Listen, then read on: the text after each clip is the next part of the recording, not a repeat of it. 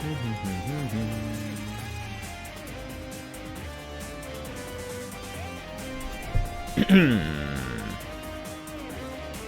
Angelic. Hey, Battlewolf. How loud is this music? Because I am straight up guessing on volume levels with this player. I can easily turn it down if it needs to be turned down. Seems okay.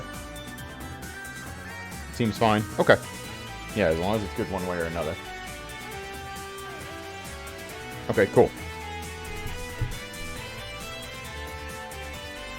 I'm worried it might be a little loud compared to alerts. Unsure. Where's my volume at? Over there?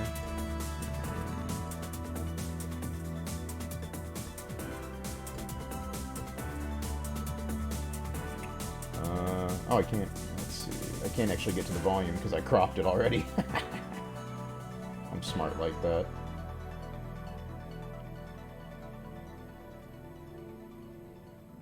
That's fine. We'll let it rock for now. Hey, Thaywin. How you doing? I need a mercenary because mine died. Come back, idiot.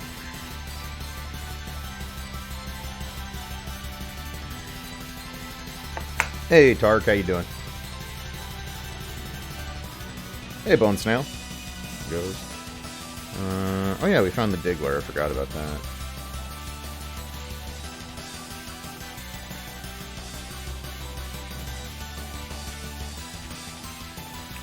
So, we need to store you. I'm doing alright. Holy crap, this game is old. You're old. How you doing, Rom?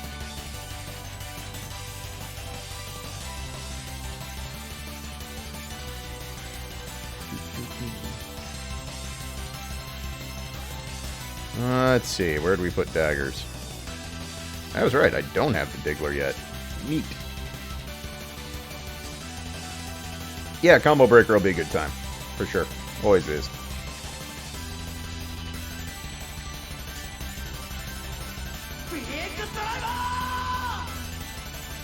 There will be bake drivers at Combo Breaker. I'm fairly sure of that. Mirna, welcome back for 17 months. Thank you so much. Hello from Vacation Land. I hope your vacation is fucking awesome. Enjoy vacation time. Also, hey, Lolcam, how are you?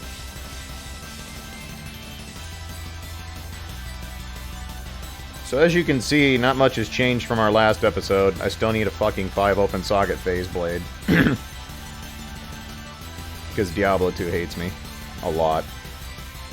Who's this nerd and why is he trying to be alive? Hey, Fubajube.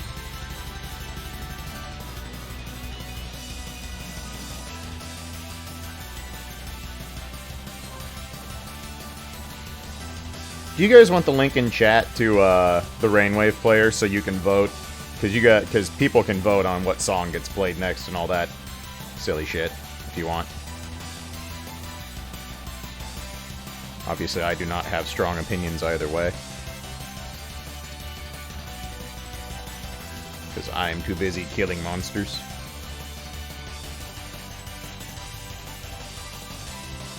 There you go. Volcam's got it.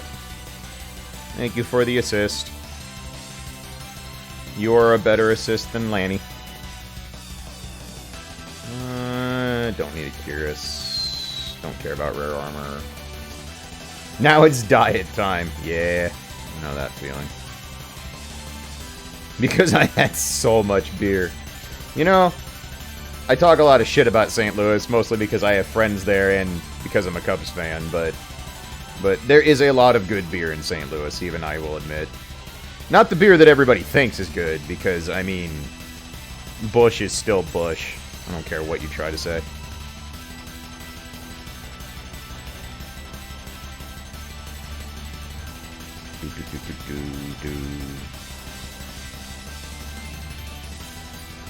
This is higher energy. What's this from? I don't recognize this song.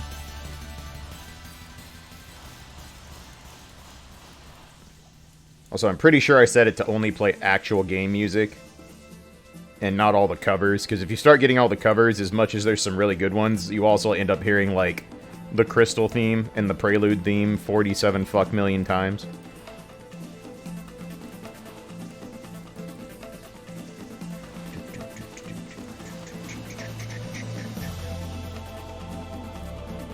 Did some drinking in Nashville. Nashville is a pretty city. I've only been once or twice, but Nashville is a really pretty city. We used to have a terminal down in Nashville for the family business way back in the day. Dad used to drive down there a lot.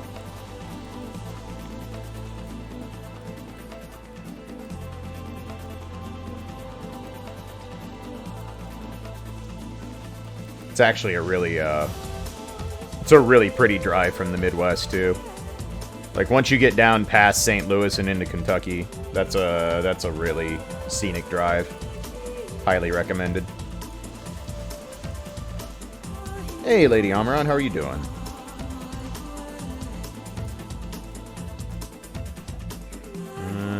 Crappity crap. Creep. Oh, creep.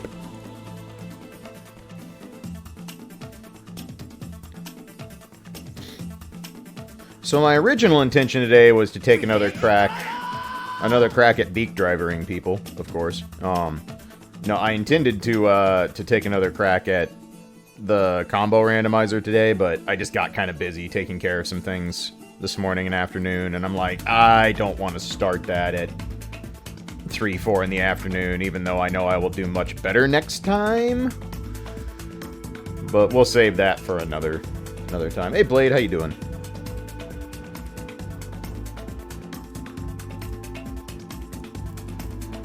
Thanks for getting me hooked on that. You're welcome. I'm a good little drug dealer. I mean, wait, what?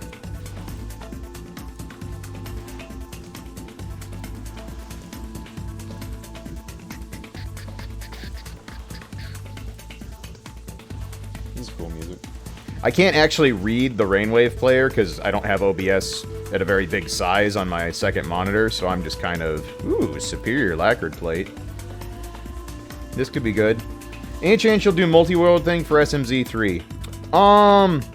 I could probably be, ooh, it's ethereal? Ooh! Okay. That's, that has actual potential to it. Also, Foxwin, thank you for half a year, friend. Very much appreciate it. Congratulations on your meat sub icon. Hope you're doing well. Thank you so much for the support. And Tipperl Wolf, welcome back for 16 months, friend. We can keep this. Well, yeah, we can. The problem is it doesn't get the E-bug to it. Actually, it's probably not worth it for that strength. I'll keep it. I'll keep it. Could be useful. Hey, Dot. But yeah, for the multi-world thing, I'm guessing there's a chance you could probably convince Breakdown and I to crack open some form of beverage and make each other feel stupid. I think that's probably a thing we could make happen. Set up a Saturday or Sunday with time for it. If he's down, I'd definitely be down to F with it. At least once or twice. I think the novelty would probably wear off after 1 or 2 times of it, but nothing wrong with exploring novelty for a stream.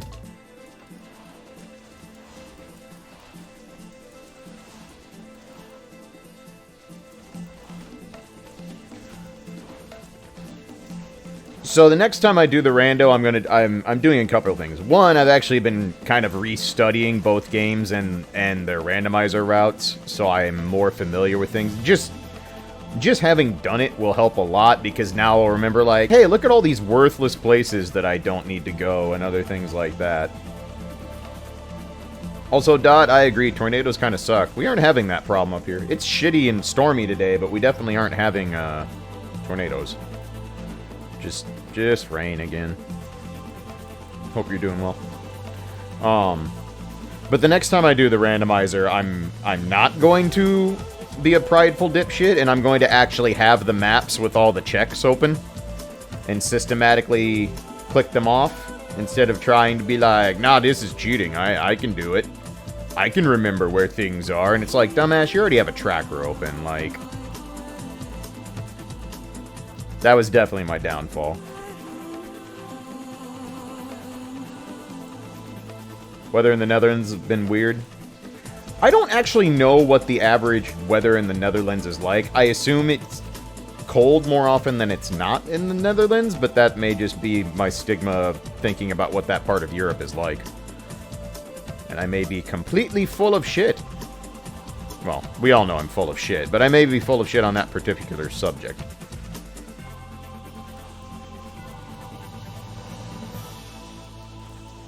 I hope sub 8 hours. I thought I was going to be able to do sub 8 hours the first time, and boy did I get shown. I said, it's not going to be something I do all the time, but it was fun to try and figure out, and it's a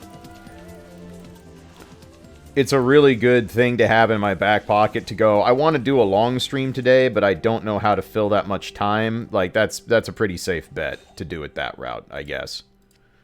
So it'll make a return to the stream. It's not going to be, like I said, I'm not going to be suddenly playing it all the time. And do you know what England's weather is like? Yes, I'm very familiar with weather in the UK.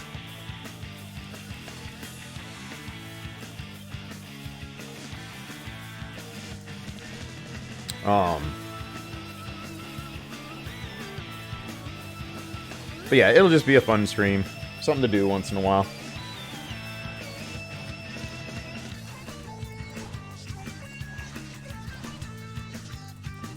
What the hell is this song? What is this from?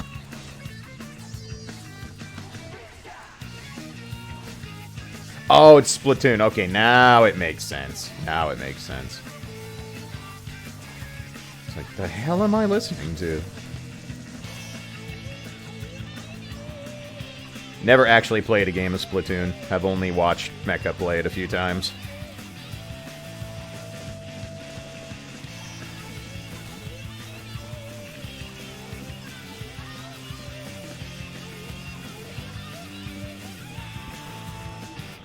Eep.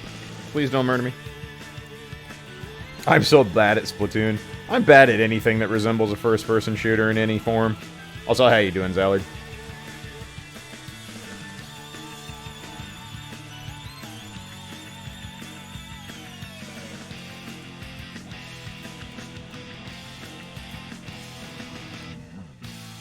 Never getting Klaige to Warframe. I don't think Warframe is in my future, no. I don't see it. I think I'm gonna stick to the grindy games I've already got. Especially FF14. I'm pretty well committed, by the way, to once I return from Combo Breaker next week. I won't stream on Memorial Day, most likely, unless Kara really wants to for some reason, because that'll be the day to drive back, and then that'll be her last day of the long holiday. But my plan for the week back from Combo Breaker is a week of Final Fantasy XIV to get caught up so I can be ready for the expansion. I figure streaming FF14 every, like, 5 or 6 days in a row should situate me fairly well to getting back on pace to be ready for the expansion that I won't get to play till after I'm back from GDQ, but, you know, semantics and all that.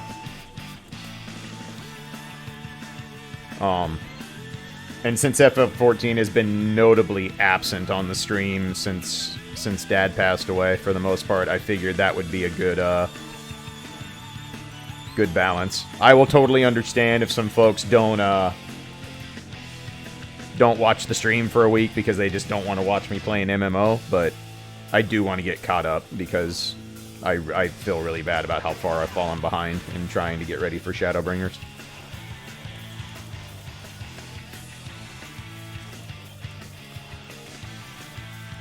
Hey, Brimstone, how you doing? Also, speaking of FF14, I uploaded my final open emote slot, so Klaige Spire is actually a thing now, by the way. So you'll be able to meme along with me for a week of Final Fantasy XIV. No, you are not allowed to die, mercenary.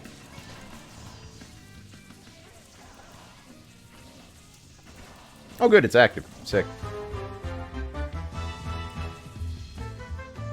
I literally just uploaded that before I went live.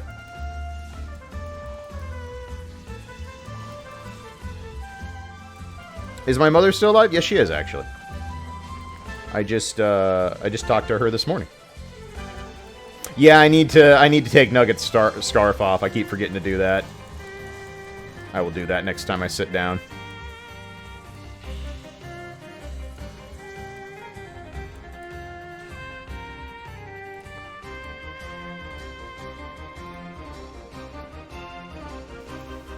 We don't want to roast Nugget. I mean, I might. What if I get hungry?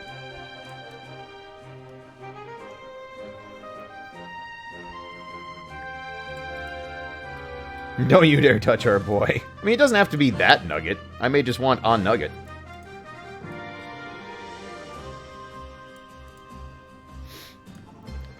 So Nitro, the Spire is one of the Astrologian's cards they can draw from their deck.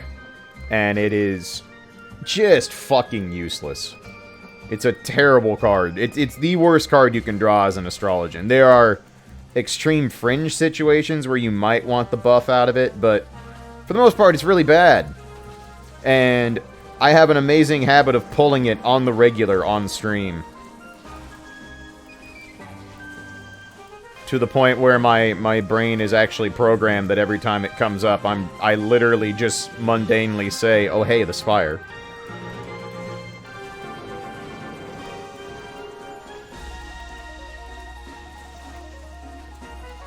No, the heart of the cards is definitely not with me.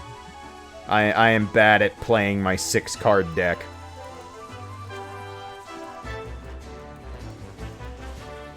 Why do you play Astrologian with your luck? Because it's a fucking cool healing class. It's one of the more interesting healing classes I've ever seen. So I'm a big fan of it. The fart of the cards is with you, exactly.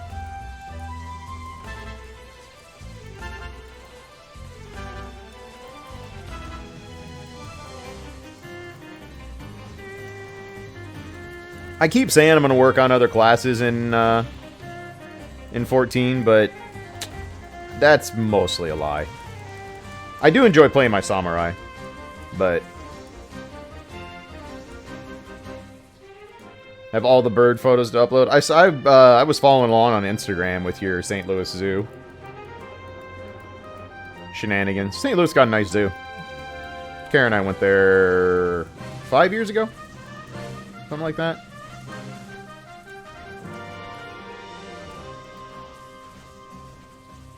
Oh yeah, I'm only worried about main story. I mean, healing is my main focus in MMOs. If Gunbreaker turns out to be really cool, or one of the other classes gets some changes that I really like, maybe I'll mess with it. But for now, I'm very content. Ooh, oh, Highland Blade. I just saw it. I saw the smoky color and it said Blade, and I got excited. I should know better.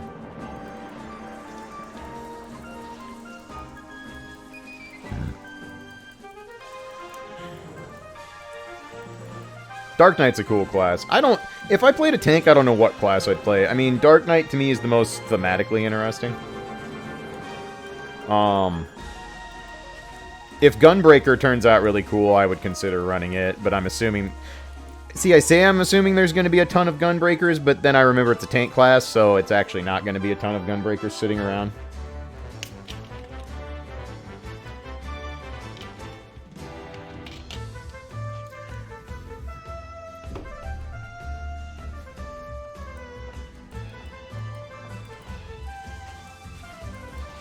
Dark Knight has so many buttons. I mean, in general, FF14 is a game that most of your rotations tend to be mini buttons. Mini buttons. Which I like. Don't die, jerk. I've seen a lot of people streaming the WoW Classic beta and stuff. And I'm not gonna lie, the nostalgia on that is really strong, but I know better. I'm not going to let myself fall for the trap. It's going to be hard to not fall for the trap, because nostalgia is a hell of a drug.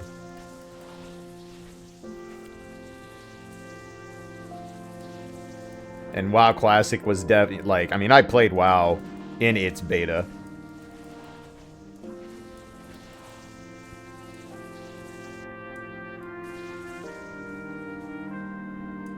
So, and that would have been back in a very, very simpler time of life that I would have enjoyed. So there is a pretty massive nostalgia pull with WoW Classic, but again, I don't think it's going to be a big deal to not do it. Now, to be honest, like, vanilla WoW is just kind of boring. Like, it's weird how even just watching the videos hits some sound effect, or, where are you? Come here. Are you good? Are you ethereal? You are not ethereal. I'm not interested. I'm not interested in that. Okay.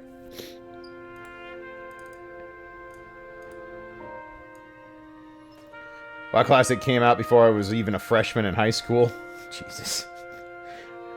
I was a senior in college when WoW Classic came out. Ow. Ow, my dick. Let's see. I need somewhere to put this. Where have I been storing all my socketables? Here we go.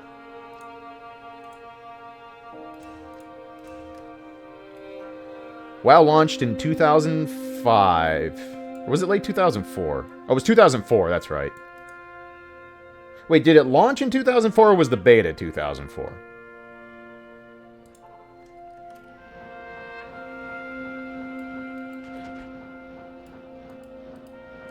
There's both. Okay, I couldn't remember. Okay, so I lied. I would have been a junior in college, not a senior.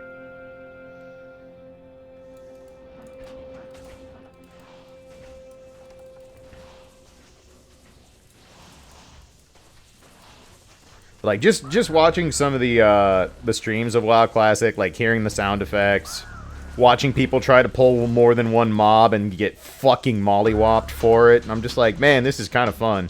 Not gonna lie. But, again, it's like, I fucking know better. But it is honestly impressive how powerful of a drug nostalgia is. Like, just hearing those sound effects, like the sound of like an item dropping or the sound of looting a corpse, stuff like that, it's like, wow, this elicits a lot of instant memories. Which is, for as much as I have no interest in really supporting Blizzard as they are as a company right now, it's like, you have to give credit where credit is due, and WoW surpassed all sorts of cultural norms when it came to gaming, when it came out. Playing Diablo 2 talks about nostalgia goggles. Yeah, something like that.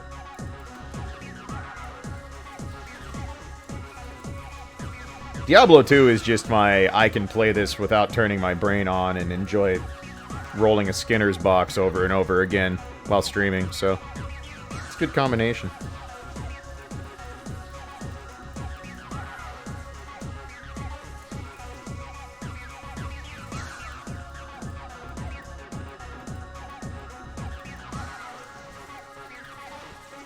But, like, the fact that it's just vanilla is going to make it easier for me to pass on it, because I definitely did not have as much fun with vanilla as I did with some later expansions.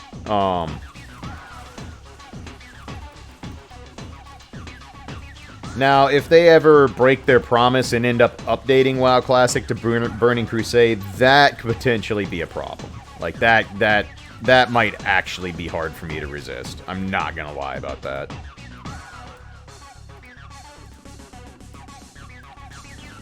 But we'll see. I still am very much of the mindset that WoW Classic is going to be a boom when it comes out. It's going to be gigantic. It's going to do very well. And within 2 to 3 months, a huge amount of the player base is gonna dip. Because most people ain't gonna have time for that game. Like, la la la la, not hearing you about Kara raid again. Fair, Myrna, fair. Honestly, what it would really boil down to is if they did, like, the Burning Crusade version, and there were a bunch of people, you know, like, a bunch of subs and people who wanted to get an actual guild together for it, then I would consider it. I know I don't have any, like, very many close friends that would have the time to do it. Can't have wild class without passing the plague to your friend. You ain't wrong. You ain't wrong.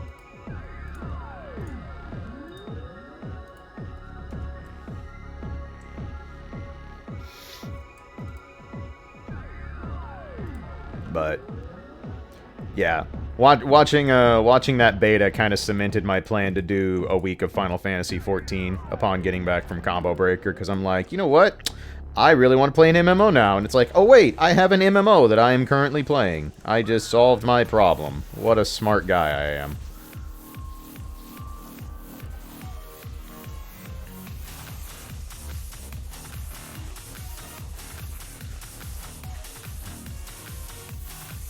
The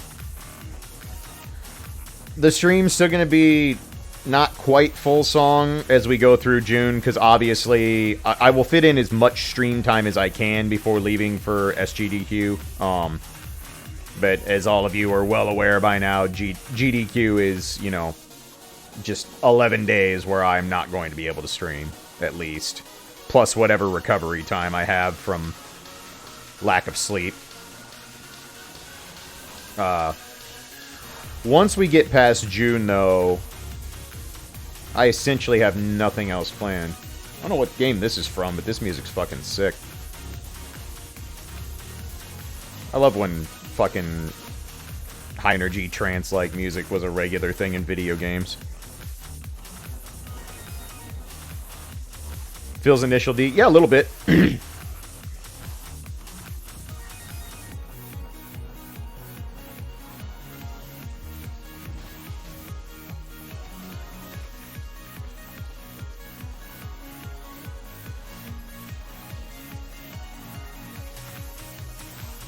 Is it common to get sick after GDQ events? I wouldn't say it's common, but let's see. This will be my, so AGDQ 14, so 14, 15, 16, 17, 18, 19. This will be my 12th straight GDQ.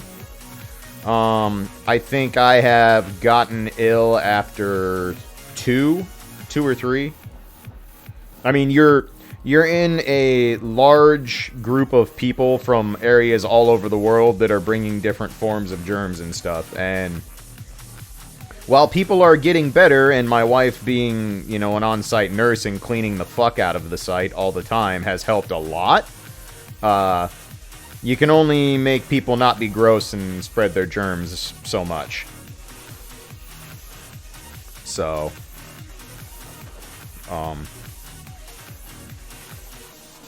I will say I wash and sanitize my hands far more often at GDQs than I would in my own house.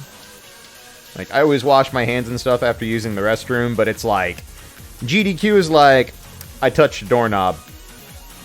I used one of the TVs in one of the casual rooms. I did anything in the arcade. It's like, alright, I'll be back. I gotta go wash my hands.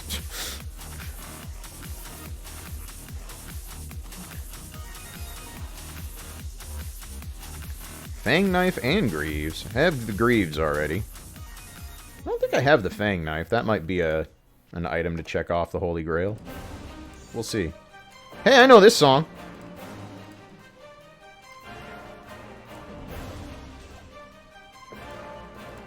I'm 99% sure I have Tear Haunch already. I'm going to grab these in case I'm wrong, but... Get the gallon tub of sanitizer ready. Yeah, pretty much.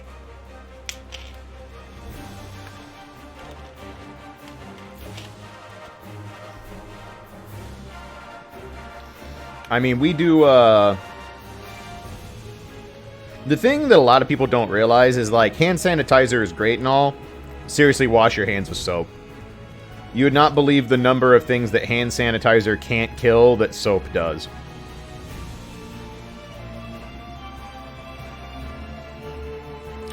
Let's see here. So...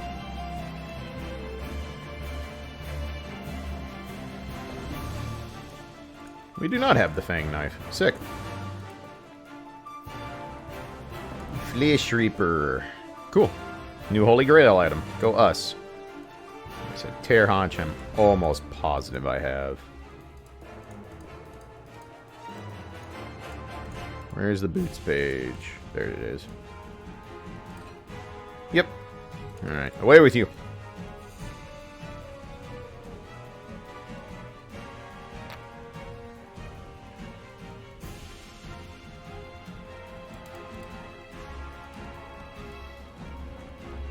Yep. Hand sanitizer is great when you're on the go, kind of thing. And if you're just like... hand sanitizer is good if, like, say you shake somebody's hand, and then you're just, like, going to be around, you know, you're not getting ready to eat. But, like, if you're getting ready to eat, especially, like, oh my god, if you're at any kind of event, wash your hands. Just do it. Soap is a powerful tool. And the best part, it doesn't even have to be fancy-ass soap. It just needs to be any kind of antibacterial soap. That's it.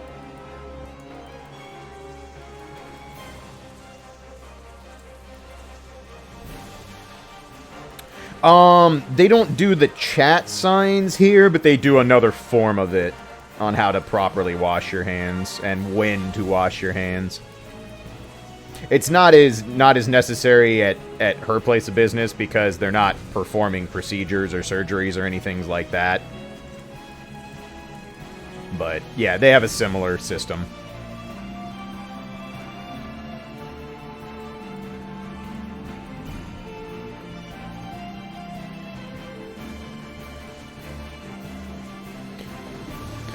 They didn't stop doing antibacterial. It's that they can't label certain things as like, oh, this is 98% antibacterial or whatever.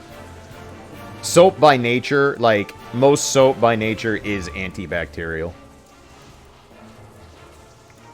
But companies were getting in trouble by trying to say, like, this is blah, blah, blah, blah, blah. You will never, ever get bacteria on your hands if you use this kind of shit. And it's like, yeah, that's not technically true, and therefore it's false advertising. You can't say it.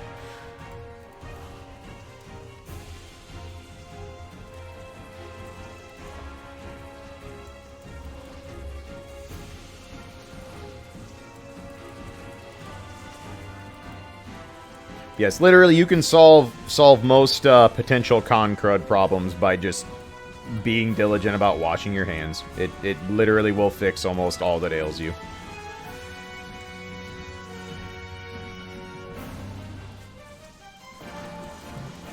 Hello, you guys were hiding in the corner. Oh, there's another unique up there. I can't kill this other one because it's cold immune, so it's up to Merc to do his job. No, don't die. You're killing things. You're not allowed to die. I do not give you permission to die. Is it dead yet? Oh my god. Alright, so I'll just sit here and watch Merc make with the pokey stabby.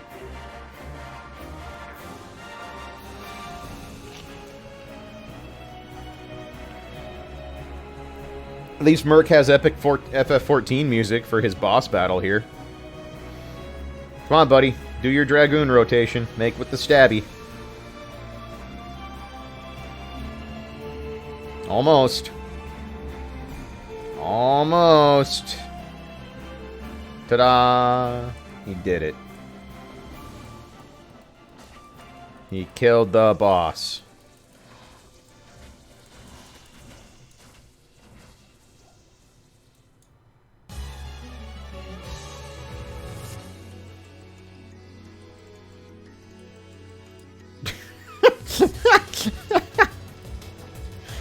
Well, Cam, that's like the most on-brand thing for you I can think of.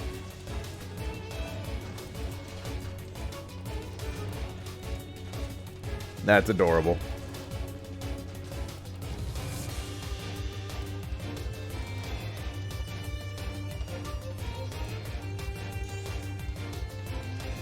Halfco volunteered to help with enforcement this year, so I thought that was cool. So he's doing a couple enforcement shifts for me. Halfco's always cool about everything. He's the nicest fucking dude ever.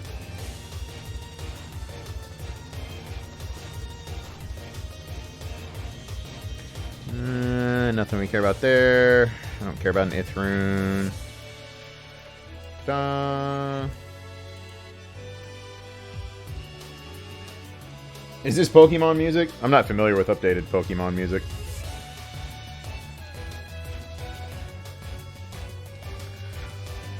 Once we get through GDQ, though, there's a lot of games I want to go through. A lot of games I want to go through. And it's my intention to do that. So, gonna do,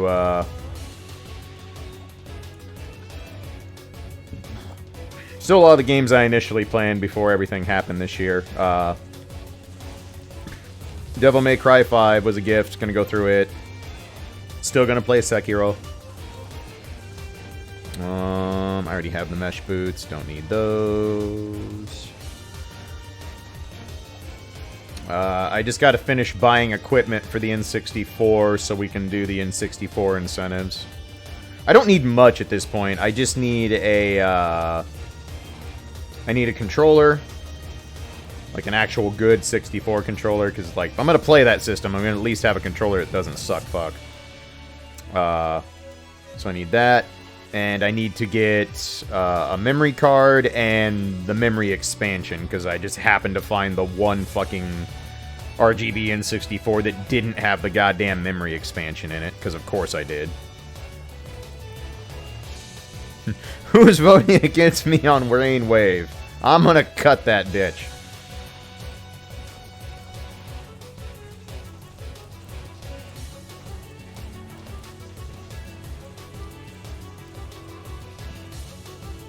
Yeah, I was kind of thinking about what I'm looking forward to playing the rest of the year, and, like, obviously it's games I haven't gotten to yet. Oh, hey, I might know something about this song. Maybe. Maybe.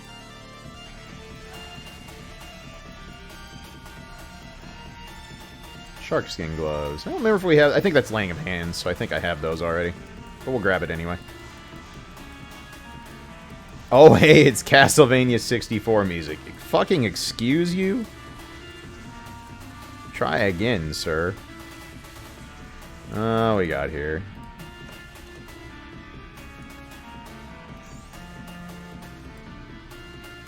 I ain't gonna lie, this is definitely one of my favorite Castlevania tracks of all time, though. It's way up that list.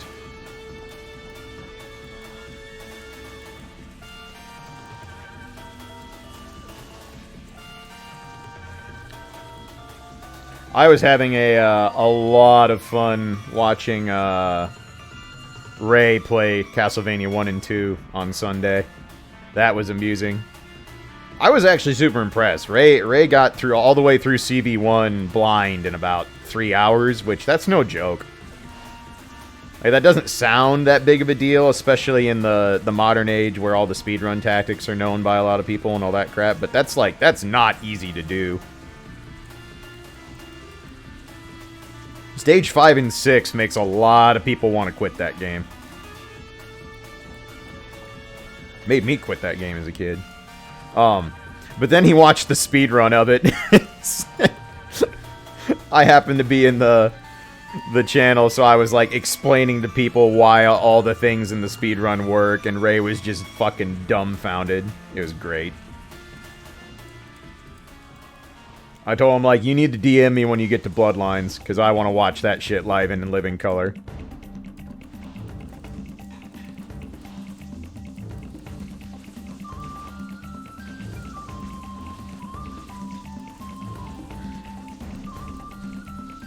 It was weird. I saw some people, like, in Rom's channel just being like, Bloodlines isn't that hard of a CV. I'm like, what? Like, I disagree. It's not the hardest classic CV by any stretch. Yeah, Brown Man Blade.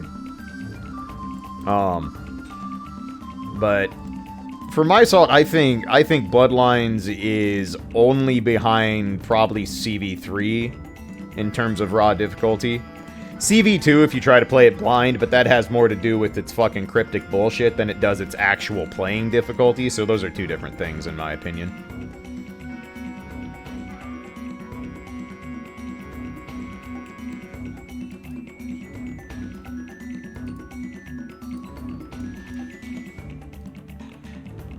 Magnus skin.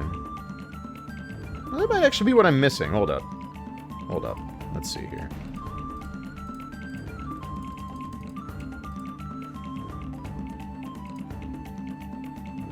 Oh, no. Okay, I do have this already. No, we're good. Just kneel random-ass spots. Easy peasy, right? With no direction whatsoever. Hey, Shinku, how goes?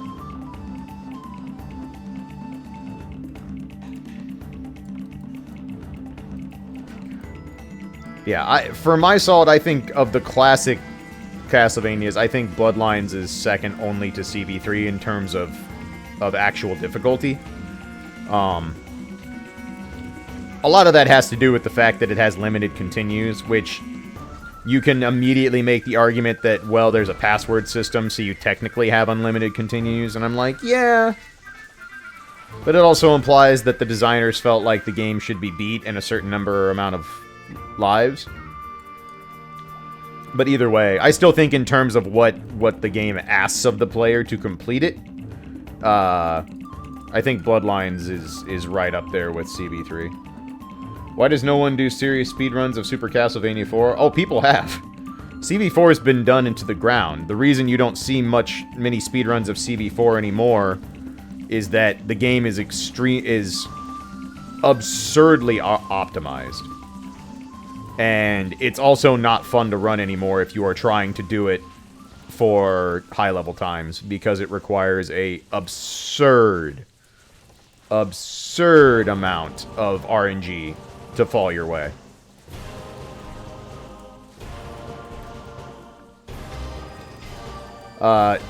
CV4 for if you're pushing for the best times, for my salt, is one of the only classic Castlevanias that asks more of the player in both execution and RNG than Bloodlines does.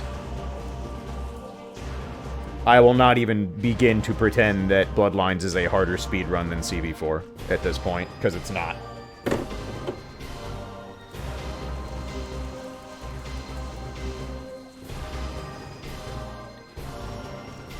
Oh yeah, casually CV4 is the easiest classic Castlevania. That's not even a debate.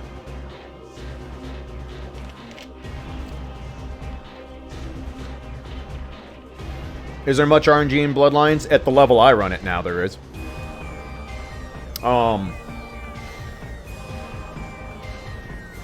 There are major bots or spots of RNG all throughout stages. Stage 1 has RNG everywhere. Almost every single Skelly pattern is RNG that you need to go right, in addition to the book. You need Armor Battler to give you a good pattern. You need, what pattern you get out of Hellhound costs you up to 2 seconds, depending on, well, not anymore. It's more like a second, but, RNG is extremely heavy in Bloodlines. Stage 2 doesn't have a lot of RNG, but what's there can all end runs, and the biggest RNG is that for the Morris run,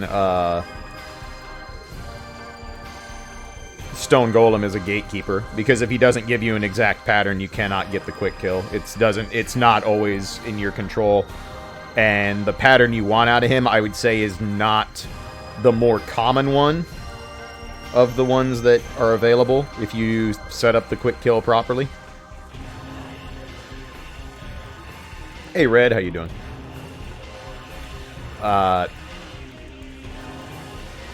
Stage 3 requires the Harpies to play nice, not get any decapitations, not do any of the patterns that just instantly end the run. What else?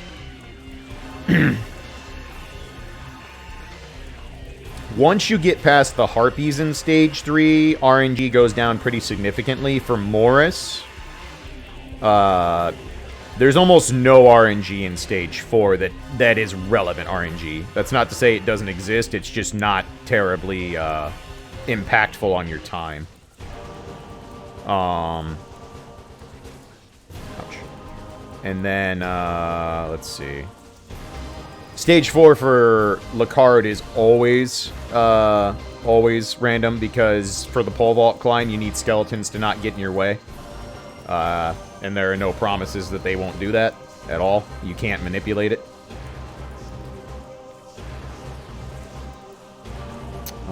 Let's see. Stage 5 for Morris. Stage 5 has no randomness of any consequence. There is literally nothing in Stage 5 that impacts what you're doing.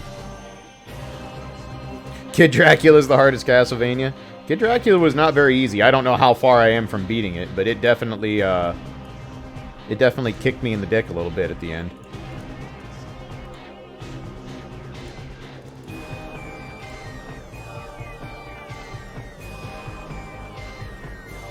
Let's see.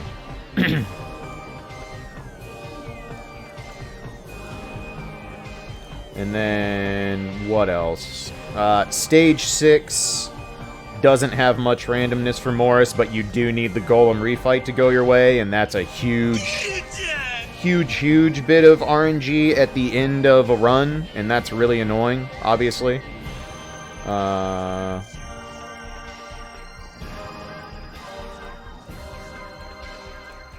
So yeah, I mean, Bloodlines is far from free of randomness. It's just a lot of the random aspects you don't see because I've learned how to mitigate a lot of it, but then, you know, any of you who've watched me do a stream where I reset on Stage 1 for an hour and a half also know that sometimes mitigation doesn't mean shit. And sometimes the game is just going to tell you no. But that's every speedrun with any actual optimization put into it, if RNG is a factor in the speedrun. And most speedruns of any consequence anymore, there is some form of RNG attached to it. It's pretty unlikely to see a high-end speedrun that doesn't have RNG affecting some form of the outcome. Also, thank you for the host, Ori. Let's see.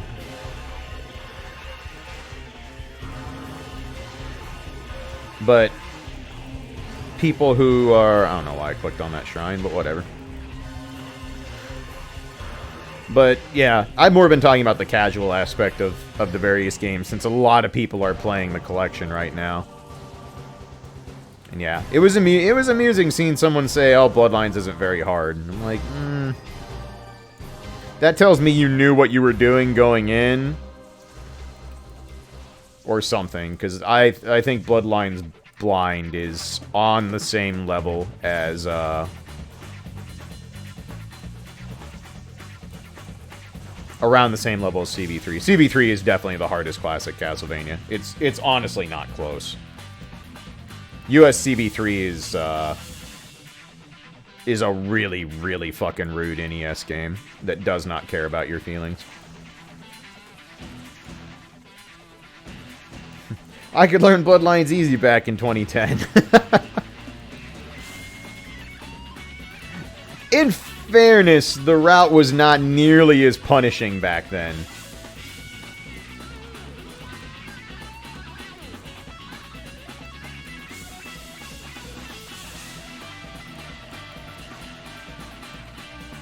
Do you know about the Dotha theory on the Dracula second phase fight? I have no idea what a Dotha theory is.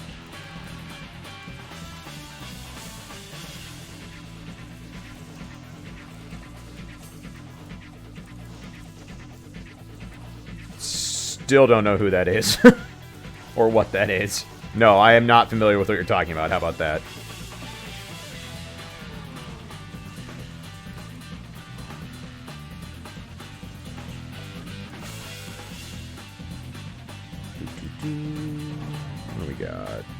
My full reviews. Hey, Syndra.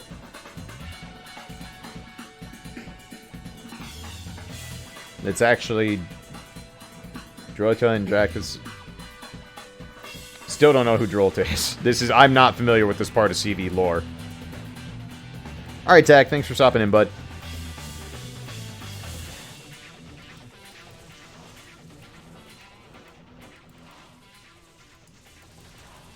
Yep, still farming for a 5-slot weapon.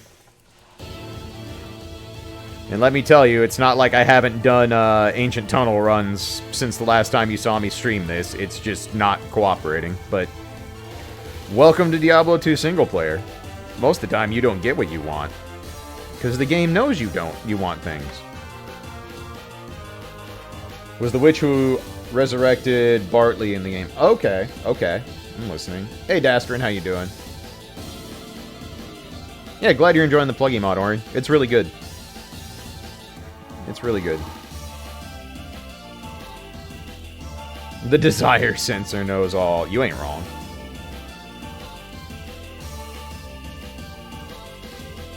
Do I use anything besides pluggy? Nope, just pluggy.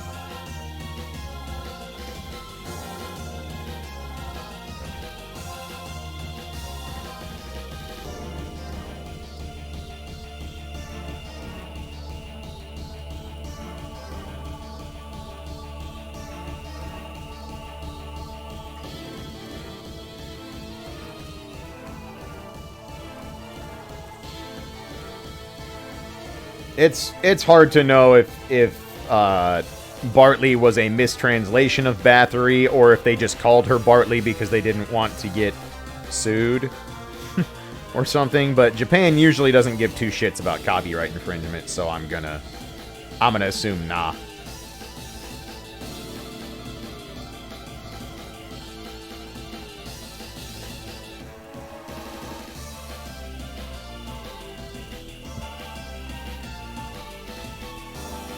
Picking up Black Mage in FF14, nice.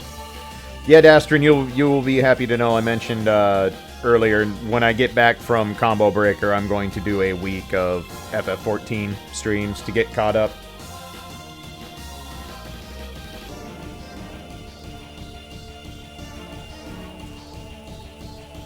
Merc, that is a bad place for you to stand without getting murderized, so... There we go.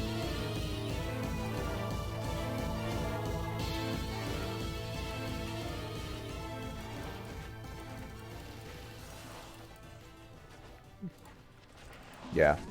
It also could have been not so much a translation error, but it also might have just been US Konami being too afraid to actually call her Elizabeth Bathory.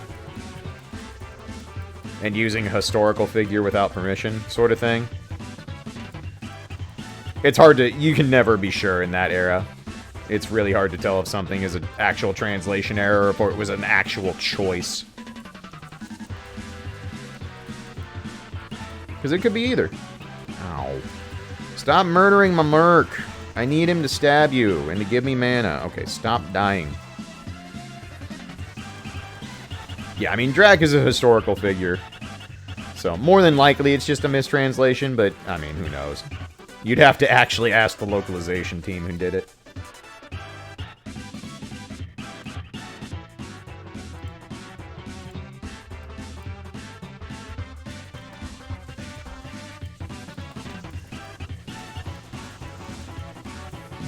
Something about Turtles in Time music while farming undead enemies in Diablo don't quite fit the aesthetic, if I may say so myself.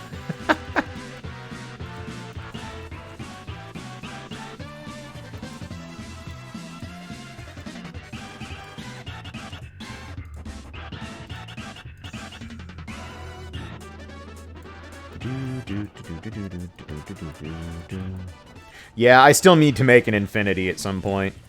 One day I'll have my Infinity made. But, anything. Hey, I recognize this music too. Well.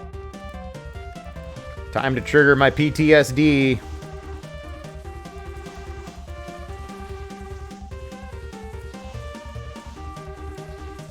Yep, working on it, Pac-Man.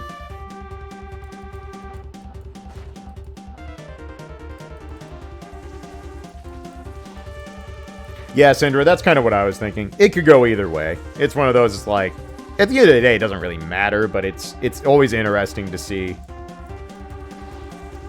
how those work out.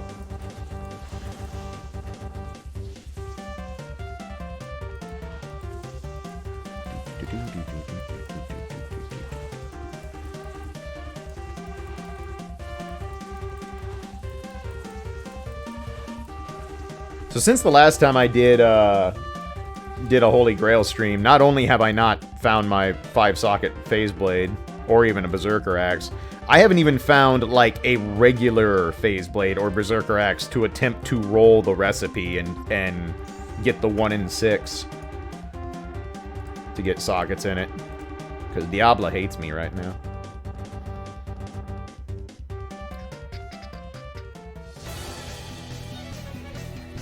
Yeah, I mean, going from a style language like Japanese and kanji and then switching into a Latin-based language is not a... Ooh, shiny.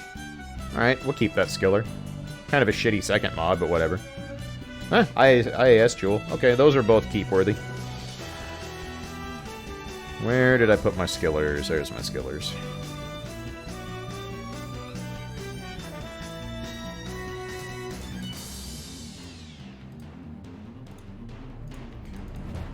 I'm kind of excited for the Japanese versions to get added to the Castlevania collection, because then I can go do bad things to Japanese bloodlines. Because the Japanese version of Bloodlines is kind of, sort of ultra baby mode. Just a little bit. Hey Reno, how you doing? Hey Kojanue. Good to see you.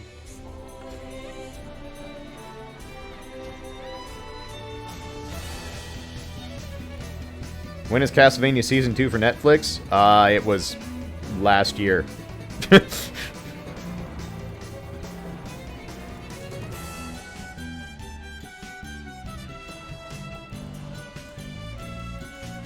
It came out in October of last year.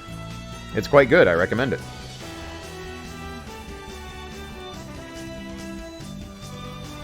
If you mean Season 3, the reports is that it's supposed to go into production sometime this year.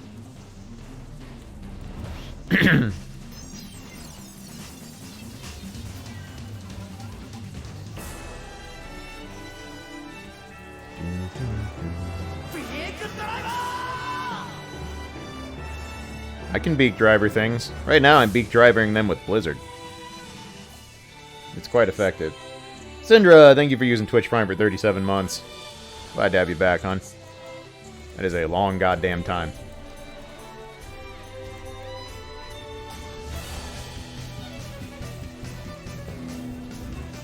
This is quality video game music. What's this from? I'm gonna assume some kind of RPG post-Wii generation.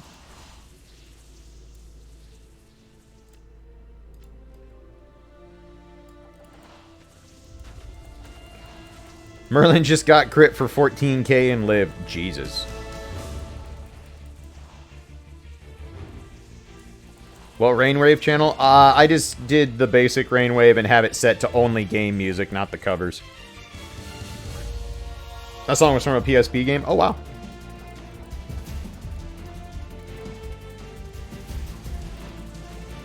Oh, hey, Metal Gear music.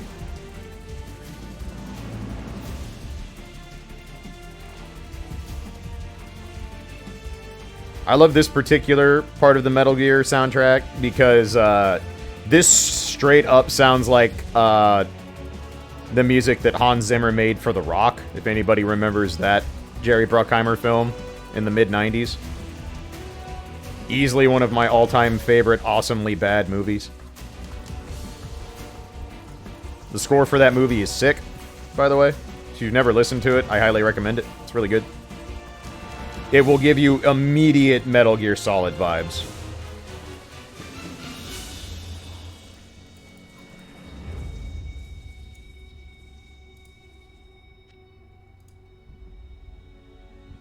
Yeah, one of Sean Connery's last movies, actually. I think he made 2 or 3 more before he did the League of Extraordinary Gentlemen, and then Hollywood made him retire because he was so embarrassed by how fucking bad that movie was.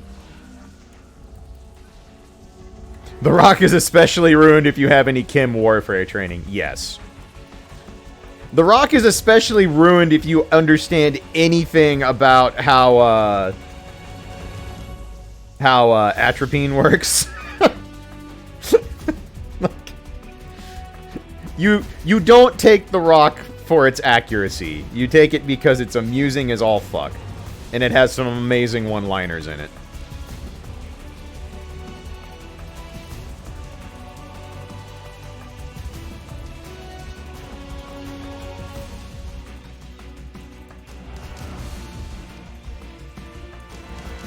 Sudden realization that The Rock will be 25 years old next year, and now I kinda wanna drink. Ow, my dick. I'll farm your Grail. Hang on, I don't think that's right. I mean, if you wanna...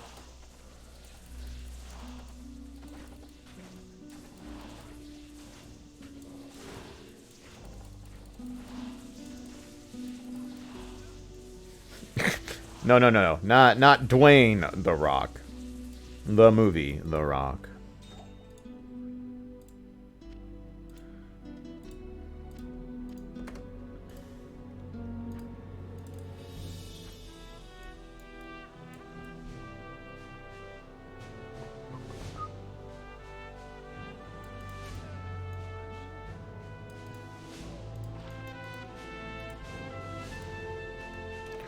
Alright, we got 2 decks. Don't care. They made a movie about The Rock? No, but he's in quite a few of them.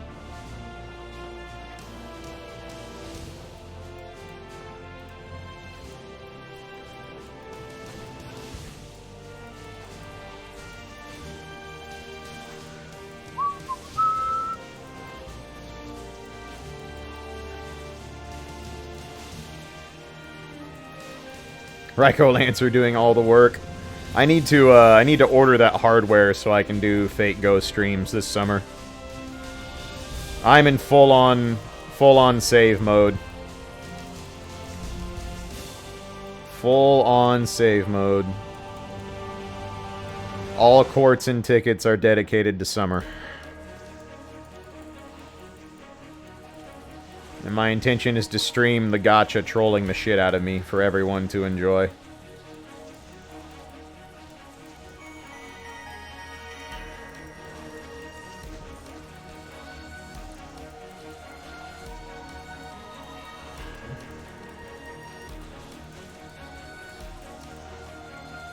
Salt sharing session, yeah, pretty much.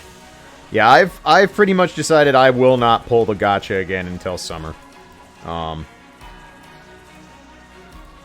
I might change my mind and try to roll some on the Gaishima, but the only thing I would really want out of Onigashima would be Ryko Berserker, and I don't particularly need Ryko Berserker. She's very much a luxury that is not that important to what I'm building on my team right now.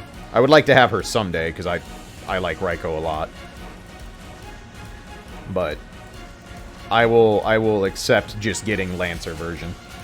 Yep, swimsuit Ryko or Riot, exactly. No, I'm not leaving summer without swimsuit Ryko and Caster Nero. These are things I refuse to walk away from.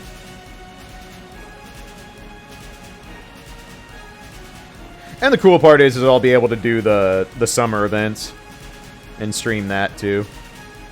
Just be something different.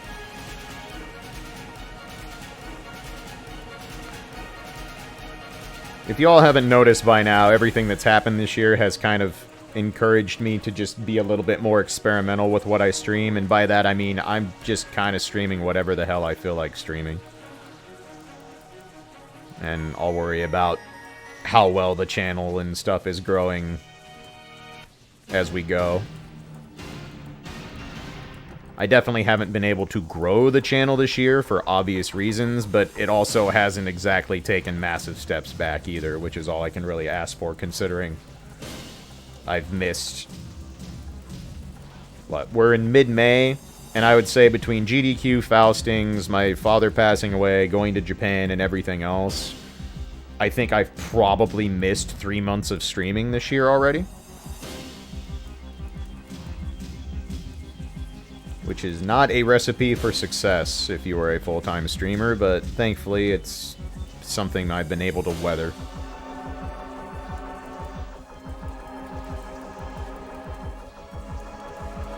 Yep.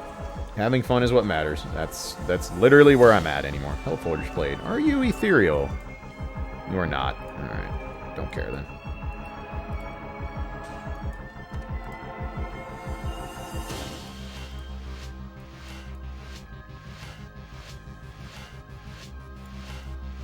And I'm definitely not going to run out of stuff to play anytime soon. That's for goddamn sure.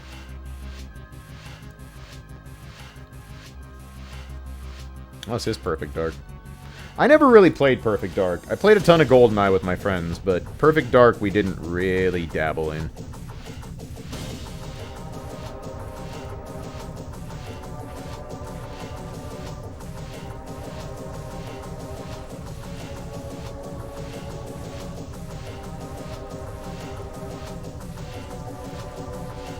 Can I just see, like, one Phase Blade or Berserker Axe today?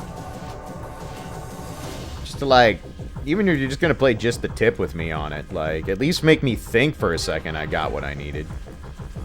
And then send me back to the farming mines.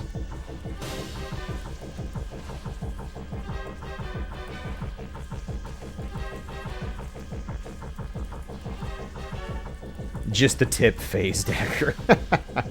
That was a sentence, alright. That kind of sentence shouldn't even affect you anymore. That was so lowball. See what I did there? It's a double. That's a triple entendre joke right there. Oh, anybody home? No? Okay.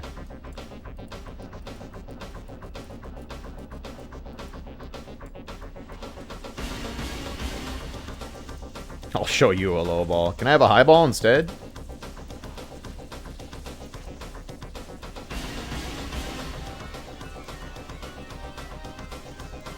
Vortex Orb. Those don't drop very often. You get a mid-ball. Huh. You know, I'm sure there's probably a drink out there that can be referred to as a mid-ball, but I'm not sure I want to know what that is. You can have a Chew High. Sold.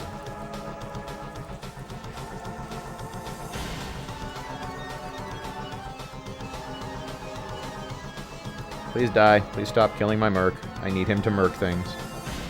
Crusader Bow. We're seeing some, like, higher-end items drop, just not the ones I want to see. And not in any forms.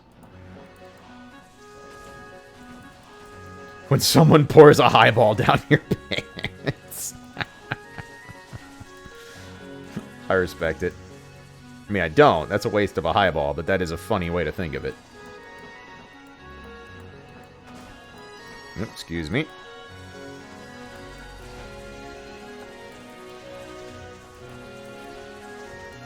Also, yeah, for those who didn't see, I posted up my commentary schedule for Combo Breaker this weekend in the Discord. And on Twitter as well.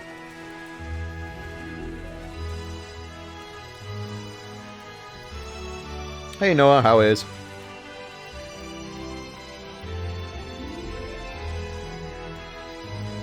This sounds like PlayStation Square music. Kind of feels Final Fantasy Tactics-like.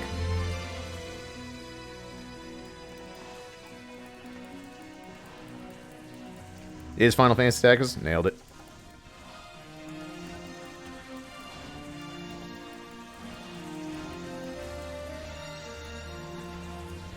I've got sushi, bitch. Nice. Someday I'll get up to the Evilise raids. Yep. I said, we'll make some progress next week and be able to do things. That's my plan. Make some actual progress. Alright, well. You poke him. I'm gonna check this chest. There's nothing good there. We're not waiting. Well, Okay, never mind. You've actually done decent damage. We'll see. We will watch you kill this and have nothing good come from it.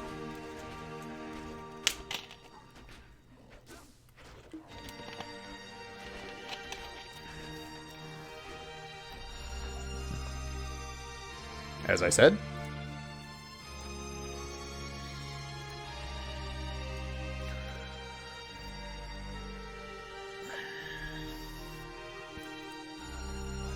The best part about this weekend is that I will get to...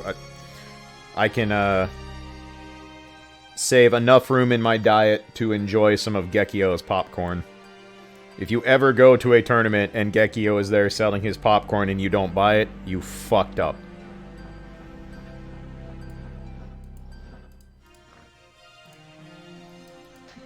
Like, you literally fucked up. Who? You know what? Let me see if Gekio has a link. This is that important. I will stop what I'm doing.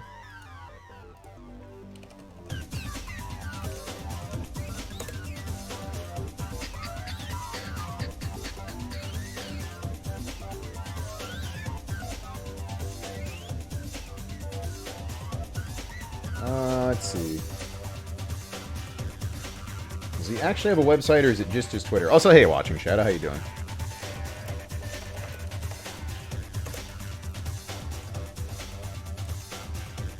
There it is. Hang on.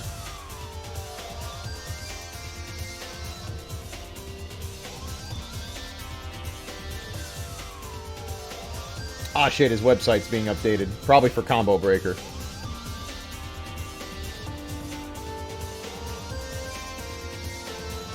Anyway, here. Follow Gekio, because you will see pictures this weekend from Combo Breaker. My dude does homemade flavors of popcorn, and I don't mean like your basic like, oh, I have some caramel corn. No, no. Everything you see that is a flavor of popcorn, that shit tastes exactly like what it says it does.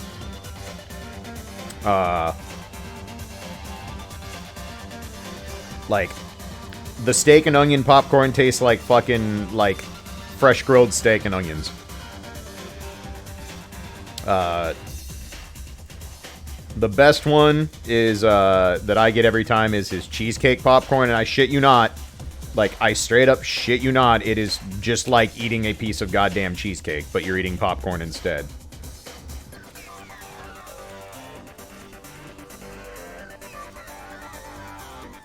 But he does everything, like sweet flavors, spicy flavors, dude, it's one of those things that I will not be able to convince any of you of how this shit works if you haven't eaten it, but you have to trust me that it's like, people lose their shit. Yeah, I saw he's doing Nashville Hot for one of his, he said he's bringing 4 new flavors to Combo Breaker. And the first one he announced was Nashville Hot.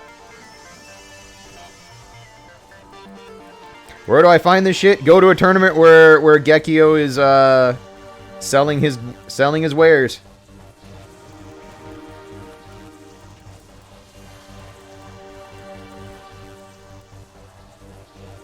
What else I tried? His like the fruit glaze flavors are fucking amazing. I've had the orange glaze and the raspberry glaze. Jalapeno is fucking delicious. How spicy can popcorn get? I have seen some grown-ass men cry eating, he's had, like, habanero and, he's had a spicier pepper than habanero once, and I can't remember what it was. I've seen some grown-ass men bitch out on the spicier stuff.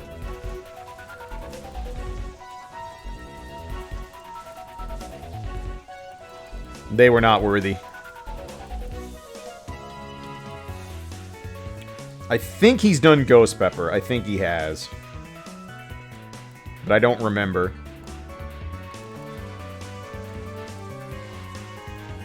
The cheesecake popcorn, though? Dude. Fucking dude. And this isn't like some gimmick where he just, like, you know, gets, like, fake flavor. Like, he literally, like, like, mixes his own spices and stuff together to try and recreate all these flavors. It's fucking wild. It is absolutely fucking wild. And he's just a dude, he's been a Guilty Gear player in the Chicago area for a long time, like, long before Xrd was a game.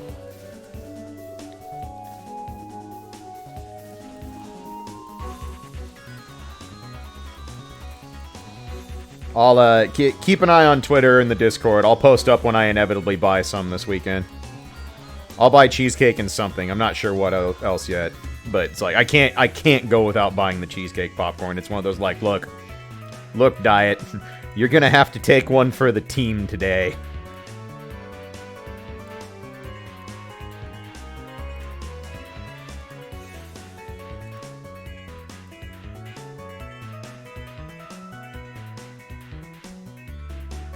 There's a Twiddler account called FF14 Toilets. Oh.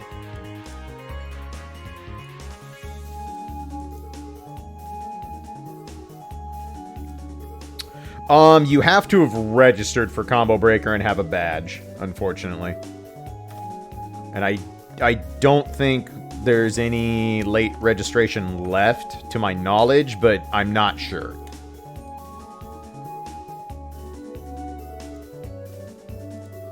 Have deep dish formula out there? I probably will. We have a Chicago deep dish place in Central Iowa that is on par with Chicago, like actual Chicago deep dish. So I usually get some kind of Chicago deep dish while I'm there, but it doesn't it's not as much of a requirement for me as it is for other people, because I can actually get good deep dish whenever I want it.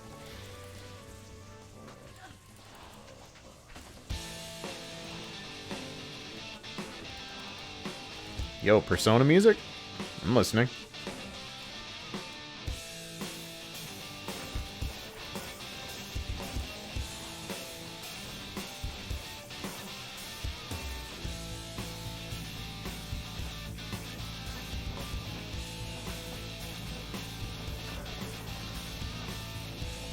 So is this like the FF14 version of toilets with ominous auras kind of thing?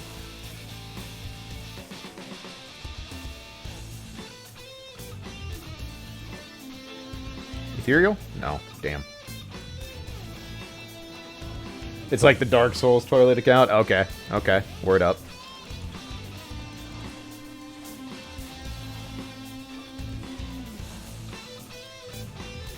Wait a minute. Is this Persona or is this Nocturne? I can't remember. This is P5. Okay. Megaros styles kind of, they blend together a wee bit. In a good way. Man, I am undecided if I will play the Persona 5, whatever you want to call it, Game of the Year edition, Final Edition on stream. I'm considering it.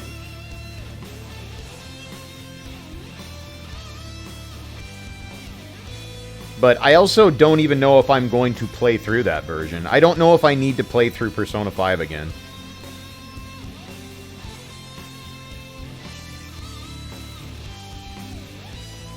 Because, like, as much as the Persona games are super fucking important to me,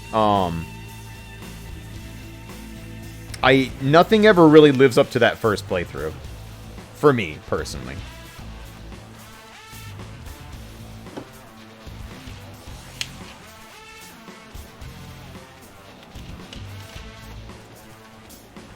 I hate cold immunes.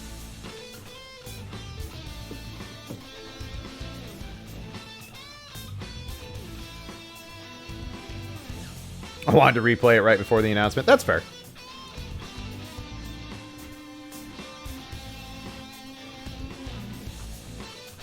What happens if you get a cold immune that kills your merc? I have two options. I either go back to town and revive my merc, or I run away.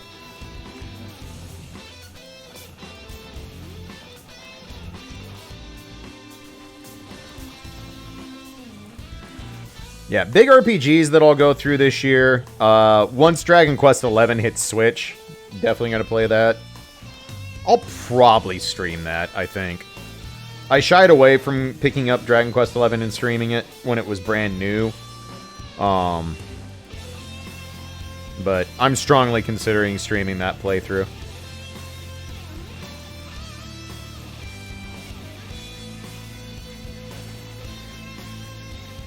Mostly because I want to play it, and it's really hard to fit in a 100+ hour RPG outside of streaming.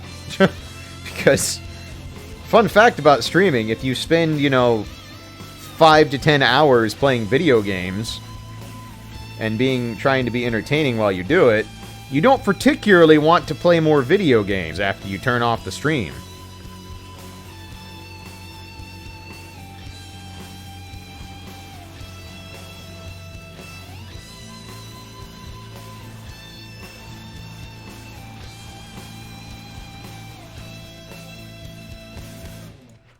What are you doing alive?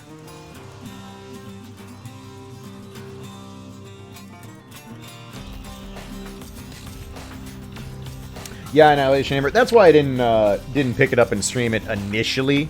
I definitely learned through some testing before I went full time that picking up an RPG in particular and streaming it when it's brand new tends to be a pretty surefire way to have the viewer count suffer a lot. Not because people don't want to watch you, but because they don't want to spoil whatever game they're going through. Which I completely understand. But I figure with the with Dragon Quest XI Switch version, it'll basically be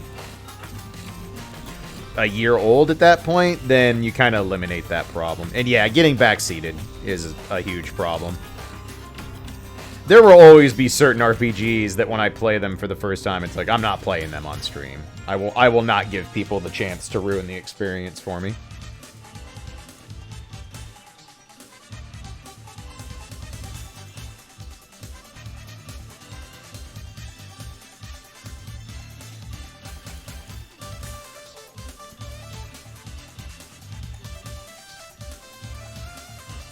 I will be pretty busy during Combo Breaker between working for commentary and meeting up with people. So even when I go to Combo Breaker and events like that, I rarely get to see all the people I want to see just because those weekends are so short and so busy.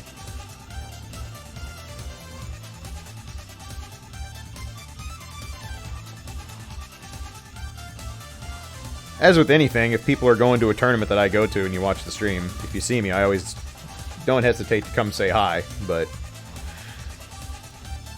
I am not an easy person to run into amongst the masses of people at big events like that.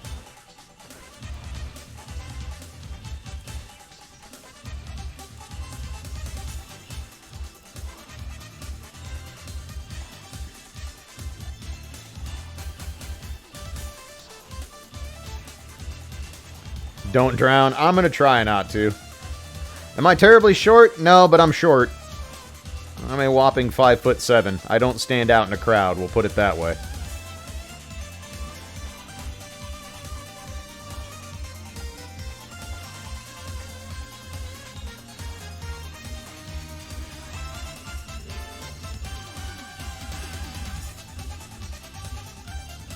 I'm also just, fucking basic Midwest white dude, so I don't exactly have any features that are like, oh man, that's gotta be Klaige. Like, no, not really. Unless I happen to be laughing like an idiot, you're not gonna really find anything that separates me from the masses.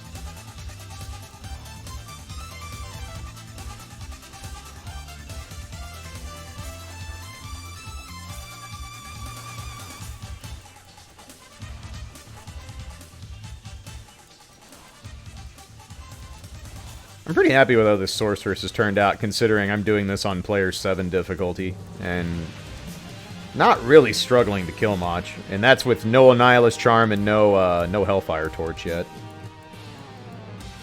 Ooh, Gem Shrine, hold up. We can go transform an Amethyst. Or hear you burp from a block away. Yeah, something like that.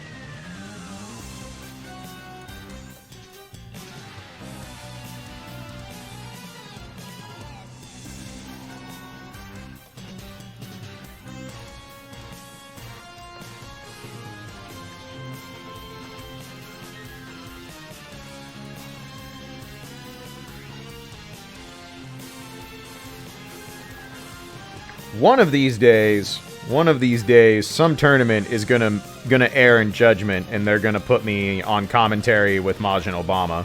And then y'all are actually gonna see me die during a commentary shift where I'm attempting to be professional. I have 2 opportunities for backup shifts where I would be paired with Obama if they came up this weekend, so it's not out of the question, it's just not likely. What did that shrine do? The gem shrines, if you have no gems in your inventory, it just drops a random chip gem. If you have a gem in your inventory, then it'll upgrade it to the next level. Who are we rooting for in that case? It would be in top 48. If Sway makes it to top 48, then I would take his spot, because he'll be playing. And top 8, Ryan Hunter would need to make it to top 8 for me to take the backup slot. And commentate with Obama. I don't know if Obama entered pools or not. Sometimes he does, sometimes he doesn't.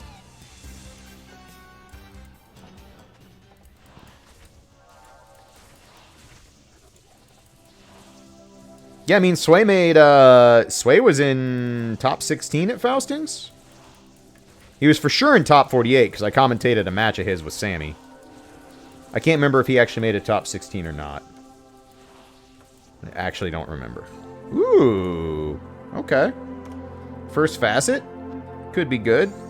We could be happy. We already saw the Greaves, we don't need those.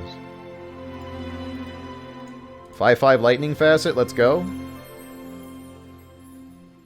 Now for some real incorrect music for the circumstances. I mean, it'd be like that. Alright, facet. Give us something good. Oh, resistance tool and... blah. 3-4 fire. That's pretty bad. We'll keep it, but it's pretty bad.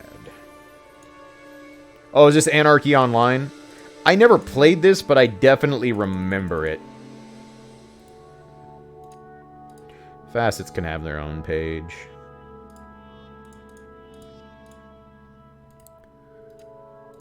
This was a full-on MMO, wasn't it?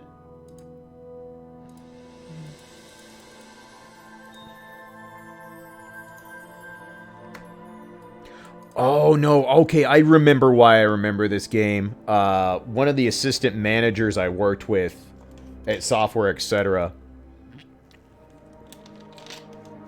who turned out to be one of the weaseliest little bitches I'd ever worked with.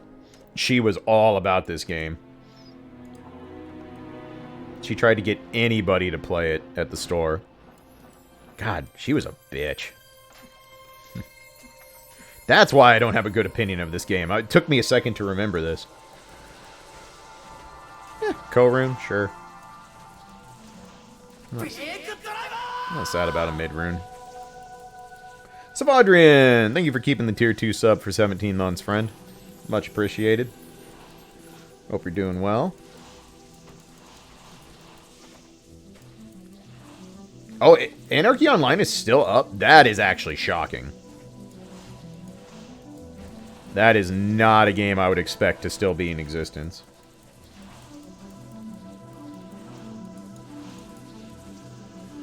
Hey, Greffery. How goes, man?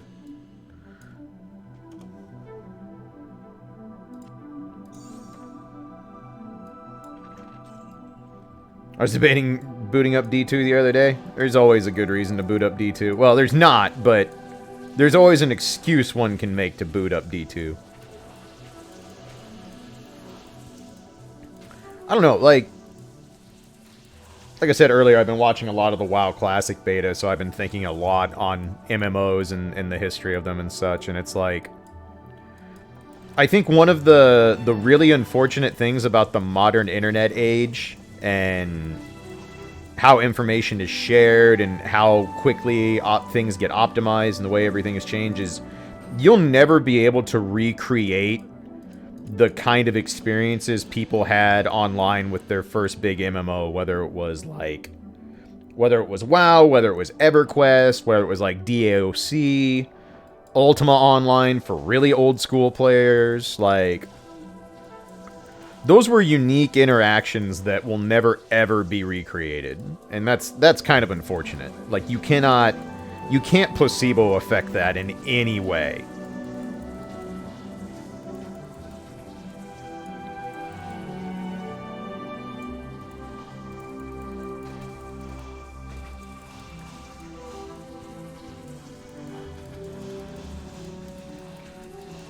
And like even further to the point, like streaming completely changes how major releases of something like that goes too. It's I don't know. I'm not saying it's good nor bad, because I obviously have fond memories of things like that, but I always try to temper how I look at things like that, because nostalgia, like I said, is a hell of a drug.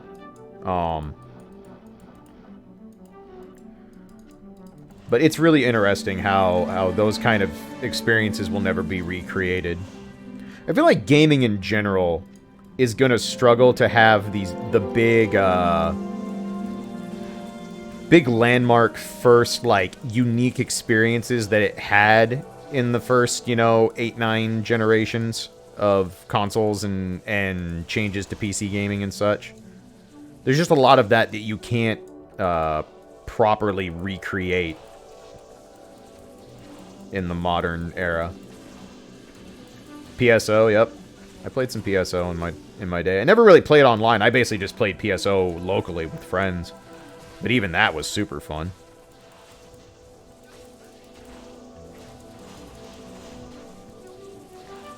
Merc, you're a little dead there. Let's not die. I like it better when you leave. PSO music's good music. Speaking of Phantasy Star, that is another series, along with, obviously, the Final Fantasy games I haven't finished, that I would really like to stream at some point. I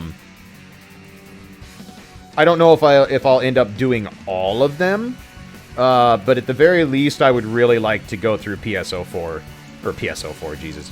Star 4 at some point. Because that is easily one of the higher-end 16-bit RPGs that I have never personally gone through. What is this from? Don't tell me. I recognize this song.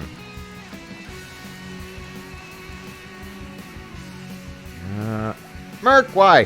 Why you do this? You're supposed to live, you dick. Alright, that's fine. I'm gonna go spend $50,000 on dead Merc. I played this game. What is this?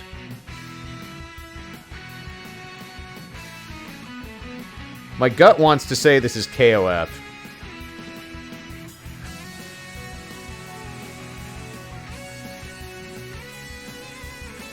This is KOF 13. Which team is this? This is... I think this is Korea Team's base theme. Or not Korea Team, Japan Team's base theme.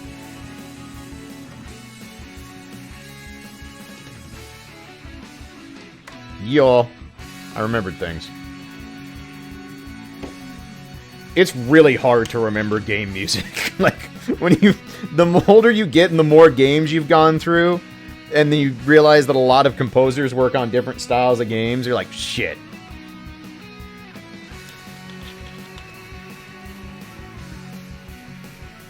I'm like, I know why this took me a while to remember, because I always used the B track for Japan Team, because the version of Goodbye Osaka in KOF 13 is really fucking good. It's probably one of my favorite songs from that game. I played KOF 13 a lot. I know I've mentioned it on stream before, but KOF 13 kept me from quitting fighting games. Resocket Wormhide. It's not ethereal, so I wouldn't need it for Enigma. I suppose I'll keep this. It's not really anything I particularly need, but having Socketable sitting around isn't the worst thing.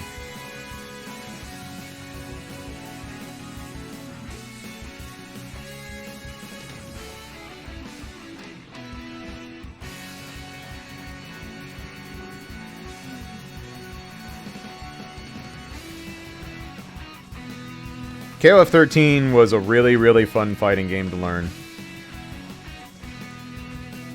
It was also probably the last fighting game that I could actually threaten to get out of pools at a major at. I never did, but it was a game where I could actually, like, threaten to make it out of pools. In the earlier days of it. Where 13 ended up as the metagame expanded for it, I didn't particularly enjoy, but I have the War Scepter, right? Hold up.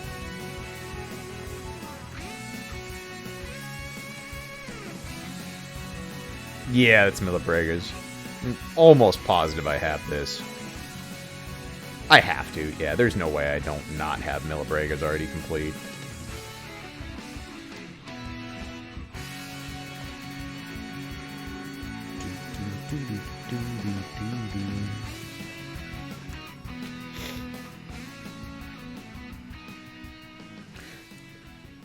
KOF is a very different style of fighting game.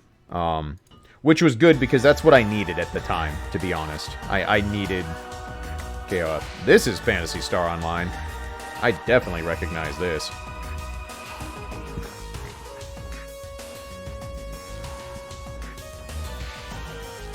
Hold up, hold up. I gotta feed my mag. Mag is hungry. I'm gonna turn it into something cute. Even though I really don't care if it's cute or not. I'm just using it as a stat stick.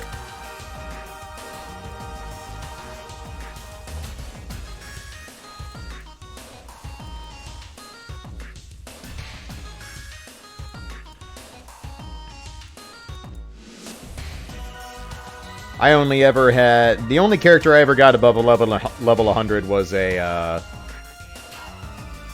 I don't remember what the actual race was called, but just the human...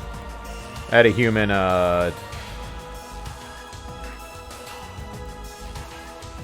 Wow! What the fuck, Merc? What the... That's twice. You've been doing so good about not dying, and now you're just dying a lot.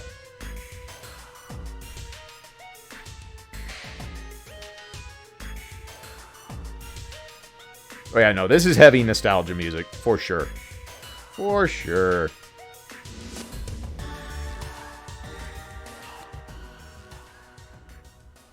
Because what were the... There was... Was the human race the foe? F-O? Because I think I had a foe...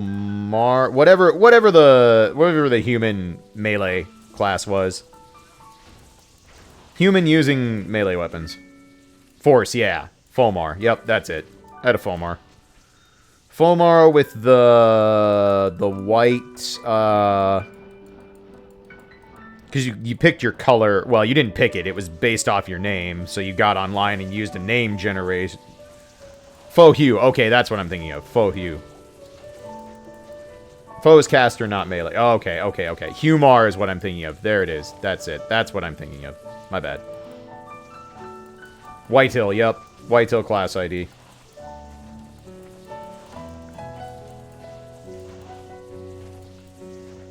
Here's a fucking shocker for you. I'm gonna let this all sink into your brains for a little bit.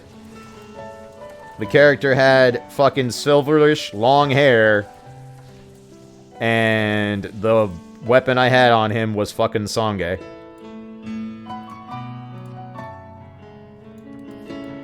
I know. Wrap your fucking gourds around that.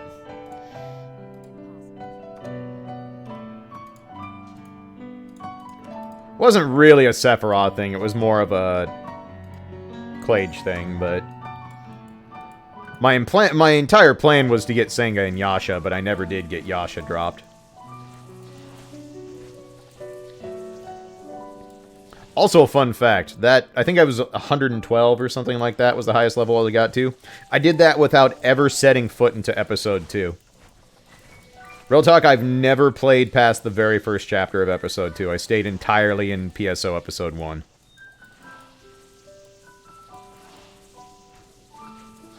So I don't actually know what Episode 2 is like. No clue. Never got there. Just grinded the shit out of Episode 1.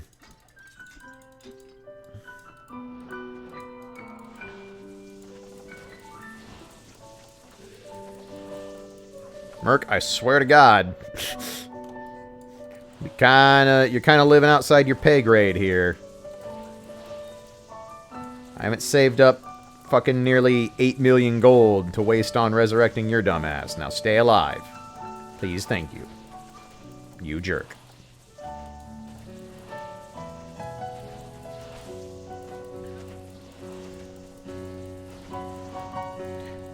PSO is definitely one of those games, though, like, if you were playing the melee classes, especially, it's like, man, if you aren't committed to the long haul, you don't get to see any of the cool-ass equipment.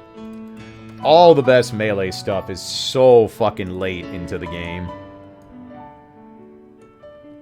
But there's some really, really cool things. No, not you, Merc. This Merc. Hassan. Hassan's being a jerk. Do I have the War Axe? Let's find out. I think I do. Bearded Axe, Naga, War Axe. Okay, we do. Away with you.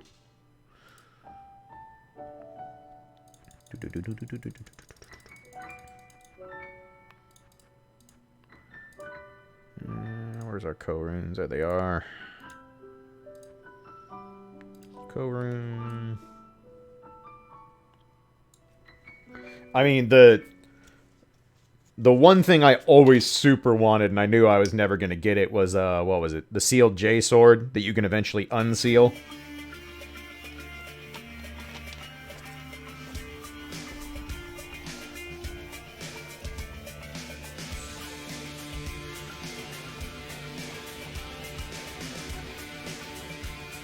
I don't remember what the drop requirements were. I just know they were not okay.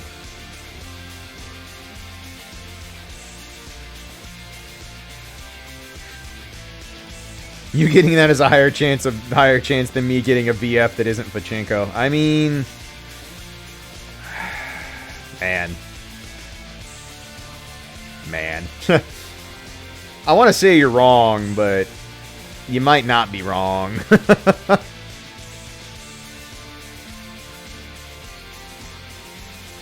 The real problem is that Tekken 7 is so good and so strong right now. I don't know how VF would even get a foothold. I really don't. Because VF's never had a great foothold outside of the East to begin with. And now with Tekken 7 where it's at, man, that would be hard.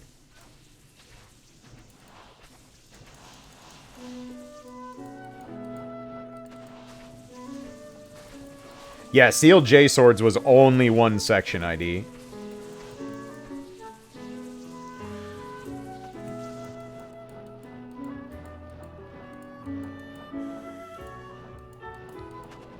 I remember that because I planned on making...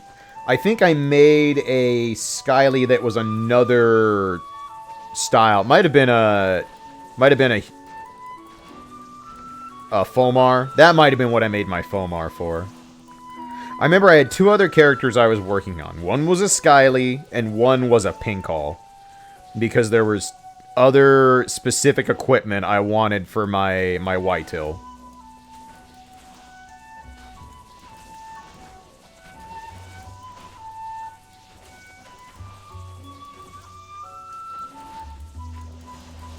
Is CLJ from several IDs? Okay. I remember I remembered the sealed J sword being a big pain in the ass. Like, it was really hard to get. Is it not Sky? I had a Skyly, and I don't remember what I was trying to get on that. There was something.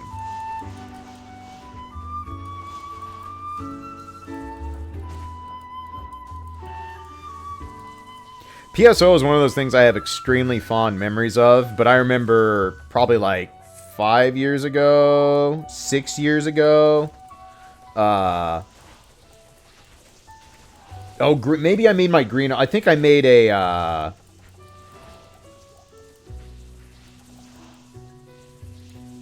cast. I think I made a gun using cast that was a green, hoping to find that.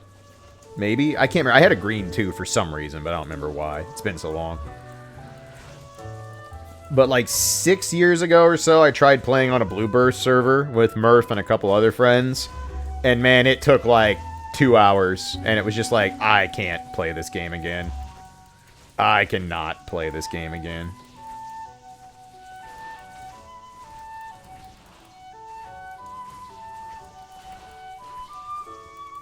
It's just...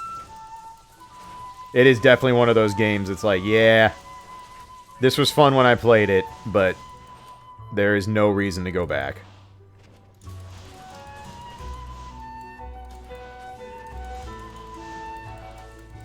No, it did not age well. I completely agree with that. It is a game that definitely suffers from aging. 1 in 12,604 from Ultimate Gigu. That's a boss, isn't it? That's not a general mob, if I'm remembering right.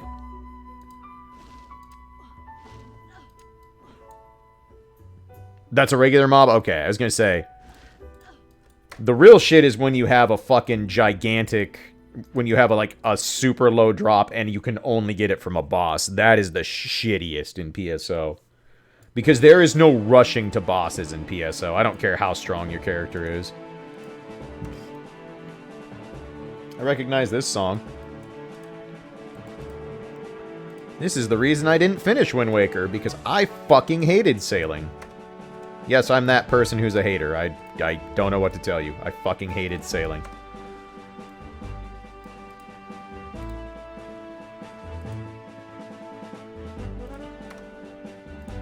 Hey, Bear Stark, how we doing?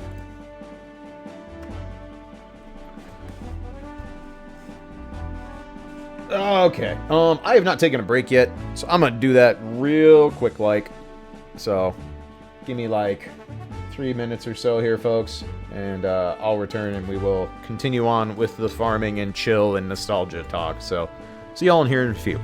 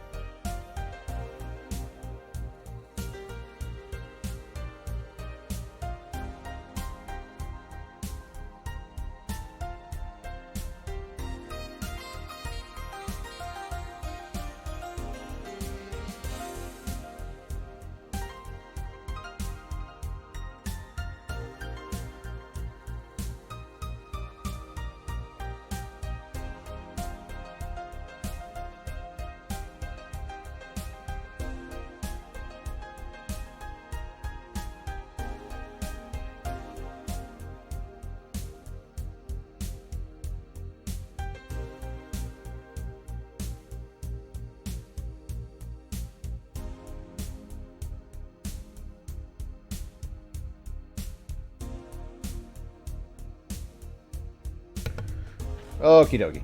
Thanks for waiting, friends. Much appreciated as always. Sorry, I just needed to start a daily quest enough fate go so I can keep AP down. Which I did. So we're good. Alright.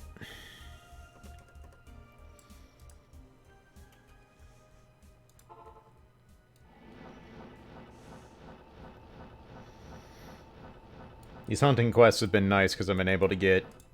I'm starting to actually get some characters maxed out on experience. So that's cool.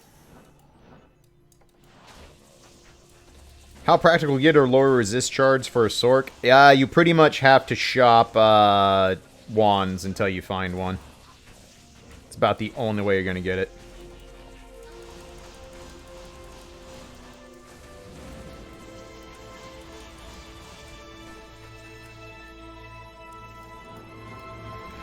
That is a lot of hours in Dota 2, Dastrin.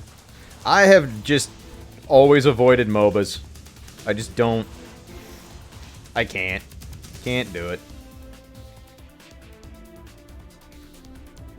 Absolutely love the welfare from Summer 3. Good to know. Does Summer 2 have a welfare? I know Summer 1 is Skahak Assassin, which is...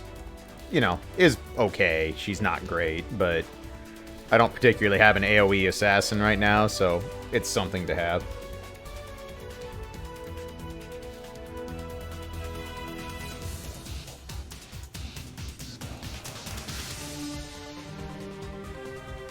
Yeah, I've never been a fan of any game that just I flat out can't play without a group of friends and have any chance at enjoying it. Like, at least MMOs, if you don't have anyone around, you can still accomplish some stuff okay. Because you can solo and do other things. It's not the end of the world, I guess, is my point. MOBAs, not so much. Oh, Summer 2 is Ishtar Rider. Okay. That's going to be kind of a letdown considering we'll get Kentucky Rider right before that.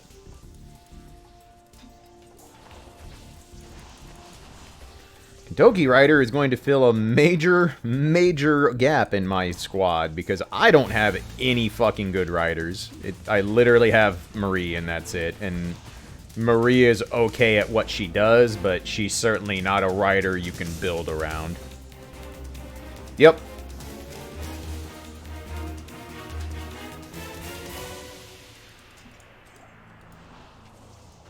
Yeah, Ushi's okay. I just haven't invested in her, so... And since I knew Kentucky Rider was coming, I didn't bother investing in Ushi.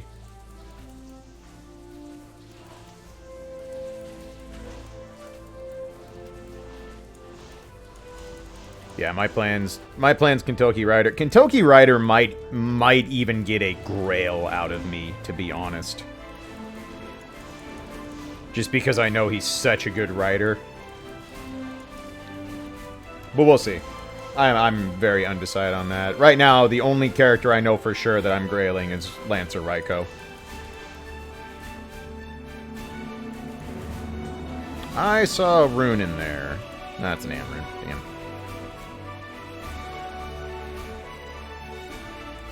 Okay.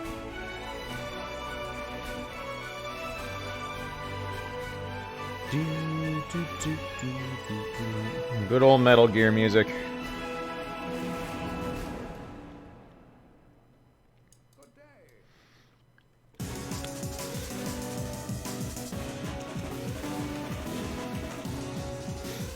Grailing Medea? You can.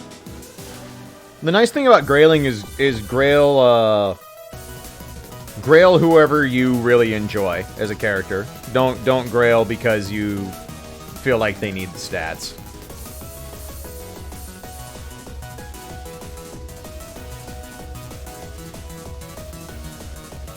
Yep, Grail for love. Straight up. Only way to do it. Said right now, Raiko's gonna get probably my first set of Grail. I'll probably give her 2, take her to 90. Beyond Raiko, I don't know who else I intend to grail in the future. I will say, now that I finally have Okita to level 90 and maxed out on foe cards, well, the regular foe cards. Now gold foe cards are coming, so that's not going to last very long. I could actually see Okita getting grails out of me, because fuck, that character's cool. And she's really good. And once Scotty shows up, then I will get to absolutely fucking murder things with her. Hey, Mystic, how you doing?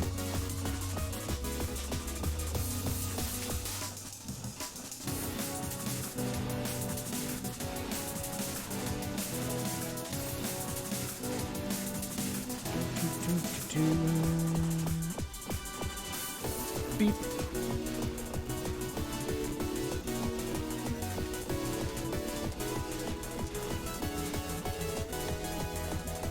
Yeah, I'm not sure who else yet. There's no other characters that I've been, like, truly waiting for. Outside of Lancer Raiko, because Lancer is the one slot that I don't have any 4-star. Well, I do. I do have a 4-star Lancer, but it's Lancer Medusa, and Lancer Medusa is an unfortunate 4-star.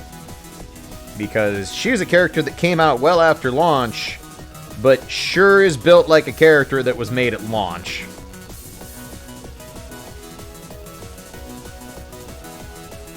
How many Skiller Grand Charms do I own? Like a dozen across the various classes on this account. Not a ton. I have some pretty notable ones.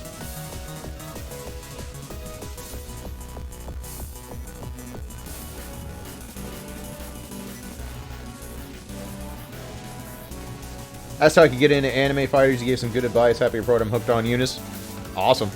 Eunice is a good-ass game to get hooked on. I have quickly realized that Eunice is not my kind of game.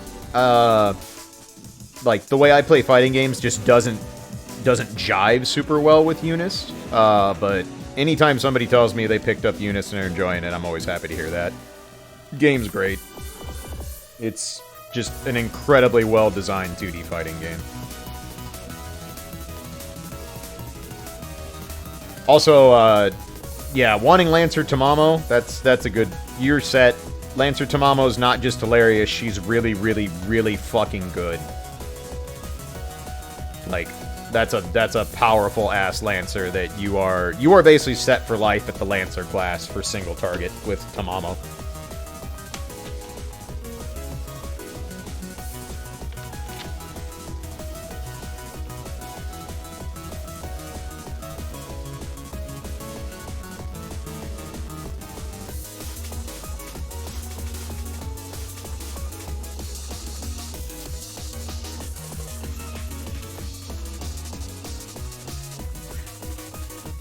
Yeah, I truly don't know who else I'm gonna look to grail yet. Like, I already know what banners I'm targeting for the rest of the year, for the most part.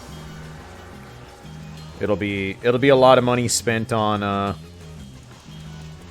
summer, if I need to. And then I'm not really sure after that. There's definitely other banners I want to roll on this year, but I don't know how hard I'll go on anything till Christmas time. Because I need a Reshkigal. Because I have a problem in that all the characters I think are the super adorable ones that I really want to own are fucking Lancers. Because I have a problem.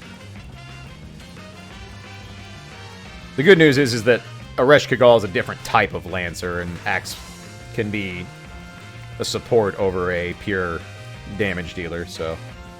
Klaige likes long spears. I actually love polearm weapons. I think polearm weapon arts are awesome. I super enjoyed learning bow, staff, and naginata when I studied. It's extremely, extremely satisfying weapon art to learn. Nobu. I do need to finish leveling Nobu.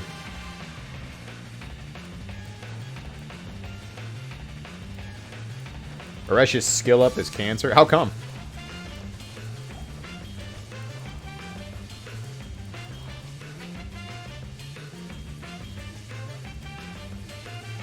I do need to finish leveling Nobu just because with her and Gil, I'll be able to laugh at any farm node that has Lancers in it. So it'd be like, hello, it is us, the Archers. Or excuse me, that has Sabers in it. Not Lancers, backwards. Yes, Aresh is a Reen face. Yes, indeed.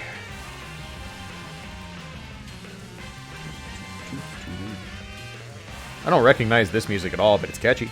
Is that Kraken Shell Ethereal? No. Never F. Never lucky. She uses 72 per skill of a bronze mat that was introduced very near her look. What? Ow. Ow, my dick.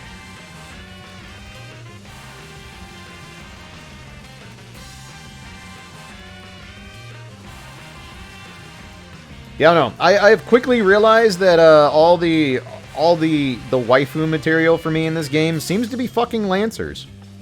Lancer Raiko, Aresh, fucking Skahak. Skahak is the best. God.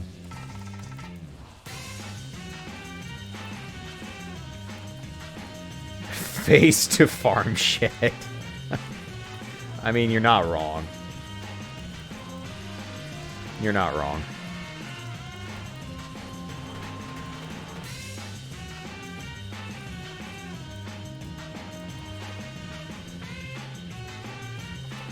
How to pronounce Skahak? Skahak.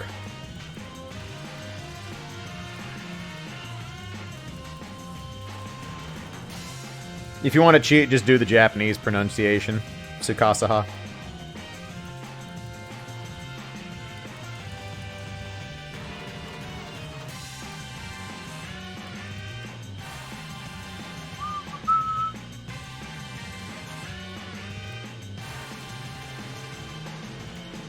Skills blocked by the ER format. Ugh. Yuck.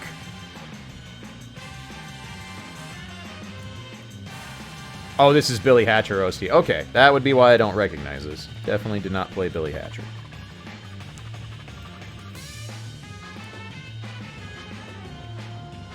Man, we have had no notable drops so far. This has been pretty weak.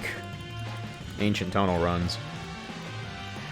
I mean, in all honesty, I'm literally looking for a base for my grief, and I will be ecstatic. I could care less about magic find stuff right now. Anything I find that's on the Grail list is just kind of a bonus. I guess we did find the Fang Knife that I didn't have, so that checked off something from the Grail, so it's at least a small victory. Not that we're deep into farming yet. I'm not even 2 hours into this today, so. Hey, Mikey, how you doing, man?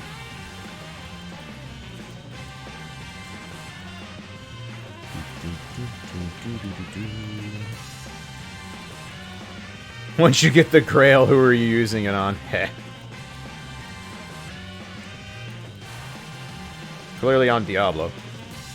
I saw Romulus for the first time. Why is he praising the sun? Because he's bad at everything else.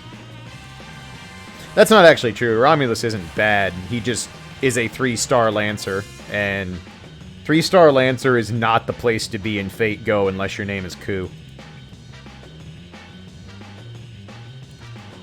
Because you're never going to have a spot.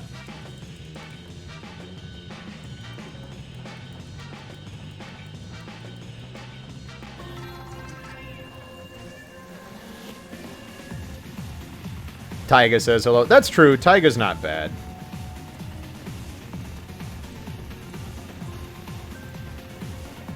I feel like the problem with Taiga is that your odds of getting her before you find a better Lancer option are pretty low because of her story law. Chaos Armor? That's, what is Chaos Armor? Is that Trang's? Pretty sure I already have that. 99% sure I already have that. That's not the high-end drop. We'll grab it anyway in case I'm wrong, but...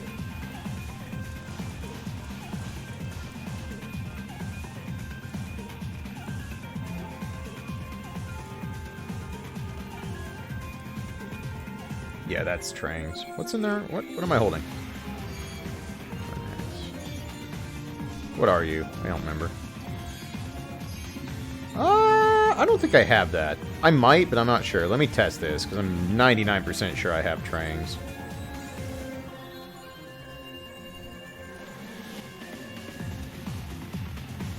Yeah, I have Trangs already. Okay, so we don't need that. Pick you back up.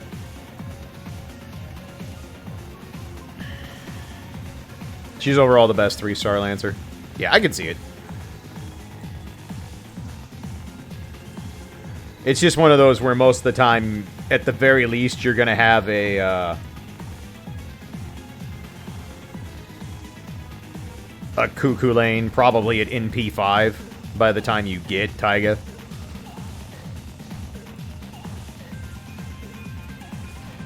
Taiga is adorable, though.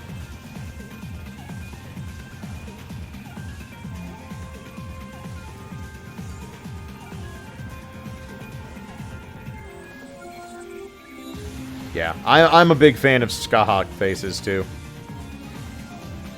Like, once Scotty drops, it's break the wallet until I get her. Because I have so many servants that fucking benefit from Scotty right now. It's going to be a problem.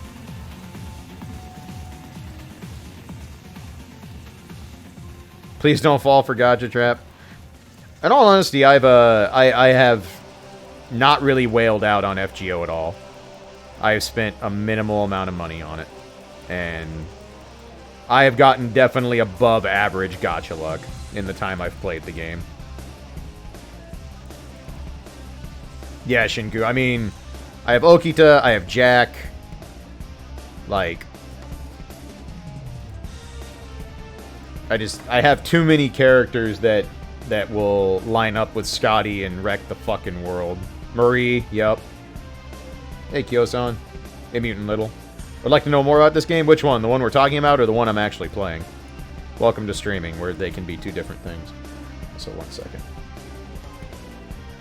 Cubs game is starting up, so I need to get that up. Marie is, in fact, the overall best AoE writer for 2x Scotty use. Really?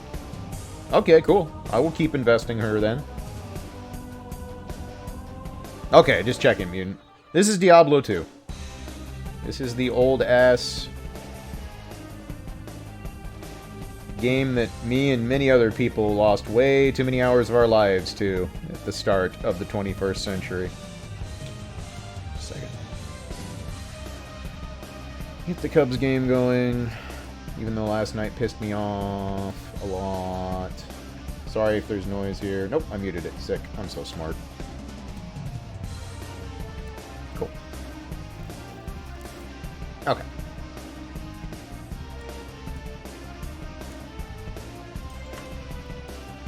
But yeah, Mutant Little. This is just Diablo 2 with a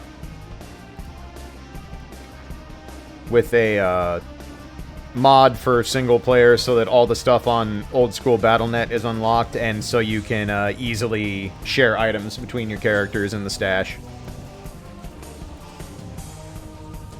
This is also KOF music? Kind of sounds like KOF music.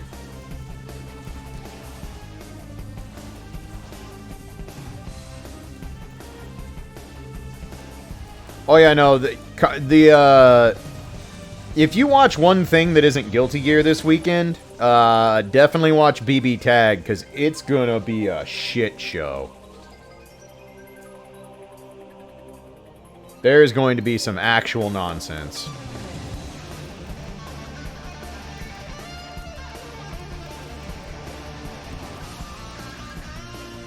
Right now, it is a rush to figure out what kind of bullshit is the new bullshit.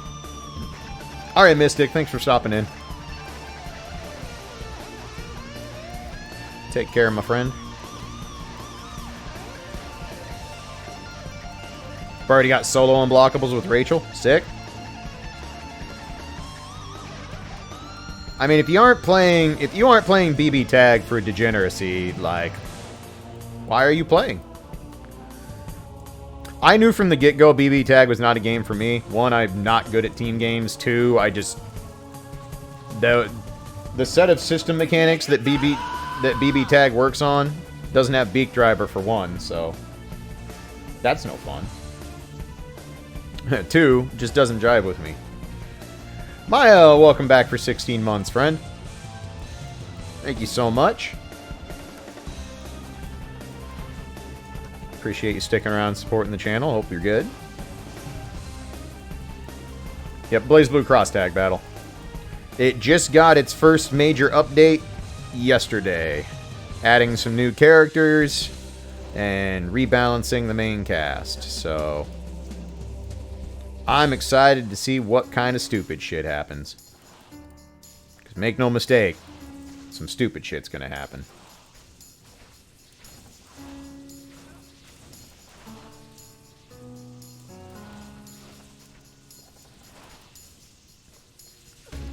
Yeah, Mutant, so, drops in D2 are, it's definitely a different era of a game. There's a lot of stuff that on its own may not seem to have a lot of value, but paired with other equipment does. Runes obviously are super important. Rune words are the most busted equipment in the game. Getting high runes takes a long time, especially in single player. I actually spent a ton of time in Lower Kurast, which is the best area to hunt for high runes when you're playing single player. And I mean like thousands and thousands of runs just popping chests to get those. And I will have to do more of those in the future, guaranteed. Because I'm far from making every rune word in the game, and that is one of the requirements for completing the Holy Grail. Don't die. Bad mercenary. You were supposed to live. You live, eat, and breathe, not die. I mean, you don't really eat because I don't feed you, but that's besides the point. You're still not allowed to die.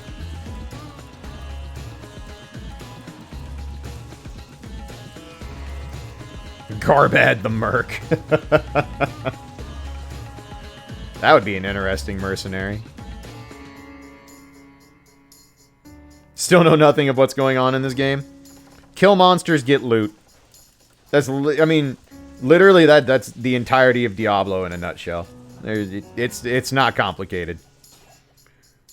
Sure, I'll take... I don't really need another EO rune. Actually, I probably don't even need to take that, but I will, because why not? You mean you don't force feed your Merc full rejuves? I mean, I kind of do. I kind of do. But that's drink, not eat. Unless you just choose the entire fucking bottle, which is entirely possible. Yeah, the Holy Grail is just like a fan-made idea for single player where you collect one of every unique item, one of every set item, and make every single rune word in the game. It's an extremely long-term project. There are people who've had single-player accounts that they've worked on for over 4 years that have not finished the Holy Grail.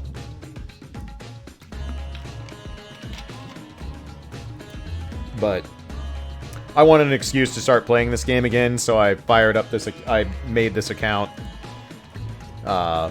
late last year, and it's just a good thing for me to have to play when I just want to do some mindless item hunting and chill out, and it also makes for a good chill stream game, because I've played Diablo 2 so much I can kind of do it in my sleep, so it's really easy to interact with chat and just kind of shoot the shit about whatever we want while doing it.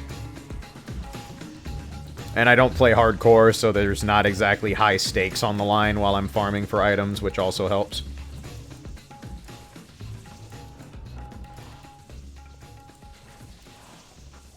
Potions are just Tail Series gummies and gels with a liquid center. Interesting take. I could kind of see it. Small charm. I should probably identify a few things, because everything here is full. I think I forgot to take that axe out. I did, I'm dumb. What do we got here? You're bad. Oh, hey, Katamari. You're bad. And you're bad. Actually, I'm just gonna go see if I need to keep this axe, because I can't remember if I do. I only ever played the original Katamari. But I enjoyed it. It was fun. So let's see. Isle Strike. Do we have you?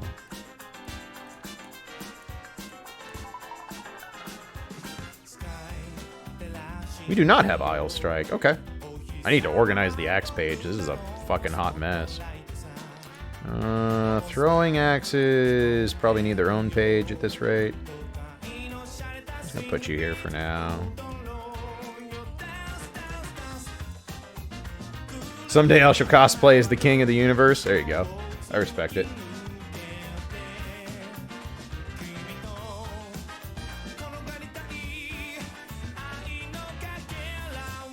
Oops. Went through the inn. Don't mind me. Don't eat Potion Man's son. That'll end badly. Good old Potion Man. He lived a life.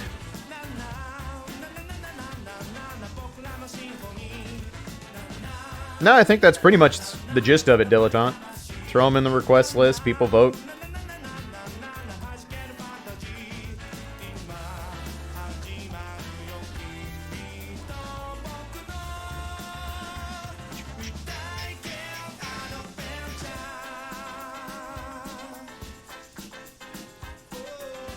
Okay.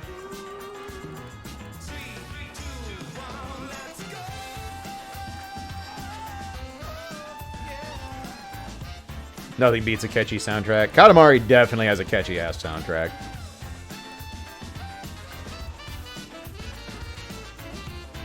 You are 100% correct on that. Somebody, anybody, drop a Phase Blade, Berserker Axe. Let me pretend I'm going to get to make my Paladin one day. Please. Please. Humor me. I'm an idiot. It's really easy to humor me.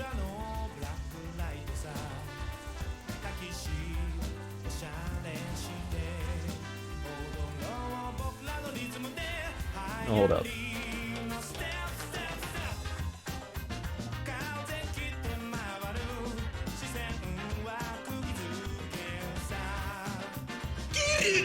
Oh, damn.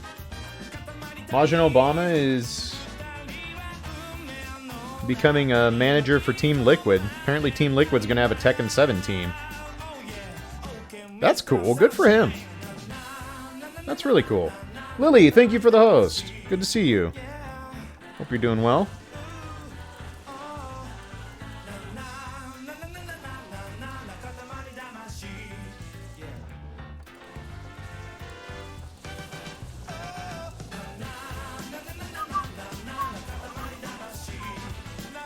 Oh boy.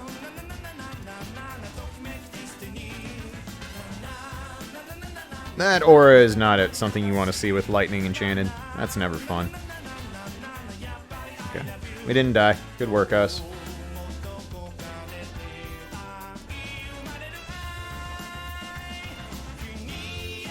Yeah, I've been doing alright. Just, getting in a couple streams before leaving for Combo Breaker in 2 days.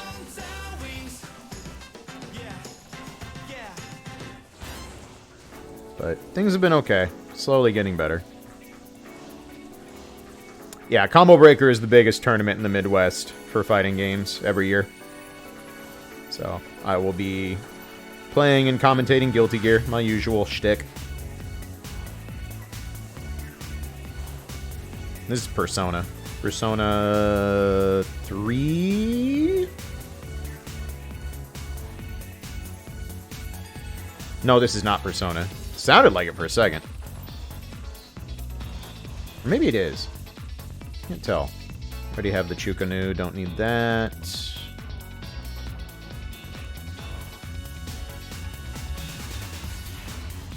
Don't die, Merc. This sounds like Persona music. I don't think it is, though. Pretty sure it's not.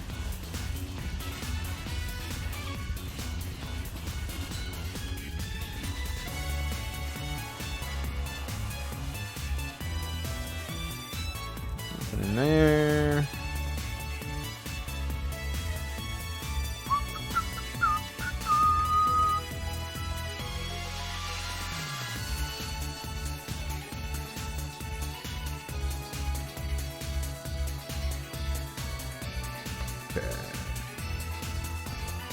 Penguin dancing? Okay, yeah.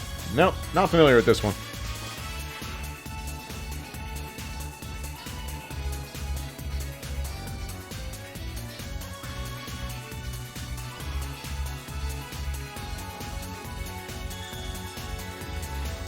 Future tapping game. Alright.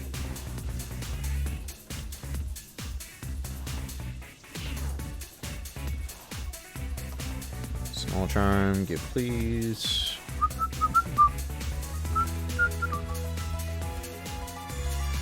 This is catchy enough.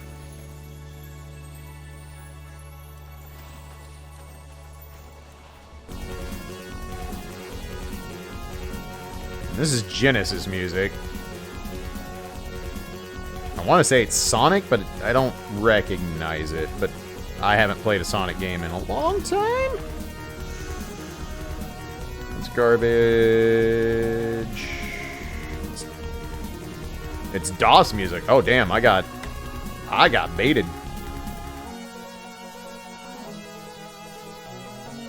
DOS music has to be using a similar sound set to the Genesis then, though, because this sounds straight up like Genesis music.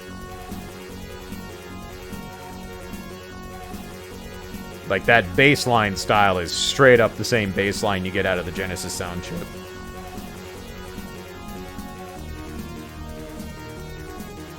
Oh man, using the Sound Blaster? I remember having a Sound Blaster.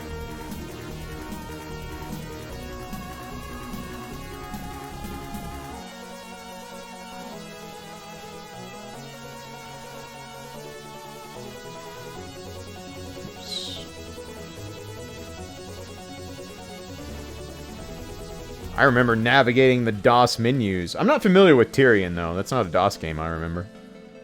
Good-ass soundtrack, though. Beaku Driver. They didn't have Beak Driver in DOS. It would have been a cool way to delete a directory, though. Don't die, Merc! Pidgey, welcome back for 43 months, nerd. Thank you so much, friend.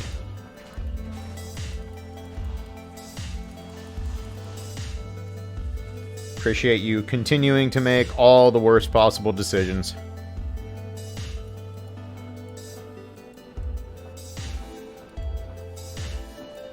This is good chill music. No idea what this is from, but I like the style.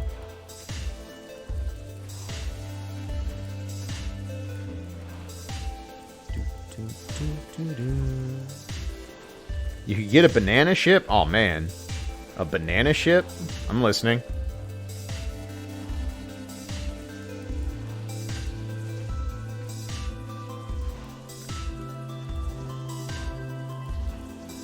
Banana ship that shoots bananas.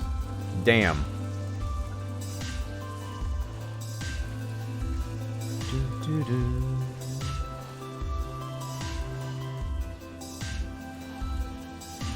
Yeah, this is good chill music. I like this.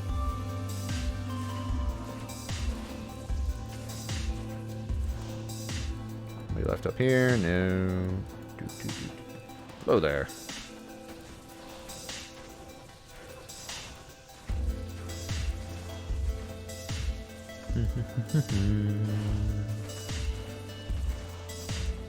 That is a lot of dudes.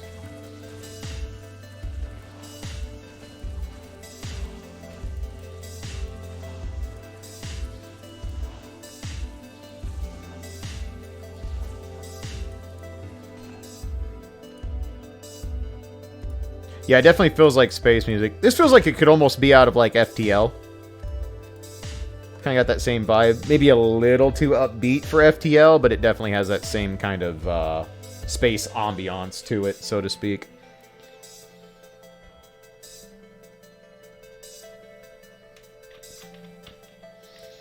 I know I've said before, shmups will be my retirement gaming. I will finally learn how to get good at shmups.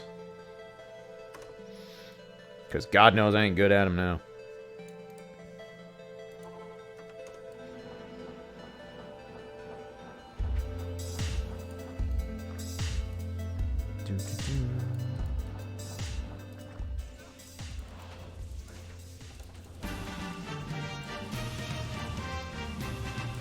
Farm target right now, still looking for a flippin' 5-socket phase blade, preferably, but at this point I'll take a 5-socket berserker axe so I can make my grief. It's literally the only thing really keeping from my smiter paladin from getting off the ground right now. Once I have that, I can start farming D-clones and keys. D-keys, and then doing hell run, or Uber Trist runs. But the game has been especially stingy with Phase Blade and Zerker Axe drops. I've had 2 6-socket Phase Blades and 1 4-socket Phase Blade, so I've gotten everything but what I needed. Like, Grief is one of the worst rune words in the game because of that, because you just can't naturally force a 5-socket. Because you can't even use, like, a Larza quest on it, because both those will end up with 6 sockets if you use a Larza quest on them.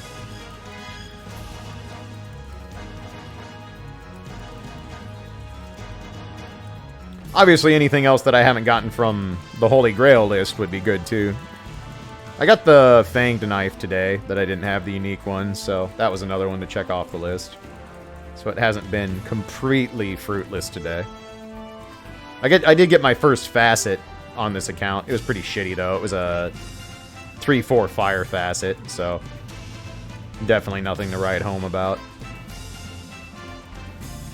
And I would say fire facets are probably the single least useful facet. There's not really a build that's like, yeah, give me more fire damage. Oh yeah, no, I did get Isle Strike. That's true. I did not have Isle Strike, the unique Twin Axe. So we've checked off a couple things from the Grail.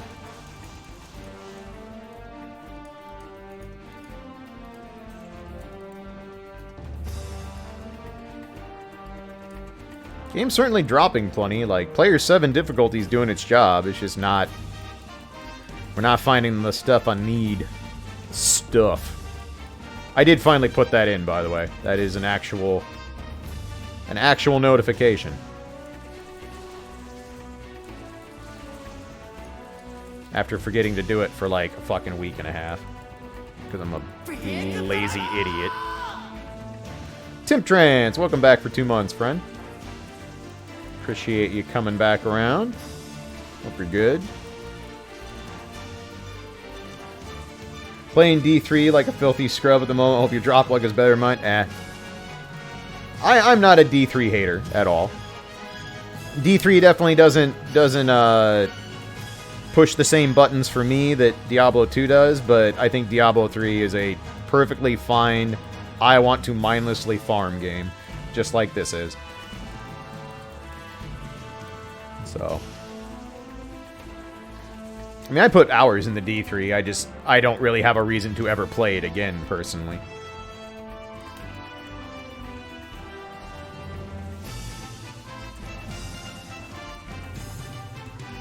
What triggers stuff? Bits between $2 and $4.99.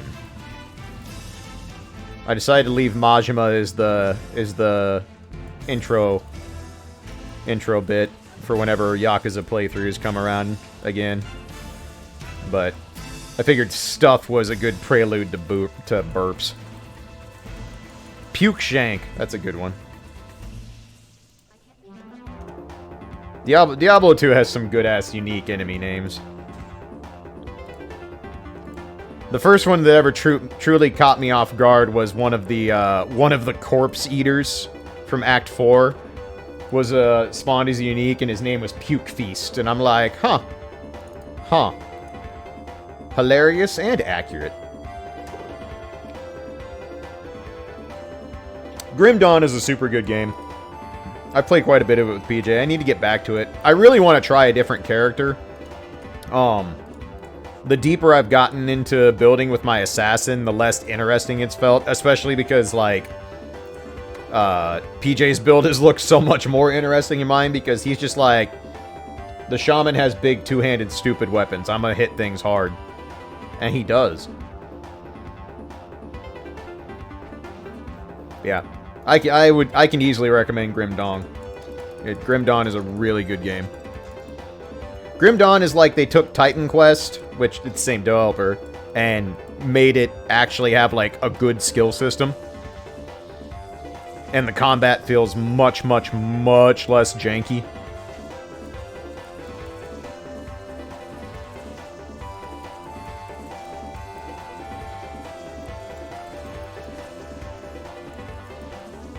But I'm not sure what class I want to try in Grim Dawn when I get back to it. Maybe the class that is kind of like that game's version of the Necromancer. I know there's a class that basically has like hexes and stuff like that. Big Stick and Thunder is a lot of fun. Yeah. PJ does bad things. Like, my Assassin build has worked pretty well for, like, single target. Like, I can do, like, some good single big hits, but not much else.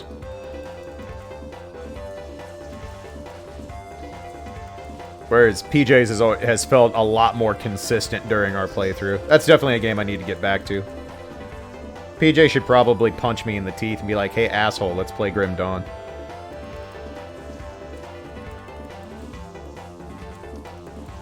Now that I'm actually, you know, not dealing with real life every single day. Don't die, Merc. Don't die, Merc. Yeah, like that. That's a good representation.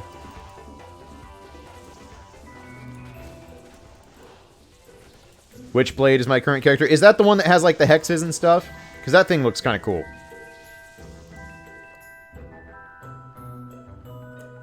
This is some Nightmare Before Christmas sounding music, which means I can dig it.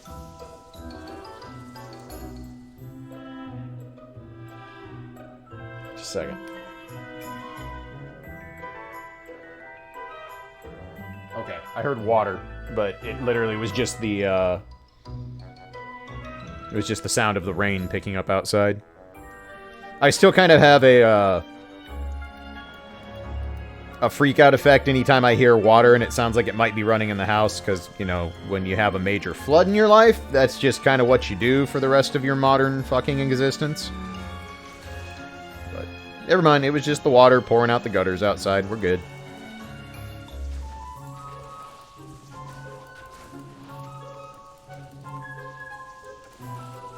It really does need to fucking stop raining here, though, because this is getting actually ridiculous. The rivers and shit are going to start flooding real bad if we don't get a break soon.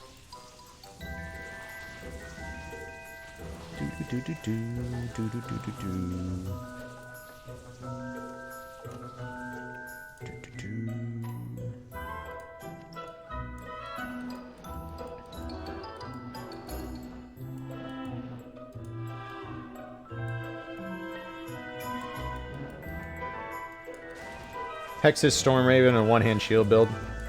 Yeah, that's a cool looking class. I need to do some research on Grim Dawn, figure out what kind of class I want to play and a build. But yeah, it's definitely a game I would like to get back to. I definitely enjoyed. That was a game PJ and I would just play like after streaming. We've never streamed any of our playthrough of it because it was like a game we intended to play, but we tried to go through all of Victor Vran first, and we tried. We really, really tried to go all the way through Victor Vran, but Victor Vran has some design fucking choices. It's too bad, because it's not like Victor Vran is just like, this game sucks out loud from top to bottom. It's like really close to being a unique take on an isometric action RPG, but its quest design is real bad as you get deeper into the game.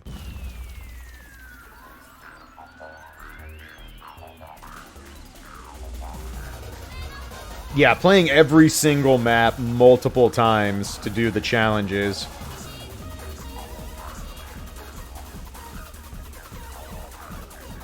And sometimes the challenge is registering for one person and not another, so then we go back and do it again. It was just,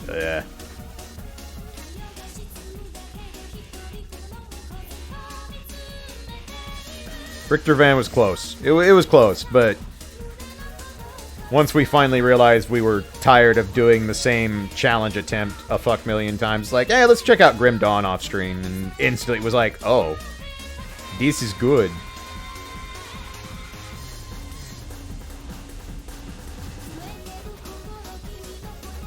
Balrog blade, not the kind of blade I'm looking for, unfortunately.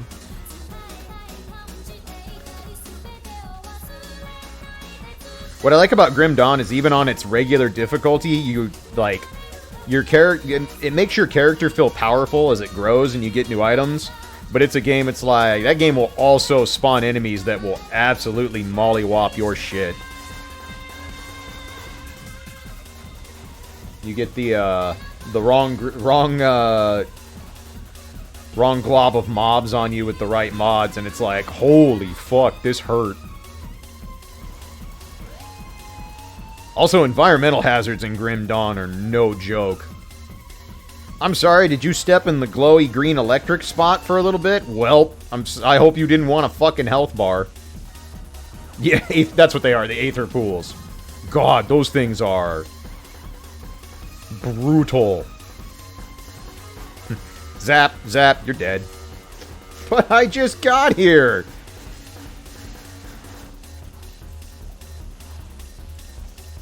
Yeah, I agree. The drop rate in Grim Dawn's super good. Feels really, really good to play.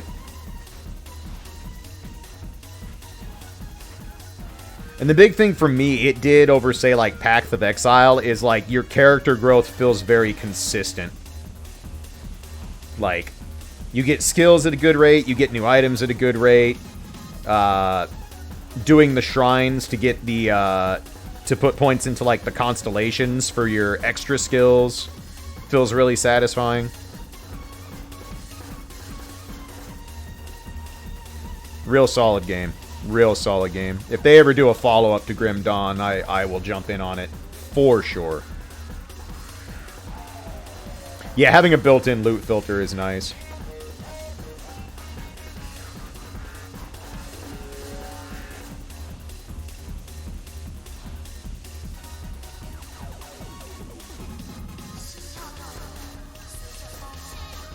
Let's see here.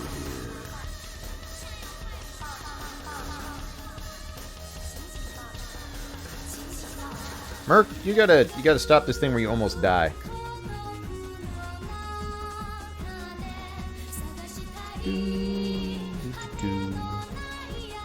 I don't know what game we got the Weeby music from, but that's alright.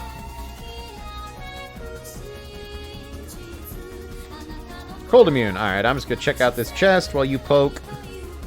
Pokey poke poke. Pick up some gold. Once I finally hit 93, I'm gonna be able to gamble amulets for fucking ever. Like, literally forever.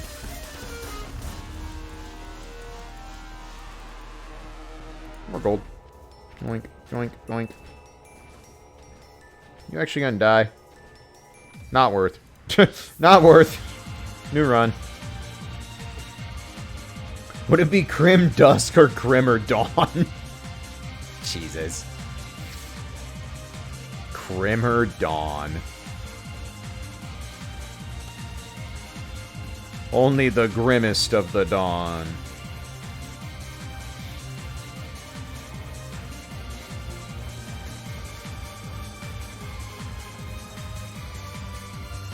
I'm definitely ready to do something that isn't Ancient Tunnels runs, but goddamn.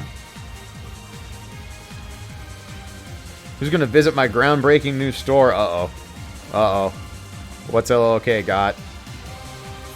Hang on. Let me murder these things and then I'm gonna look.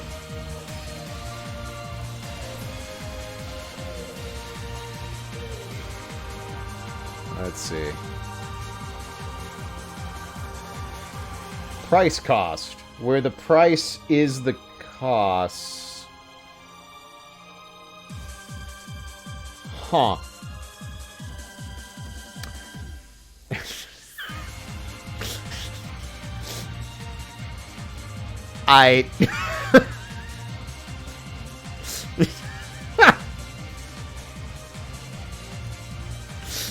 Well then. Good store. Solid business strategy there.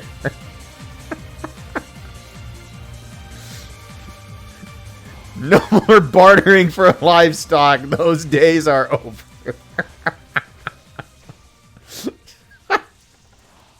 Jesus.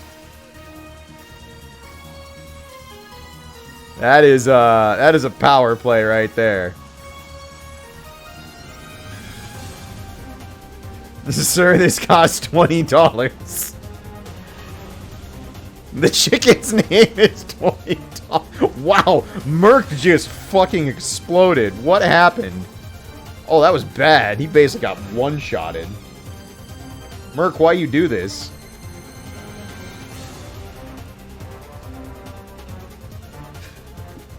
The chicken's name is $20. That's the fucking play right there.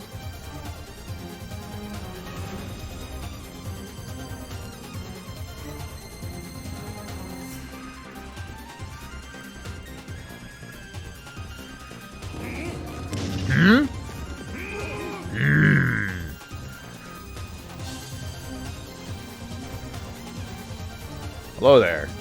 Explode, please. Foxwin, thank you for the gift, LLK.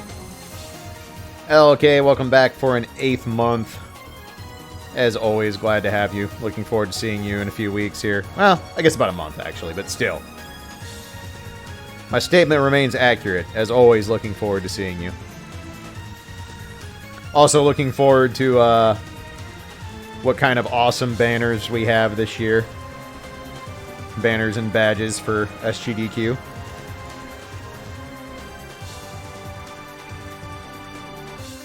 Chainmail! No thank you. I already have Spark Mail. Not interested in that. I will like my badge. Sick. I'm excited. I spent extra time on it. Awesome.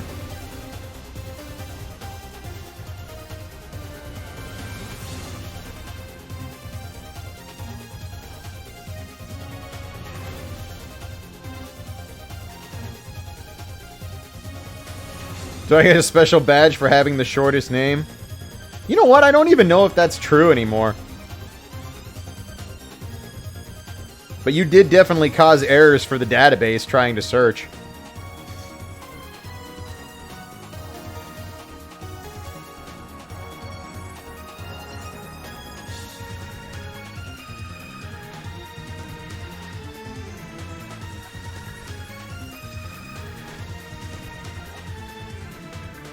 Personally, I think we need to get, I think you should have to wear 2 badges. One badge just says P, the other one says J.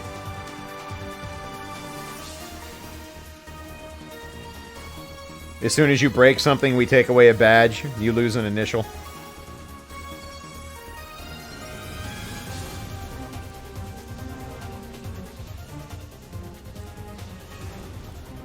We let you pick which initial you want to lose, and then we take away the other one.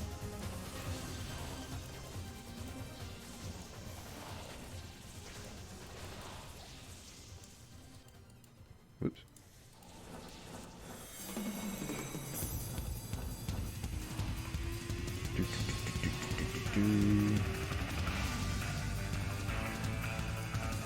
My name is L. Nice to meet you. Oh shit, we going Death Note on this? Ooh, Thresher. Ethereal Thresher? Maybe possibly Ethereal Thresher? I don't think so. It doesn't look ethereal on the ground. I can't remember if the sprite itself looks ethereal or not.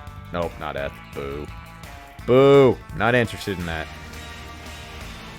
Well, I could actually get a better insight out of that. If it's 4 Saga, so I should probably see what it is.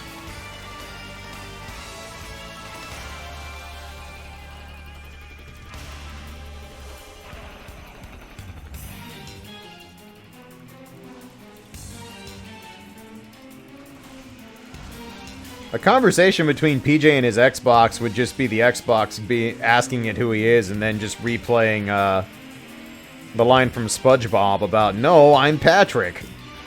And everybody's like, "Who the fuck is Patrick?"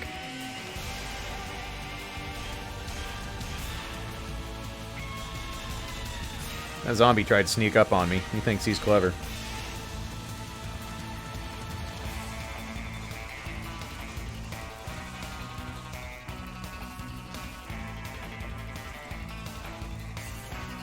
Hey, it's Puke Feast again. Well, he's dead. Bye, Puke Feast. Alright, what do we got in here? Oh, that's why that wouldn't fit. Now it all makes sense. Alright, do I care about you? No, I do not. To open socket is Garbo. Take it away. It was bad.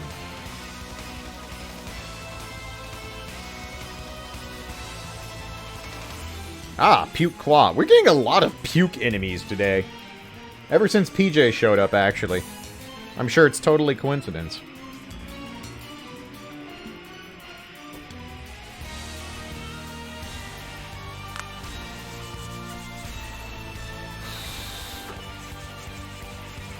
Somehow my hands are cold. Probably because it's like 46 degrees and raining out. Next enemy, Puke Skywalker.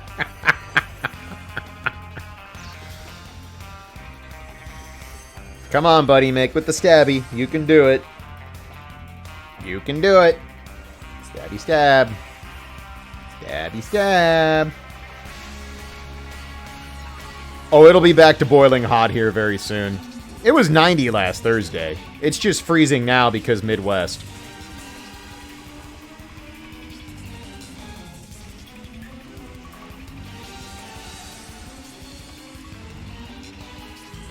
Midwest just wants to be every the weather at all times.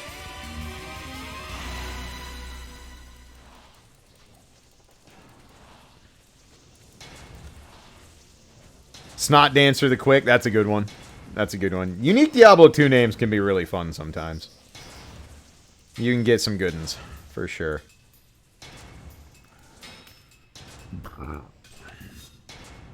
Shale Rune, don't care.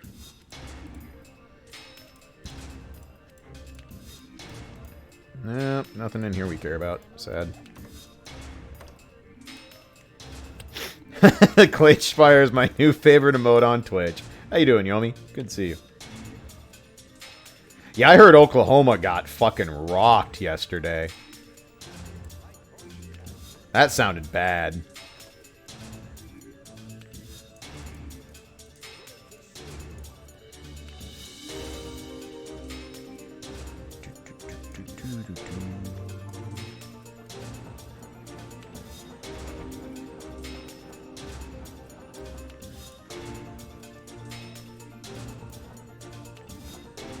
Wants to help him come play his new SNES. Monero did not grow up with a SNES. What? What kind of childhood is that? He's old enough to have grown up with the SNES. He doesn't even have an excuse. Quick, we need to build a time machine to take Kyle back and give him a proper childhood. Oh, is this from Nier? This is good. You had an Atari? I mean, yeah, me too.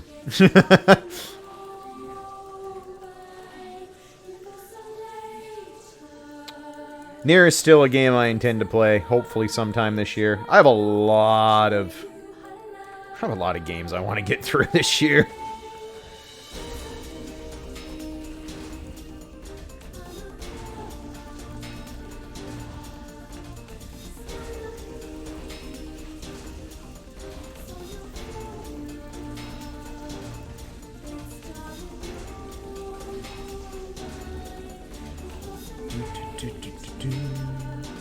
This is very pretty, though.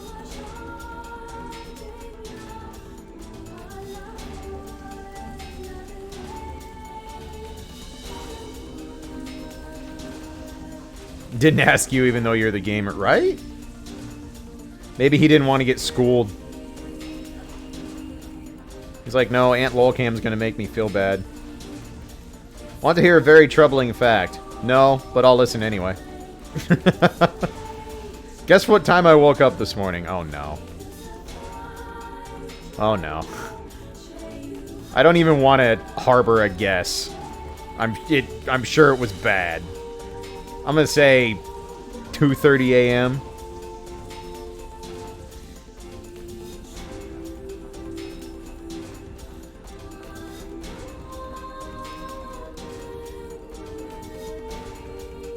$1 a.m. Good job. Fucking nailed it. Fujin, what you doing, buddy? I know it's storming out, and I'm sorry. I can't do anything about it. I went to bed at 5 p.m. Rip. Rip. Mistakes were made. Hangover, skip, get. I mean, that's what counts. Don't get me wrong. You did the important part. But still. 1 a.m. Goddamn, dude. 1 a.m. Cryptic sword? I don't think I have... yes I do. That's Sazabi's, isn't it? Pretty sure that's Sazabi's. And I think I already have that. Of course I would get a friggin' super rare set drop twice. Yep. Then I went running on the hotel treadmill at 3 a.m. Damn, the power plays.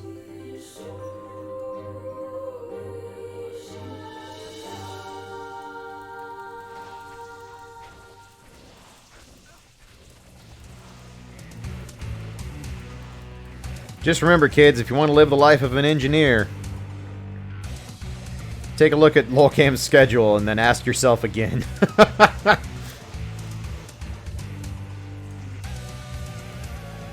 I already have the double bow, so we don't need that.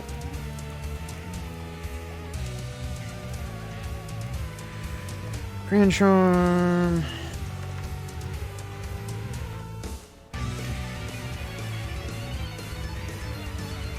This is funky sounding. Take a look at my schedule and ask what the fuck is wrong with me. I mean, you know, things and stuff.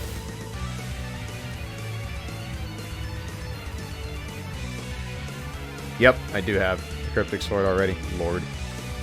How?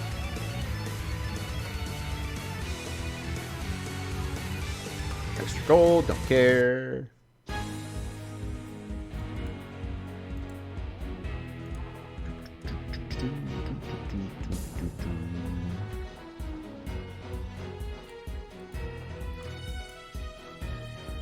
I sleep 6 hours, period. I still like to try to get 7 if I can. The problem is I don't sleep through the night, ever. I am extremely lucky if I sleep for more than 4 hours without waking up. That's just not a thing anymore. It was kind of not a thing before Dad passed away, but ever since, ever since that's been, you know, his illness got worse and all that stuff, like, God. I literally do not remember the last time I slept, like, 8 hours straight at all.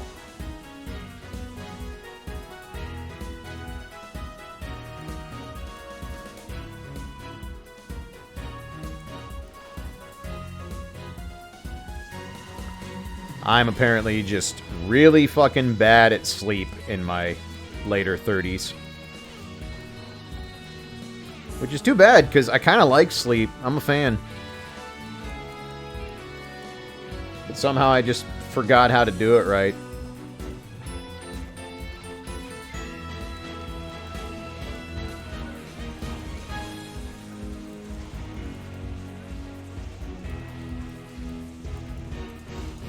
Stop trying to die, Merc.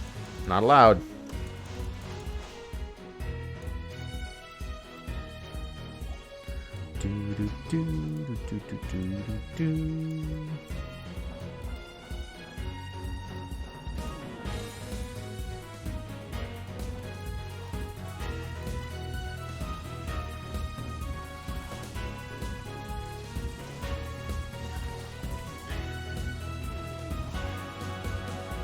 No. Don't shoot. Merc! God. Merc is going through my frickin' full rejuve supply here. You'd be getting kind of bodied.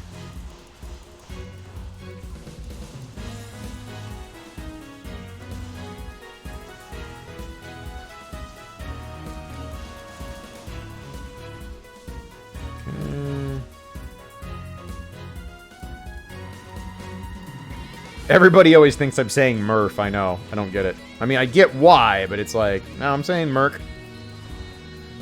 Mercenary. Dust Shroud? Ethereal? Ooh. Ooh. It's kind of, well, shit. I actually don't want it to be socketed, because you want to put sockets in it yourself. Shit. I don't really need any 3-socket ethereal stuff. That was almost good. Damn. If it didn't have the sockets, we could have got somewhere. Because then I could have e-bugged it. It was good, till it wasn't. The story of Diablo items.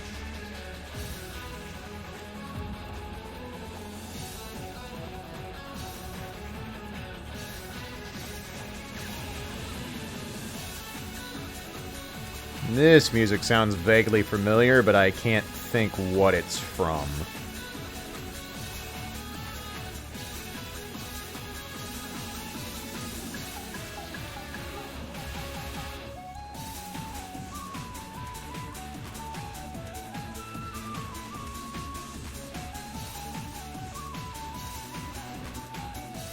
Oh, retake on Ninja Gaiden for Orochi. Huh.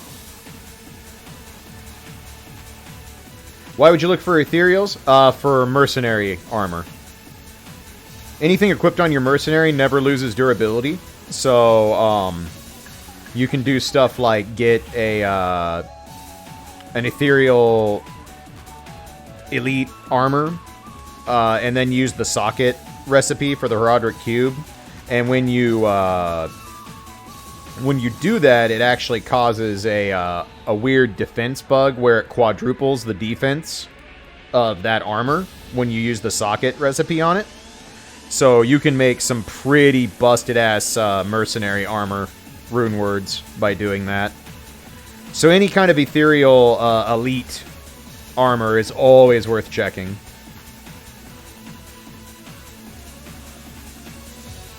Because you can do some pretty sick stuff with that. There's also a couple specific rune words that are indestructible when made. So there's, I'm trying to think what the most notable one would be. I think Vortex. I think the Paladin Shield rune word has indestructible. So you can get absolutely bonkers defense on that.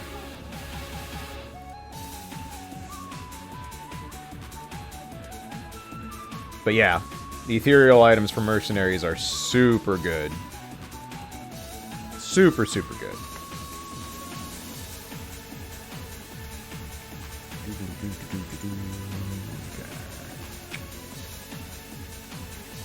Yeah, Oath also is another one. Breath of the Dying, I believe, is also indestructible. So you want an ethereal weapon for that. Am I remembering that right? I might be wrong on that one. I feel like Breath of the Dying is another one that gains indestructible. Yeah, because it has Zod in it. That's right. Yeah. So by default, it gains indestructible.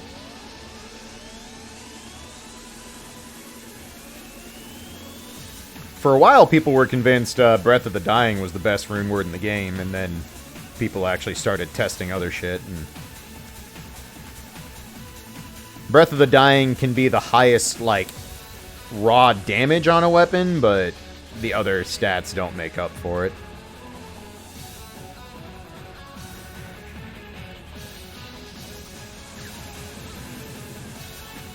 Grief, for example, is too... Merc! God damn. I had been on a run where I wasn't really worried about the mercenary dying much, but goddamn, he's been getting farted on these last hour or so of runs. Having himself a time.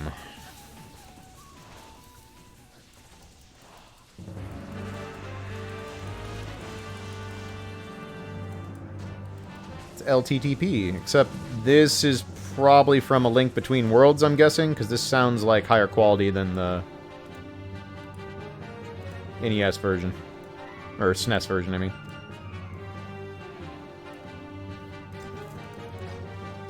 Good guess from me. Never actually played A Link Between Worlds. Looks fun, though. It's probably a game I should check out one of these days. The Flambers. Soulflay. I already have that.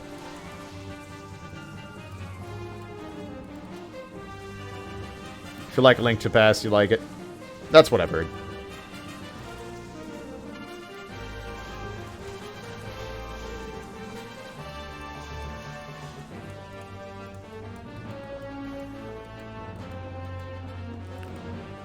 I don't get hyped for Zelda much anymore, but I cannot wait to play the Link's Awakening remake. That has me super fucking excited. I love Link's Awakening so much. And the new version looks so fucking cute.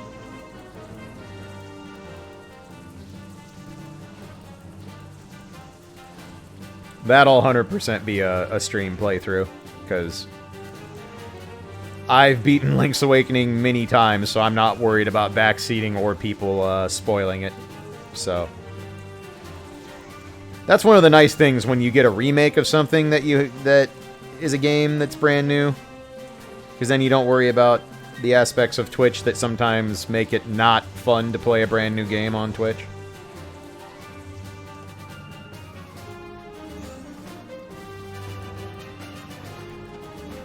My biggest hope out of the Link's Awakening remake is that they do the music justice, because the soundtrack to Link's Awakening is so good. And it's a fucking original Game Boy game. And that sound chip did not have a lot to work with. Wormhide, ethereal? Not ethereal. I'll pass. Oh yeah, Theme of the Windfish is amazing.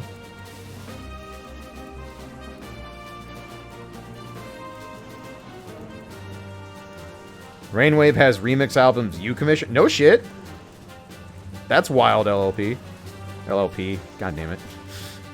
Having two people in my stream that have their initials start with LL throws me off. Superior Vortex Shield. This could be good. Depending on how many sockets it has. One socket, 11 all resist. Damn.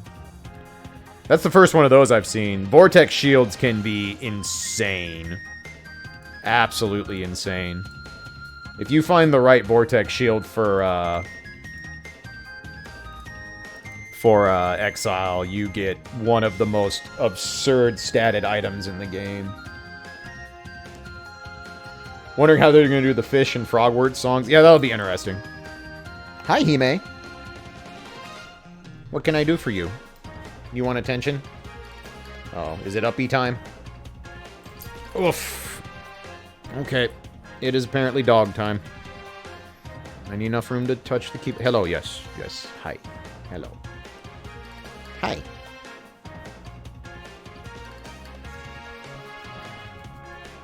How are you? Has it been a hard day of sitting inside while it rains and is shitty out?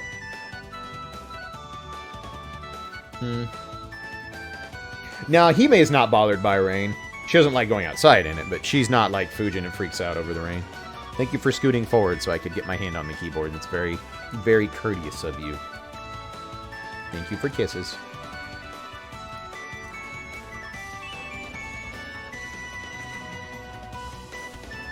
We got 4 inches of snow last night? Jesus.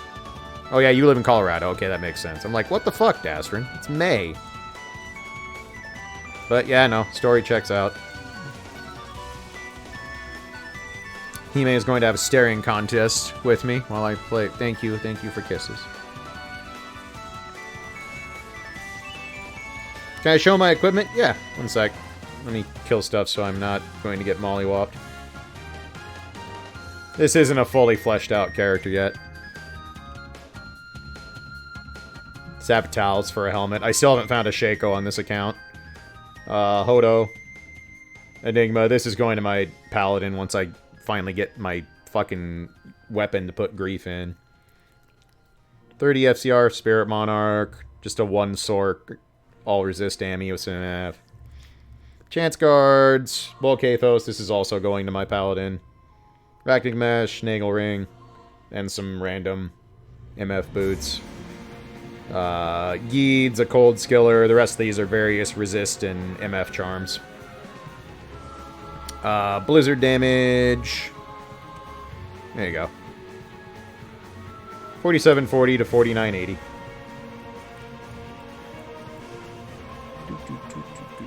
But yeah, this character is far from fleshed out and finished. This is my the first character on this Pluggy account, so I have almost everything to start my Smiter Paladin to start farming D keys and start doing Uber Trist. That's what I'm working on right now, but Diablo's been really stingy and it doesn't want me to have Phase Blades or Zerker Axes to make my goddamn grief. Because it hates me. Hime, what are you doing? Silly dog. What? What do you want? Are you done already? Do you want more pets? Are you trying to get down? I can never tell what you want. Right now you're just kind of sticking your butt in my face. She's like, yes, that was the plan. Put my butt in your face. Right?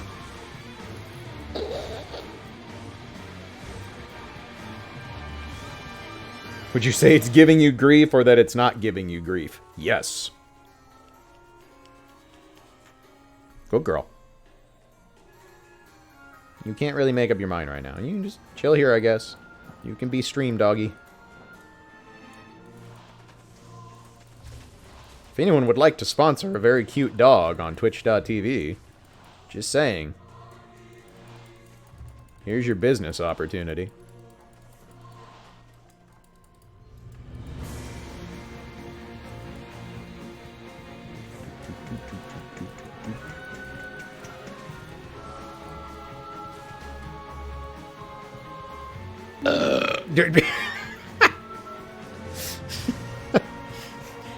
Oh, that was a gem shrine. Damn it, I missed an amethyst. That's bad.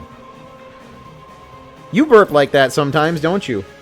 You go eat food and then come and burp in our faces right before bed. It's your best trick. Dastrin, thank you so much for the belch. Much appreciated, friend. What's this cheer emote? Show love. Huh. Is that a promotion going on, or is that just a permanent Twitch emote? I'm not familiar. I don't think I've ever seen that one. That's cute, though. I like it.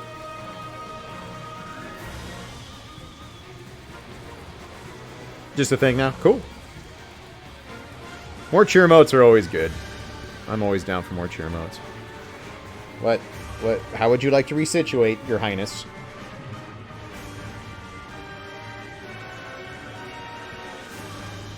Sit. There we go. Good girl. Good girl. You did it. You actually sat. You're gonna stare at me out of the corner of your eye, but that's fine. We're used to that. Hime is queen of staring contests. PJ can attest. Yeah, hello. Mm-hmm. Thank you. Thank you for kisses. Yes, you love puppy kisses. We know. How goes farm? Is farm. The game isn't even teasing me with potential phase blade drops, because I don't know. RNG, basically. I mean, I do know it is it's literally all RNG, but that's how it works. Got a couple items that checked off the Grail list today, so no matter what, there was progress made. Do you want down? Is that what you're telling me? Okay. Bye, Hime. Good girl.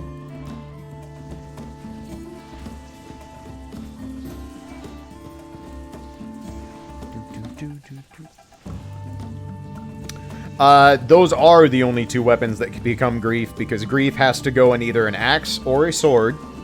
And those are the only two swords in the game that are one-handed that can roll 5 sockets. Oh, are you serious? A superior phase blade? This is bullshit. I'm so mad. I'm so mad. So here's why this doesn't work. This would be sick. Except that I can't use the socket recipe on this. Because the socket recipe does not function on superior or, like, cracked or broken items. So I can't even try to roll 5 sockets in this. Ow. Ow, my dick.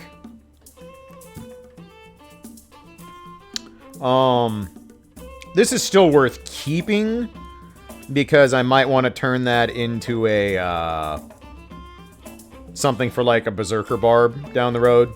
Because I can Larzik socket it. Like, I can use Larzik's quest and I'll guarantee 6 sockets. So, that thing is actually useful.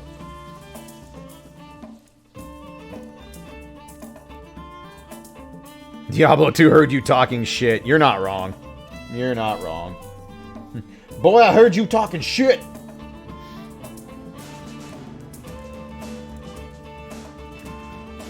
Into the stash you go. He keeps hitting me in the dick! Why? Why does he keep hitting me in the dick?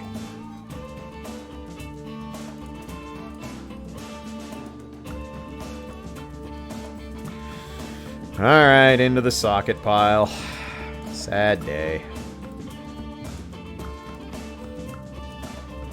I've already got 6 socket phase blades. Now we have this thing too. Just meh. Not so funny now, is it, Kakarot? Exactly. God bless you, DBZ Abridged. Let's see. Junk Jewel goes into the jewel pile, which is back here.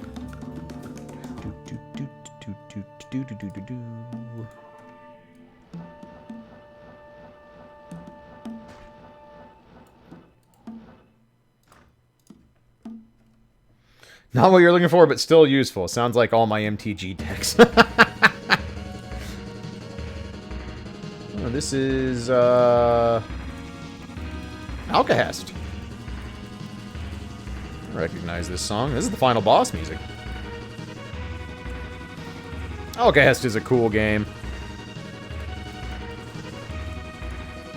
Stressful to speedrun, though. Really stressful to speedrun. With a lot of RNG to it. But it's a game I'm glad I learned. I think I might still technically have the best time in any percent. Maybe. I don't actually know. I'm not sure if anyone else has worked on that.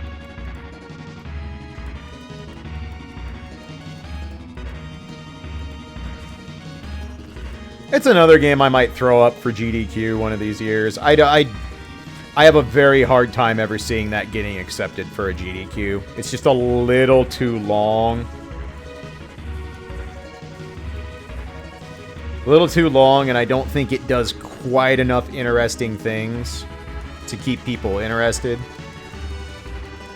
And it's not, like, long enough to be a filler for, like, a graveyard slot. I don't see myself ever going to RPG Limit Break. It's just at a bad time of year for me.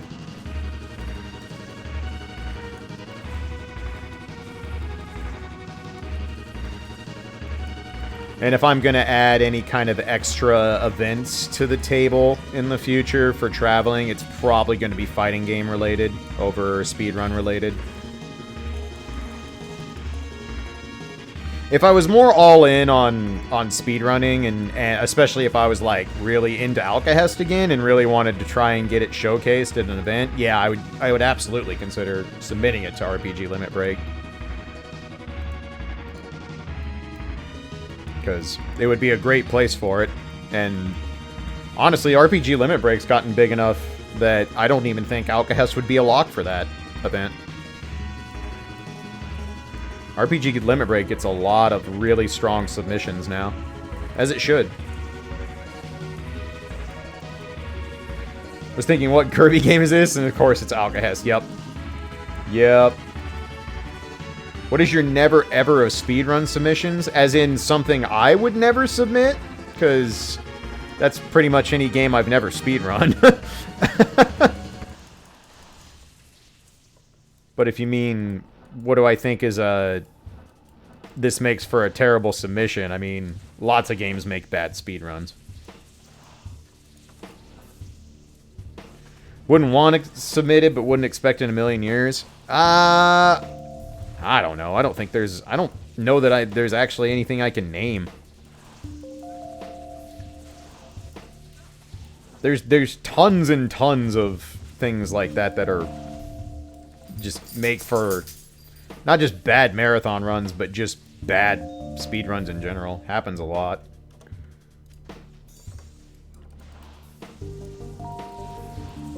I've given my speech more than a few times that there are plenty of games out there that don't make good speedruns.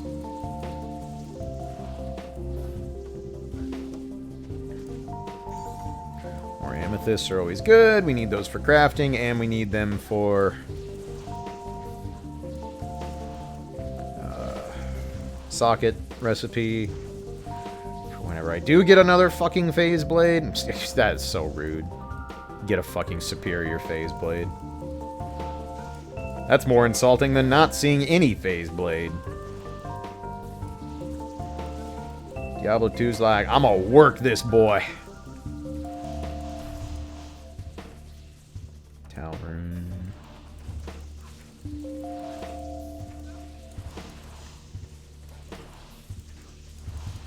Yeah, rhythm games don't make for great speed runs. Sports games, obviously, don't make for great speed runs. Outside of racing.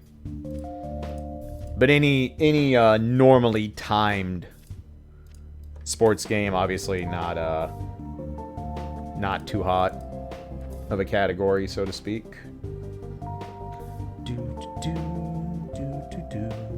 This is pretty. I don't know what this is from, but it's pretty.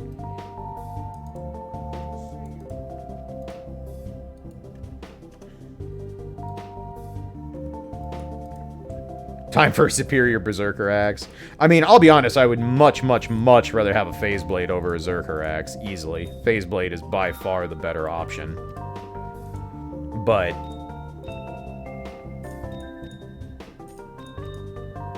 I can probably throw a lot of these charms somewhere else. I'm probably not going to switch most of them in.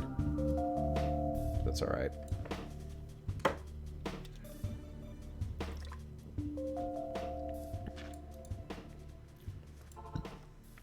Speedrunning a CCG is a hell of a play. That is definitely a hell of a play.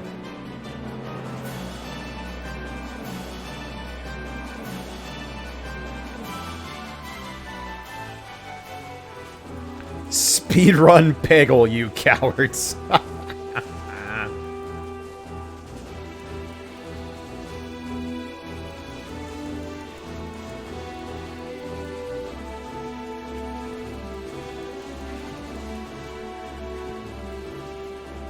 Oh, this is Tactics Ogre. Tactics Ogre is a really good series. I wish I had the patience for tactics games still.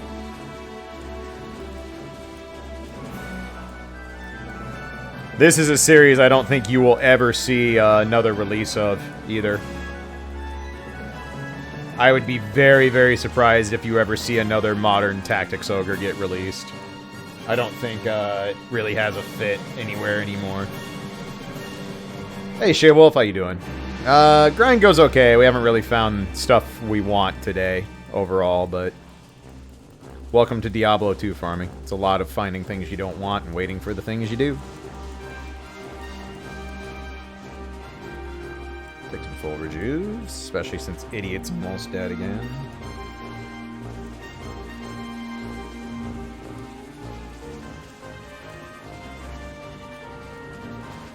Ow. Ow. Don't teleport into danger, dummy.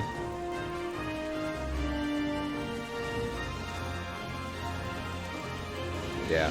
I've only ever finished one Tactics Ogre personally. That was the Game Boy Advance one. What is that one? War of the Lotus or whatever it's called. I enjoyed it. It was really fun. But it is certainly a slog.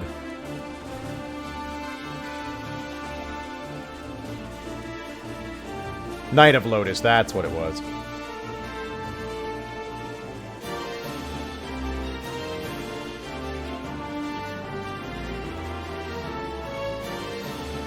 If they did a modern HD Tactics Ogre and actually did like new sprites and stuff, I think I would at least give it a look.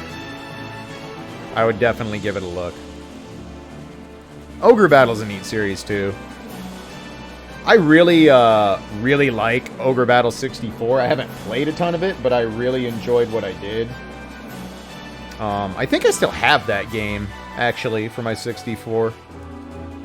That could be a game I play once I get the N64 up and running. I don't know if that would be a... I don't know if that would be a good stream watch or not. I could see that being pretty... overall. I also, if I remember right, that is a long-ass game that drags a little bit. But don't know for sure because I never finished it.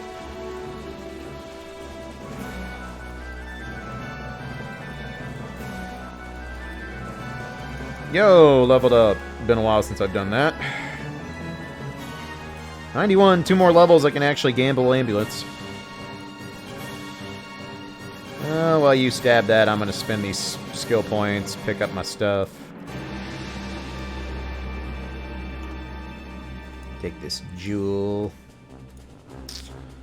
More cold resist, I guess. I don't really have any use for anything else right now. Yeah, more cold resist, fuck it. Will they ever run a Bite and Kaido's 100% side event? I wouldn't bank on it. I wouldn't bank on it.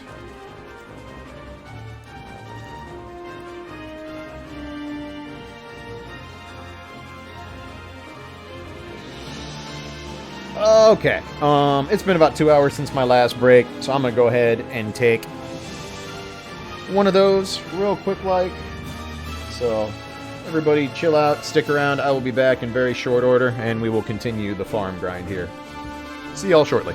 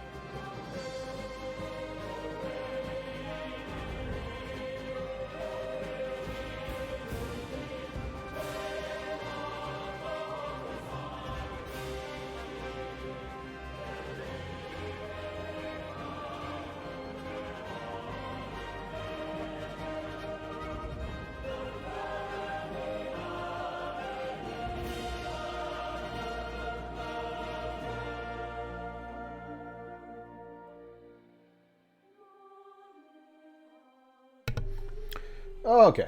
Thanks for waiting, friends.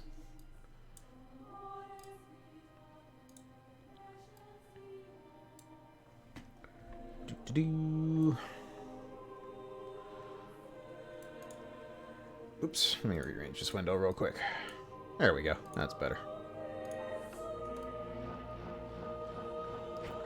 Do-do-do-do.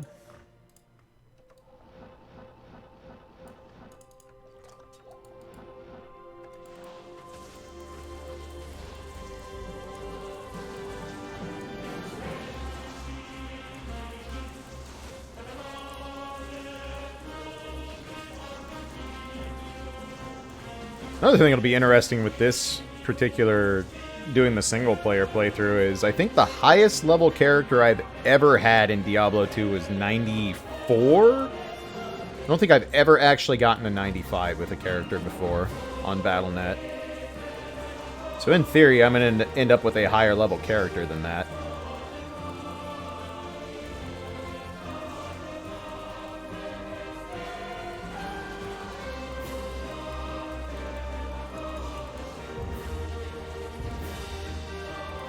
Yeah, 94 takes a long-ass time. And I mean, that was like... That was doing a lot of bail runs and magic finding on my own time, too. There's a worm hide. Could be good. Hey, Fuge, what are you doing, buddy? Besides being pissed that it's shitty out again.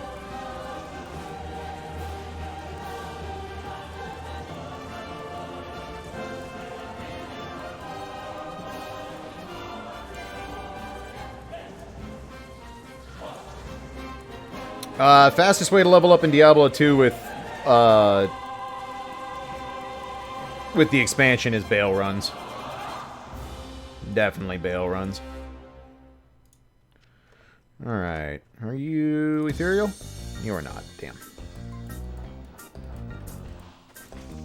Weather explain... Man. Fujin is definitely confused. Because last week, we had... the fucking windows open, then we had to turn on the air conditioning. But he got to go outside and sit in the sun. He loves laying in the sun as it comes through the window. Because chihuahuas are basically cats. And I love it when he goes out in the sun. Because he never learned how to pant properly. He pants one at a time. Like he doesn't like do the dog thing where he like lets his tongue hang out and just like... No, he goes like this. He's like... Like, he can only do one pant at a time, and then he has to reset the tongue.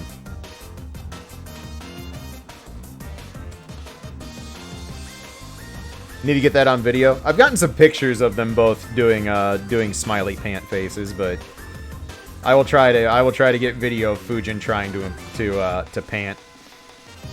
It's pretty cute.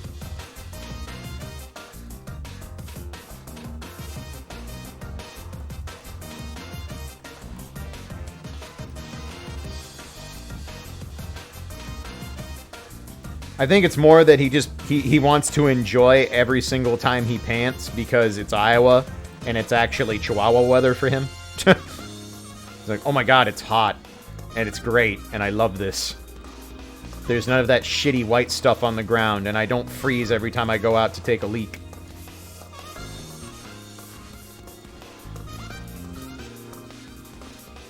Pant rage pant.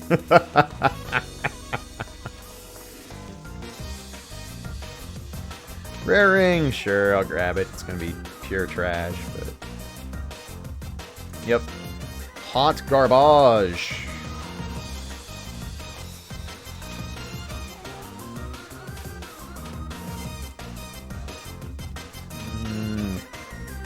Running an old version of dog.exe.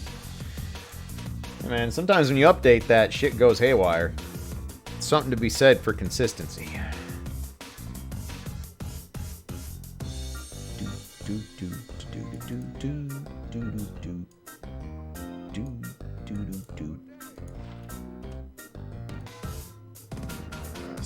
Maximum damage into the junk pile.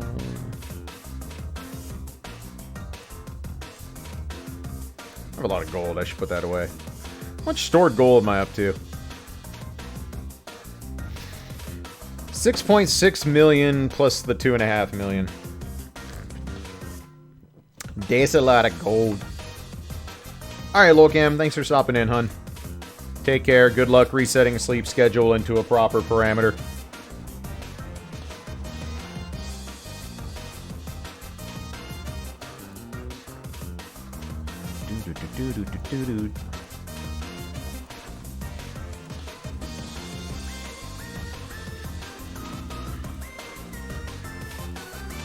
Hey, Tack. What'd you miss? Not much. No real epic drops or anything. Couple lower end items to check off the Holy Grail, but that's about it. Thank you, Lolcam. My plan is to try and stream tomorrow night for a little bit. I don't know how long of a stream it'll be just yet. Because tomorrow morning and afternoon I do have to take care of a bunch of stuff to get ready to leave on Thursday, but Kara is working a double again tomorrow. She's working a double today. She went into work yesterday on her day off. Well, she taught yesterday on her day off, even though she normally doesn't work on Monday. Because she decided the 3 days before doing, for leaving for Combo Breaker, why not just work a bunch of extra hours? Because my wife's crazy like that. What's a double? Working 2 shifts in one day. Or in her case, working both jobs in one day.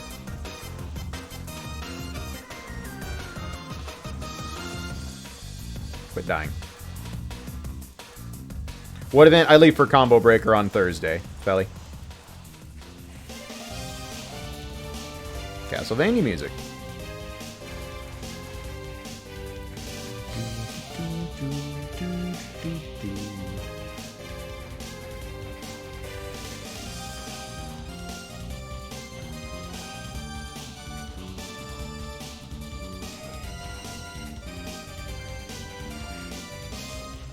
Can I just have another phase blade, please? I just want one. I just want one to turn into a grief. That's all I want.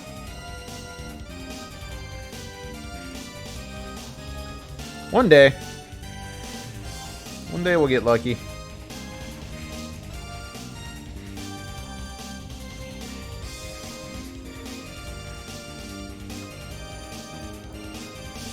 There's basically 2 ways I can get what I want. I can either get a naturally dropped 5 socket, which obviously is not easy, or I can get a regular phase blade drop and use the socket recipe and have a 1 in 6 shot of getting 5 sockets. Mercenary leveled up. Good for you, Merc.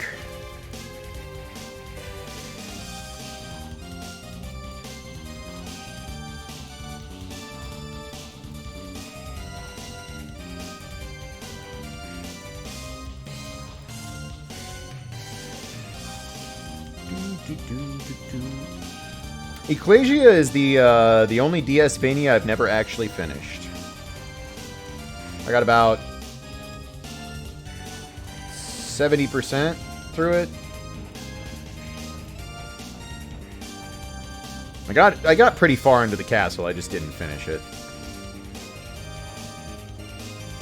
Definitely one I need to do one of these days. I am really bummed that I don't really have a good way to stream DS games since the DS stream modding shop in Japan shut down. That was really unfortunate.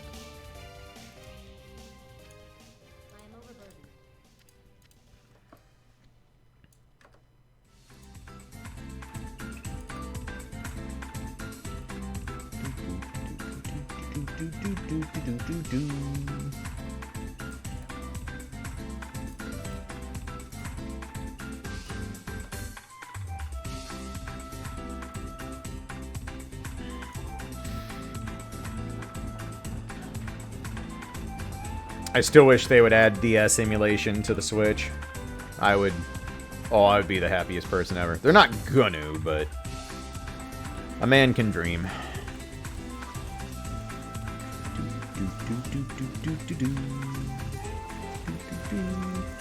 How would that work, though? It wouldn't. Like I said, it's just nice to dream.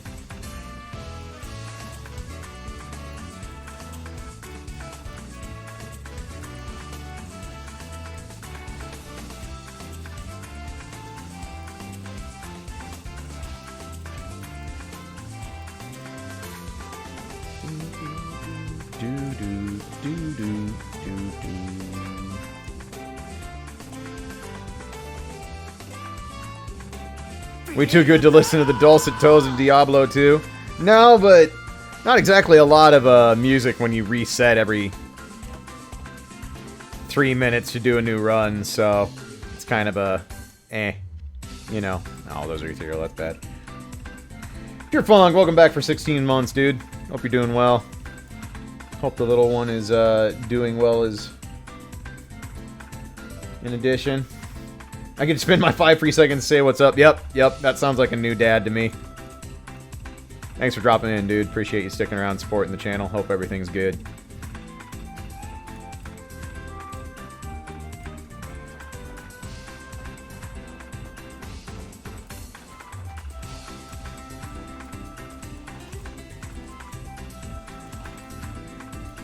Yeah, if we were going to some of the more interesting areas with music in Diablo 2, I definitely wouldn't play music over it, but I figure this keeps it a little bit more upbeat and interesting.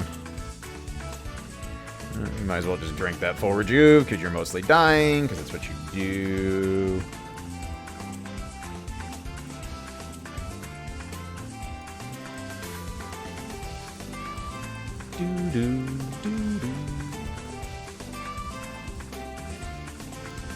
I don't know. The DS just has such a sick library that I would love to stream a ton of DS games. I would absolutely adore being able to stream DS games. Hello?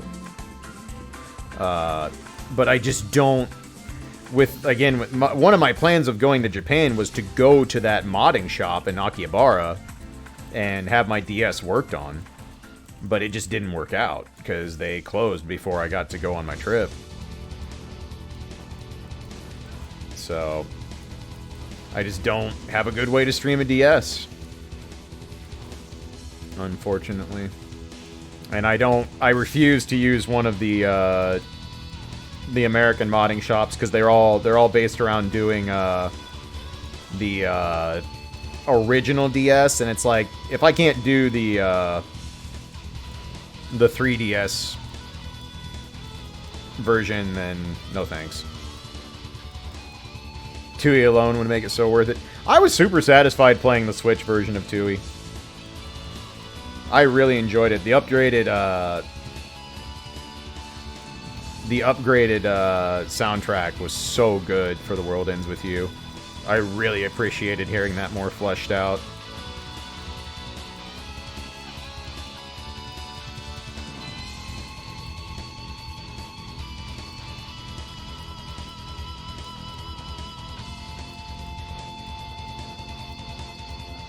All I want is a Ghost Trick port. That'd be cool. I've never played Ghost Trick, but I've heard good things about it.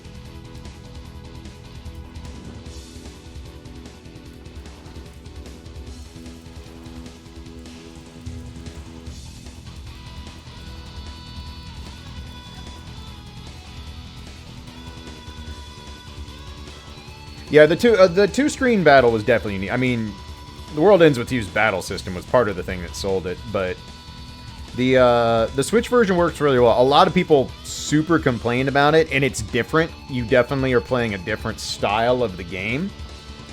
But if you kind of accept it for what it is and learn to play the new version, it was super satisfying. But I love The World Ends With You. It's in my top 10 games all time, so... As long as they didn't 100% shit the bed on that port, there was no way I wasn't going to enjoy it. It's actually super, super fun to play co-op as well. My wife did a lot of playing the partner for me when I was first streaming it, and that was a lot of fun. I really enjoyed it.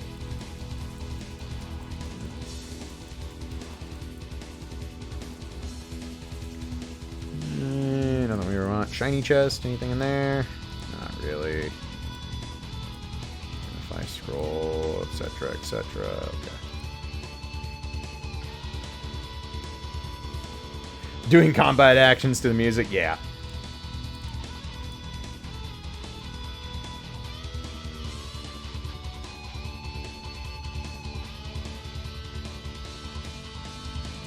Yeah. World Ends With You. Like I said, a lot of people kind of bitched and moaned about the Switch version, but it gets an easy recommendation for me. But I'll recommend anybody play The World Ends With You once. I think it is one of the true unique experiences in gaming.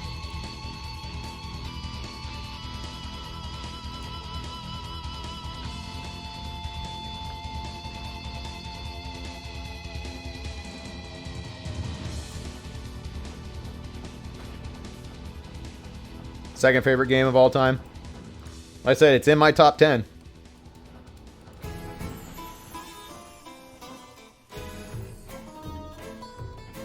It does everything. It's got a ridiculously unique battle system.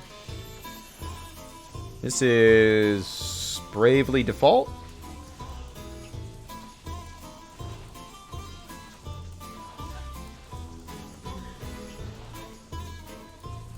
Sounds like Bravely Default.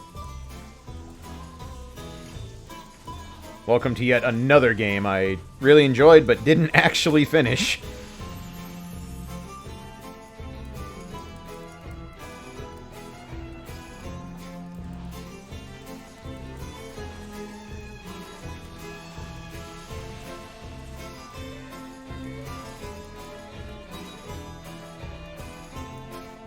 If Des Moines ever got bike shares, would you be in trouble? Nah. We're never gonna get bike shares, though. It's not...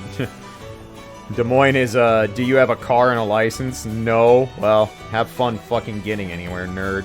Because our public transport is ass, and the weather's too terrible to ride a bike a lot of the time.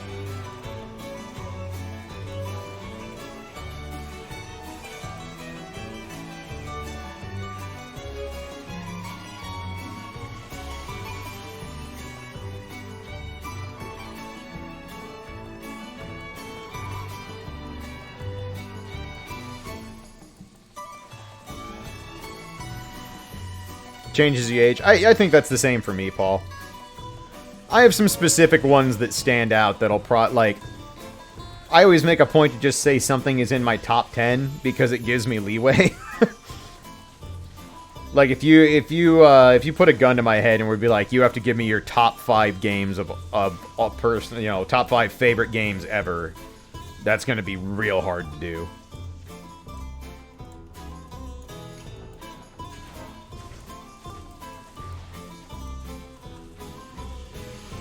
But I know The World Ends With You is in there somewhere. Ninja-kun and what else? God damn it, Rom.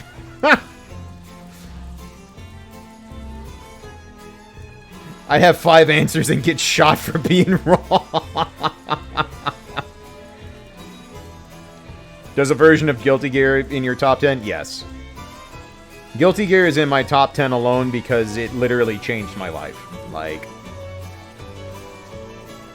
Without Guilty Gear, I wouldn't know a great deal of my closest friends scattered across the world. I would have never gotten into speedrunning if not for Guilty Gear. Because fighting games led me into speedrunning. Like, yeah. Guilty Gear is absolutely in my top 10. If you asked me to pick one, it would be Slash, because that's my favorite version of Guilty Gear, but... realistically, it can be any version of XX on that occupies that spot. Well, no, that's not true. It would realistically either be XX because that was what got me into the series, or it would be Slash.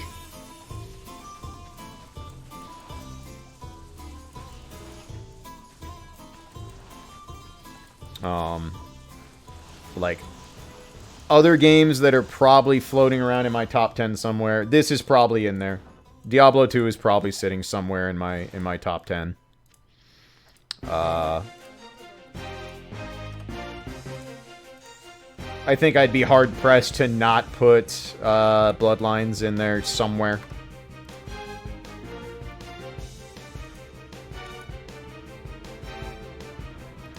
And then some other stuff is in there somewhere.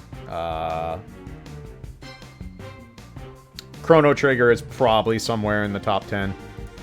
Which I know is like ultra cliche to a lot of people, but sometimes cliches exist because they're true.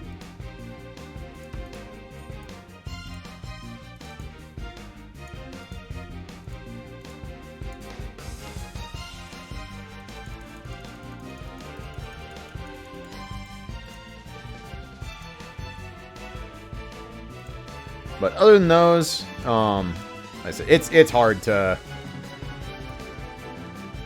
like actually systematically list out my top 10 is a tough challenge. You mess up my mustache. I don't really want to put you in there. Screw it. Sit on the ground. I don't need that many EO runes. What about Polybius? Damn. There's a deep cut.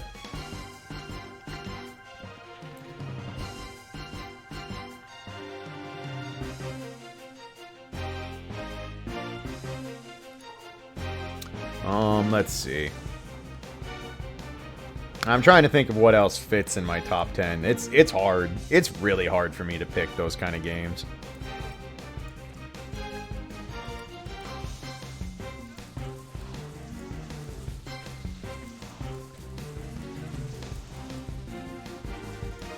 I'll show you fitting the top 10. Never mind. I gotta go. My mom's calling.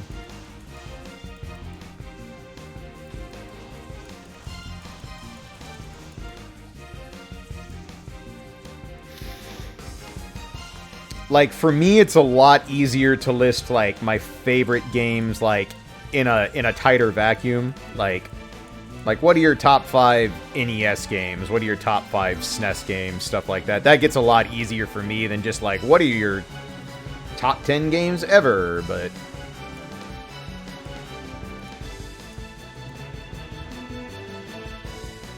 and my list has definitely fluctuated over the years. There would have been games that one point would have been I would have slapped in my top 5 without even having to think about it.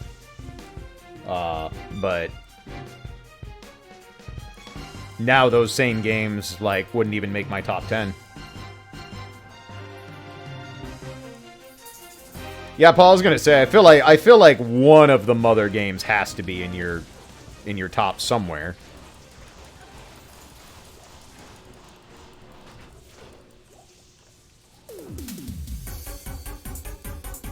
Top 5 you played in the last 5 years. Whoops. Good job. I'm just gonna go... We're gonna go fix that. That was dumb. Played in the last 5 years? Does that mean they have to be released in the last 5 years? Or games that I played for the first time in the last 5 years?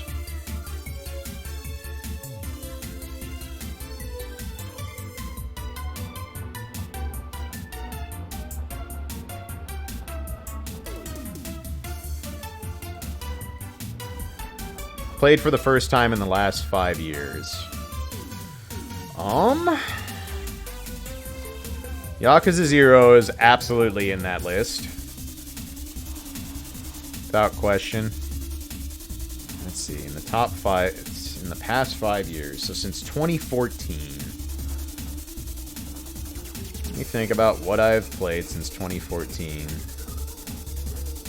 Yakuza 0. Persona 5.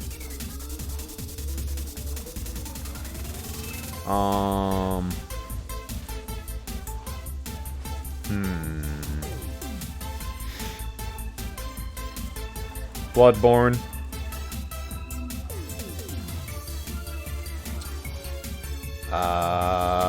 That's 3. Let's see. What else did I play for the first time in the last 5 years that stuck really hard? Not Ethereal, don't care.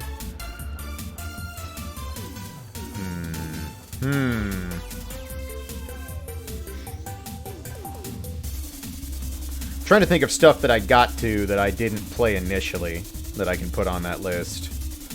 I don't think I can put Breath of Fire 3 or 4 in the top 5, although I did greatly enjoy both of those. Oh, Undertale. Undertale's in there for me. Again, say what you want about the series or whatnot, or cliches, but Undertale's absolutely in the top 5 games I played in the last 5 years.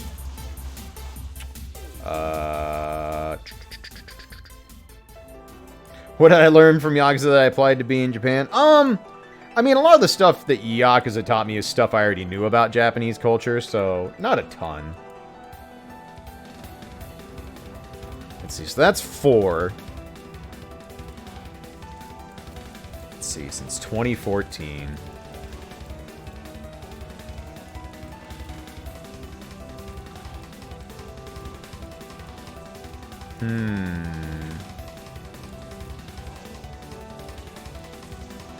How many Toho games have I beaten? None, but I feel like I should probably play them at some point, considering how many metal covers of Toho songs I enjoy. I feel like I'm kind of being a half-ass pseudo-fan. What is my 5th of the top 5 games I've played in the last 5 years? I'm going through each year in my head right now of stuff that really, really stuck with me.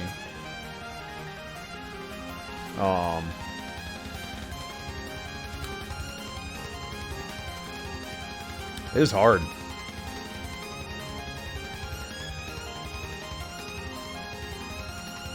Tekken 7's really good. I don't know if it's in my top 5, but it's a great burn. I already put Bloodborne in, Zach. Tekken 7's a worthy choice, though. Xrd came out in 2014. Xrd is definitely a candidate, without a doubt.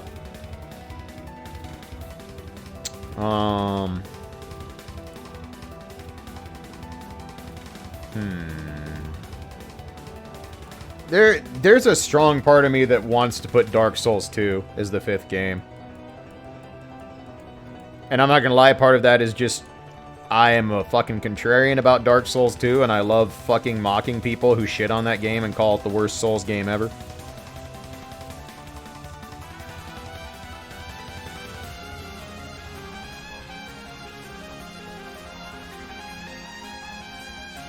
And I legitly really, really love Dark Souls 2. I don't know, that might be it. There's a good chance that might be it.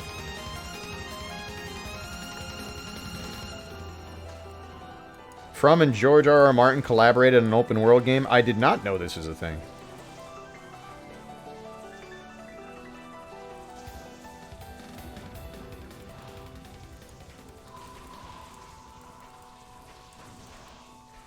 Yeah, I think, honestly, just because those are the 5 that came into my head from the last 5 years, I feel like that should be it, because all of them popped into my head for a reason.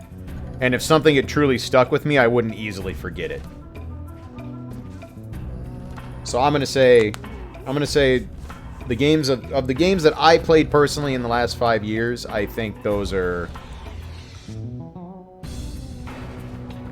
probably my top 5.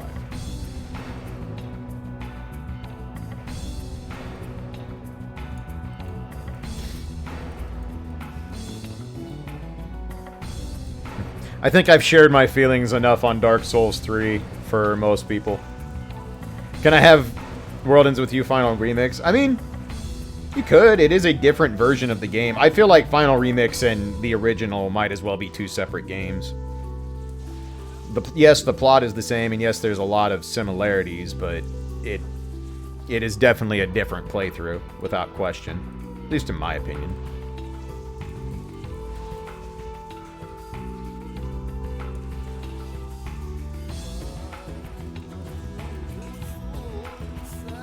But, yeah, like I said, I think my feelings on Dark Souls 3 are well documented at this point.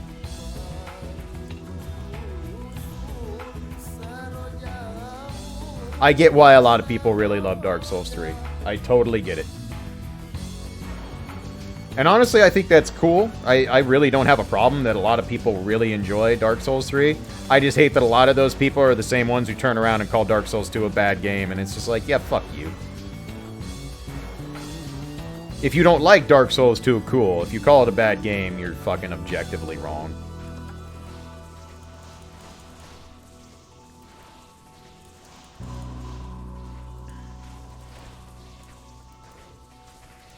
Yeah, I can't think of a single Switch game that's stuck with me. Truly. I like Breath of the Wild. Like, I enjoyed the 30 hours I put into it, but open world fatigue got to me, and I will almost certainly never finish it. Almost certainly never finish it.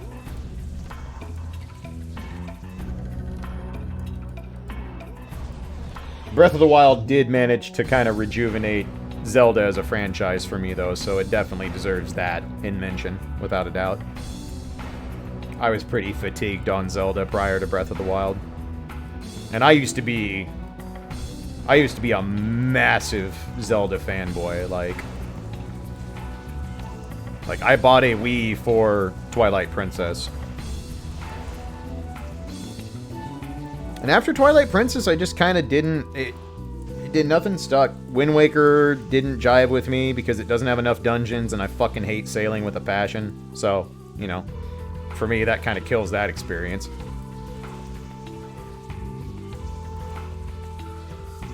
But I just get open world fatigue in general. I have finished almost no true open world games. Wind Waker was pre-Twilight Princess, correct.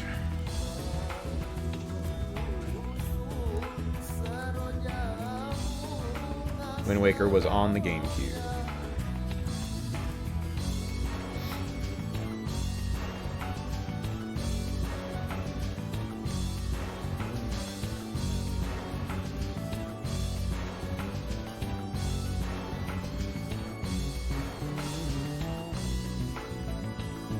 Yeah, I've heard Horizon is like open world, but but it's open world with a bit of a... with less deviation, which I can deal with that. I have Horizon. It's probably something I'll play at some point. I got it for $10 for the Game of the Year edition. There was one of those like, I don't know when I'll play this, but $10.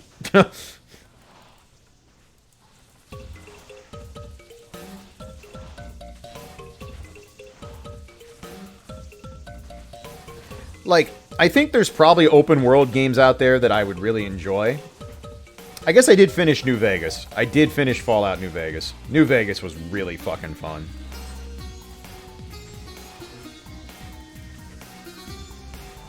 And then Fallout 4 was just... nope. Nope, nope, nope. Nope, nope, nope, nope.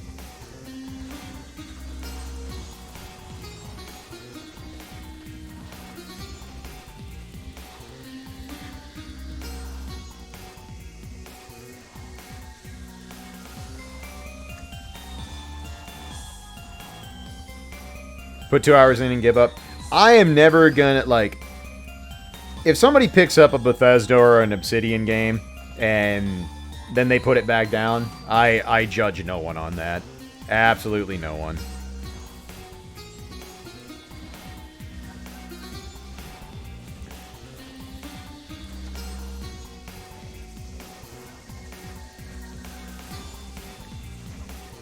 Fujin, what are you doing, bud?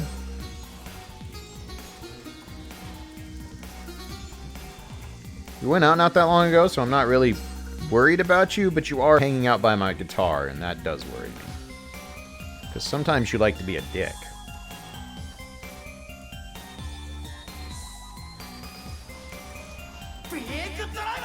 Biku Driver. Reno, welcome back for 43 months. It's a long fucking time, my dude. Thank you so much. Definitely appreciate it. 236, hold H. Yeah, buddy.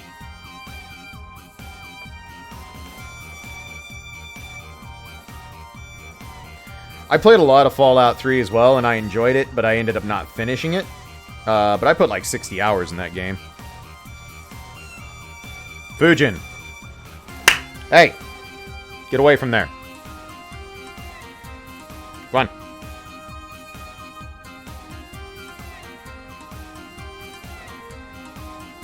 You do not need to mess with that.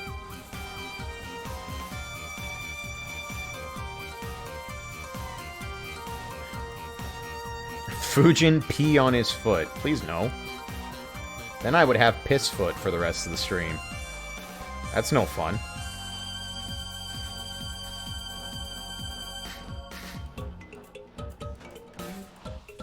Yeah, like, the open world thing just got so old for me real quick. Because a lot of game designers starting using open world as their way to be super lazy with overall game design. Because originally people looked at open world, it's like, oh my god, this gives so much freedom, and there's... like, it allows for more creative set pieces, or all this kind of stuff, and then it went the exact opposite. People used open world as a way to just fucking be super, super lazy, because all you have to do is create space. You don't actually have to create nearly as much content. And that, for me, was really boring, really fast.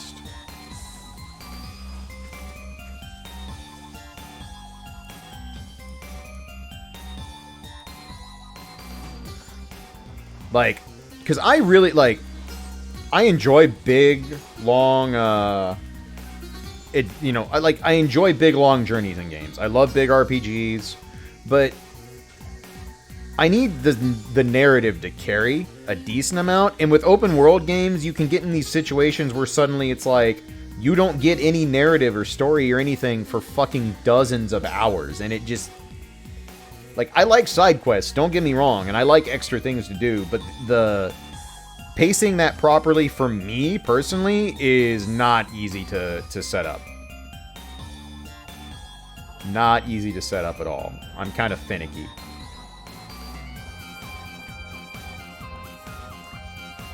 That was one of those things, like, everybody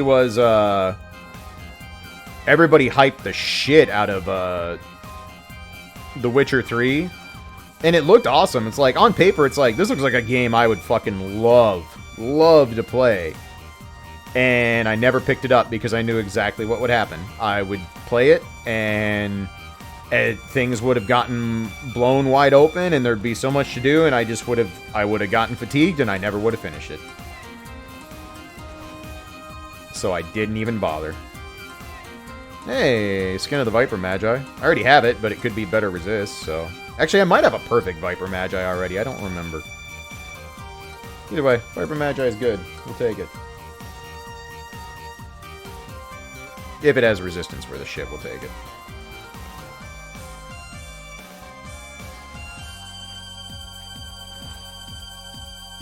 Main plot's really well paced if you don't get sidetracked. That's the problem, is I have such a problem not getting sidetracked, because I'm just an OCD moron like that.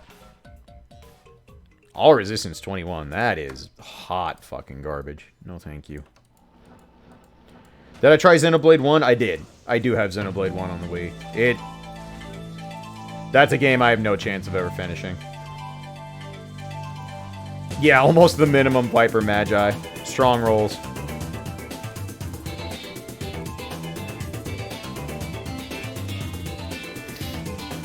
I put like 30 hours into Xenoblade 2, and it was the same thing. I'm just like, I can't, man. Also, I kept waiting for Xenoblade 2 to really actually grab me, and it just... the story just didn't do it. I like the character designs in Xenoblade 2, but the characters just... I don't know, man. It's just... it felt too Saturday morning anime for me to actually get into it. And I say that as someone who usually is a fucking sucker for Saturday morning anime kind of shit.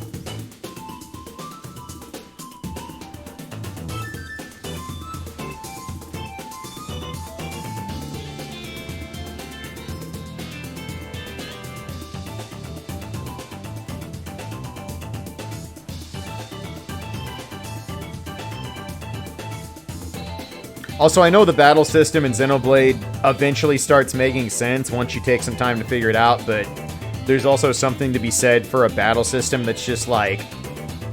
when I'm playing a game that I'm probably going to sink 100 hours into, I'm very okay if I get some battles where I don't have to put 100% of my focus into getting through the battle. Like, I want to be able to actually kind of autopilot some shit once in a while, and Xenoblade 2's battle system does not let that happen.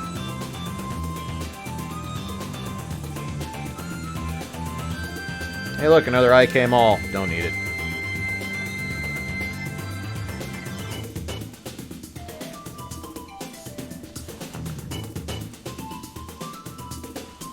Also, the whole, like... I don't know. Hey, Zweihander. We got a lot of drops this run. Too bad it's stuff I already have. I'm almost positive I have the Zweihander already. Oh, maybe I don't have this yet. We'll take it back. I could be wrong. That might be a Grail checkoff. We'll see. I really should start using that website that lets you check off your Grail.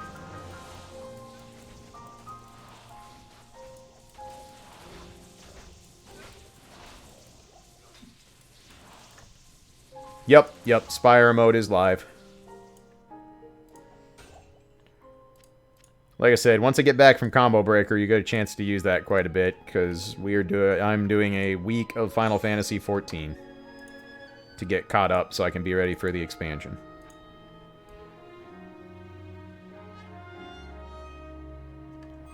The crappy Halloween candy of the set items. You're not wrong, Angry Panda. You're not wrong.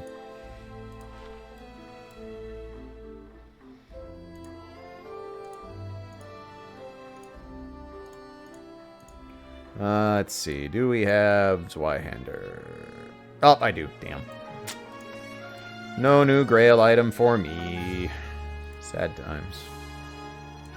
That charm sucks.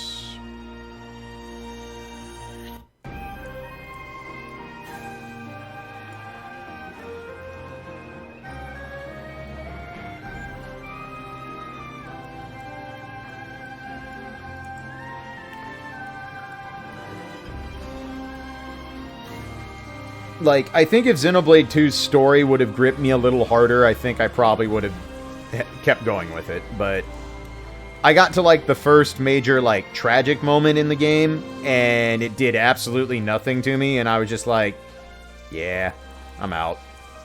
I'm out.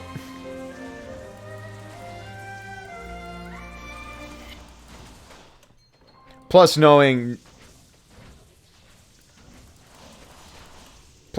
like, the amount of gacha rolling I was going to have to do for the rare blade, it's like, I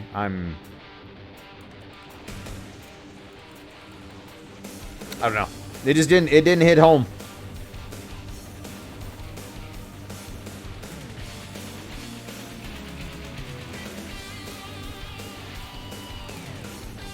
It's also, like, it's really hard for me to judge any of the Xeno series stuff fairly, because I'm such a fan of Xenogears, and none of the stories will ever live up to the experience that Xenogears was the first time I went through its story. And don't get me wrong, Xenogears has really bad translation issues, and it's a flawed game with a flawed narrative. And I totally understand why a lot of people do not enjoy Xenogears. But it was a game that really hit home for me when I played it as a teenager. It was one of the first RPGs I went through all the way with Kara. Yeah, I already have the Silver Edge Axe. So. Yep, Xenogears is 75% of the game. Honestly, like, if Square wanted me to just loyally buy their products for the rest of my days, then fucking give Xenogears a full HD port and finish the second part of the game. And it would be like, yep, you got me. You fucking put the hooks in, you win.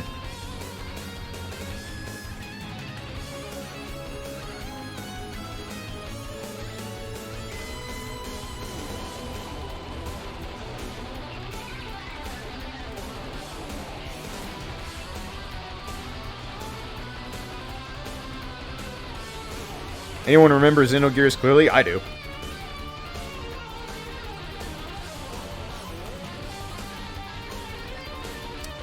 I read the entirety of the book they did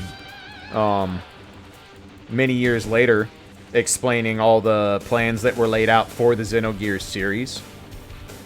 Perfect Works, yes, that's what it was called. Thank you.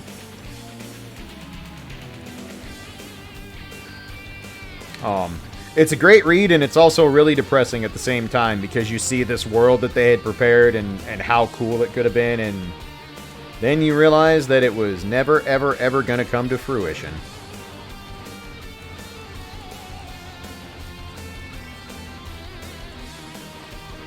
Because something a whole lot of people don't realize is that Xenogears was literally episode 5 in a story. Which, again, is flawed. It's kind of a weird thing to dive your players into, quote-unquote, the 5th episode of an epic fucking universe you're creating. And have that be their introduction to it, but...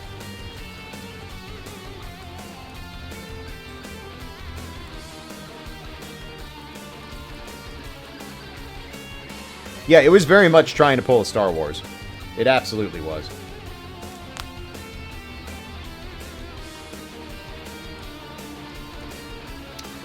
Xenosaga has tiny bits and pieces of Xenogears in it, but they are completely different. Xenosaga really doesn't do anything as a follow-up. And Xenosaga I couldn't get into. I played the first one, got to the end of the game, and was just kind of like, yep, this wasn't Xenogears, and it ain't gonna be Xenogears, and I was done. It had kind of a modern take on Xenogears' battle system, which I enjoyed, but that was about it.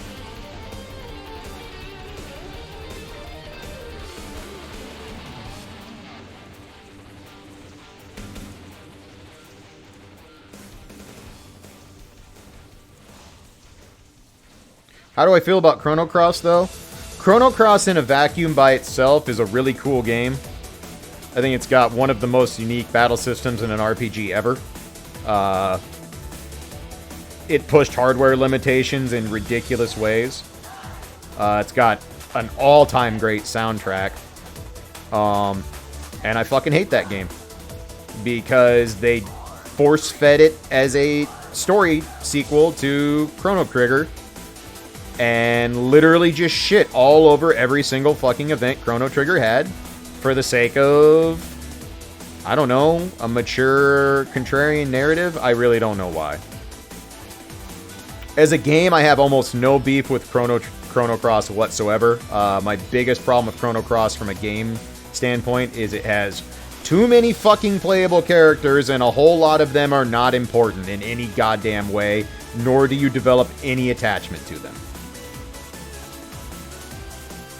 But as a story and what it does to Chrono Trigger, fuck that game. I just pretend it doesn't exist. It took me 3 different tries to play all the way through Chrono Cross.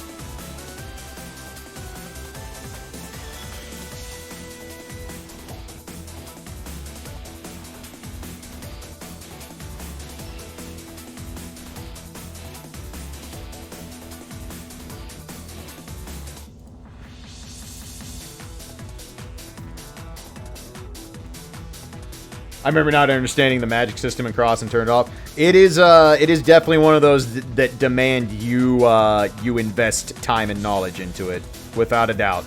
I didn't understand it very well till, like I said, like the 3rd or 4th time I played it.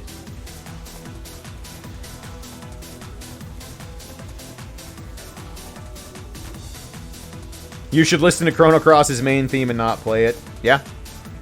Not ethereal, damn. Like I said, Chrono Cross's OST, fucking phenomenal.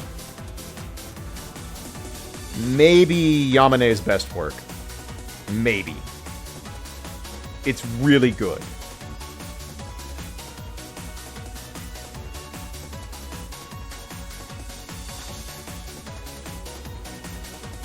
What about the bullshit to get the best ending? Yeah, that was some shit. Welcome to one of those you had no chance of doing without a guide.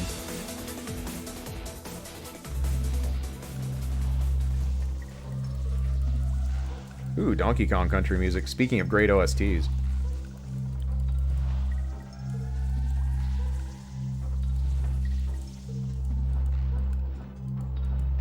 No, Chrono Cross's story and writing is fucking whatever. Just whatever. Get that shit out of here.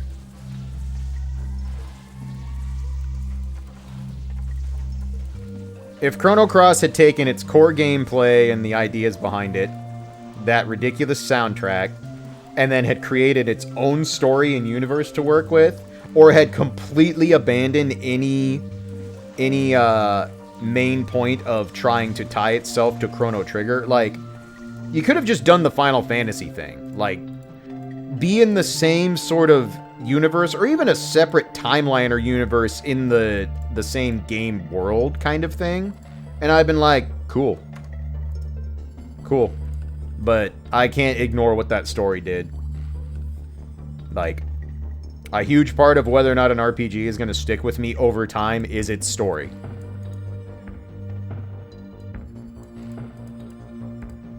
And Chrono Cross's story is fucking stupid. And honestly, like, even if, like, I wouldn't have been all about the story if they would have cut out all the direct ties to Chrono Trigger and then literally just destroying everything you did about Chrono Trigger. Because that's, like, that was definitely getting to an era of time where people started feeling like, oh, to tell a more mature narrative, you can't have the happy ending and blah, blah, blah, blah, blah, and then bad things have to happen, and things should make you sad because people watched Evangelion, and that's how you tell a mature story. Just stupid. It just... These are all my opinion, obviously. Stories are relative to everyone, just like music, but fuck that thing. Literally fuck that thing. Congratulations. Exactly. Get in the writing seminar, Shinji.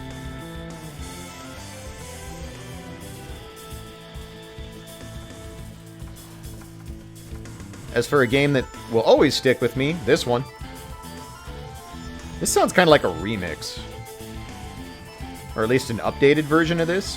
This doesn't sound like the SNES version.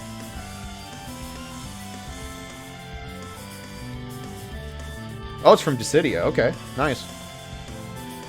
Telling a story is overrated. I mean, PJ, you're the only person I know who, like, found out story bits about Lagoon well after you'd beaten it, like, 4 dozen times.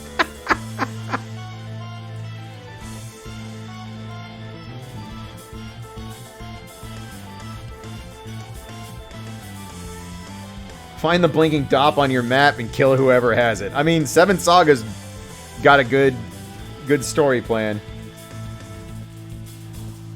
I have to hurry and learn the story for my game before GDQ runs. Yup. Yup.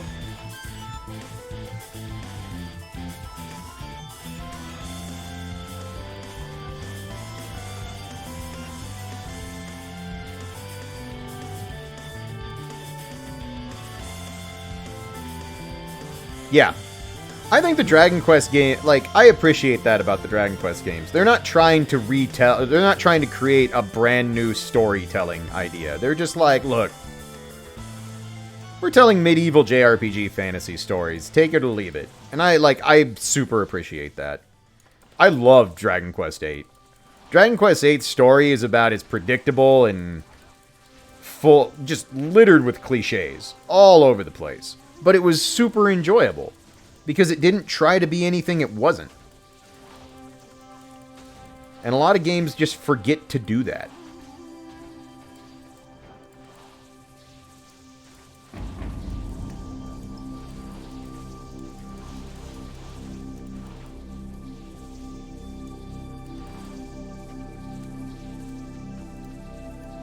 One thing I think a lot of games, games and game designers make a rather notable mistake on is they have this idea for a novel and then they try to put it in their video game. And I think video games have learned to tell amazing narratives, and there's some really, really great storytelling in video games, but you have to use the entire medium and not just your script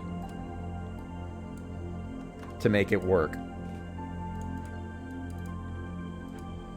And if all you have is a fucking script that belongs in a novel and you try to ham-fist that into a video game, even if it's a great script and a great story, it's probably not going to come off with the impact that you're hoping for.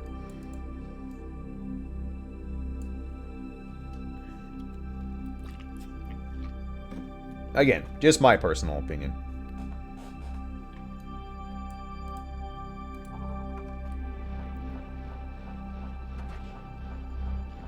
Like, a perfect example is the way the Souls games tell story. Like, not everybody enjoys the lore aspect of Souls games. I totally get why. But the Souls games spin an interesting and fairly deep narrative without cramming a script down your throat. And for my salt, Dark Souls 2 does the best job of that. Which is another reason I really like it. I really, really enjoy the lore and the story behind that game.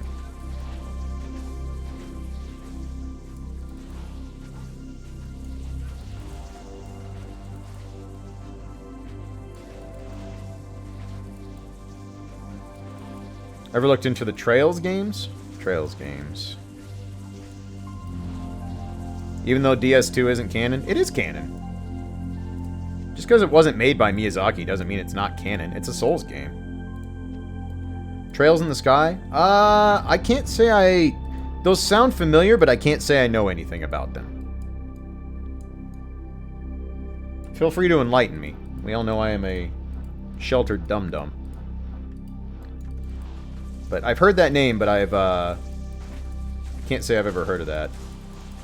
Or, I mean, I've heard of the name, but like I said, I don't know anything about the series.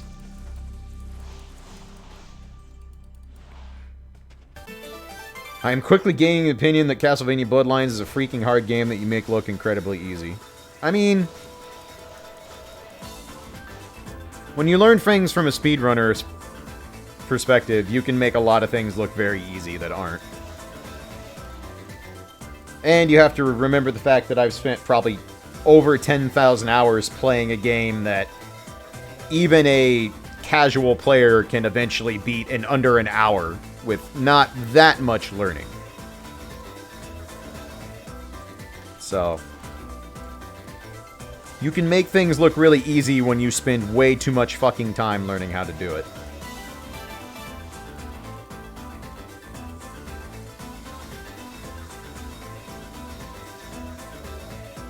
But you're not wrong. Bloodlines is not an easy game casually. Not at all.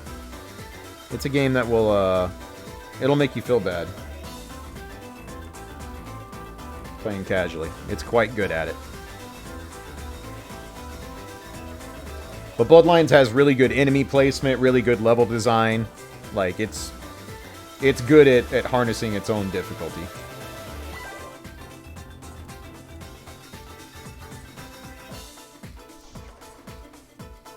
I mean, the thing is Dark Souls 2 and 3 take place in completely different areas.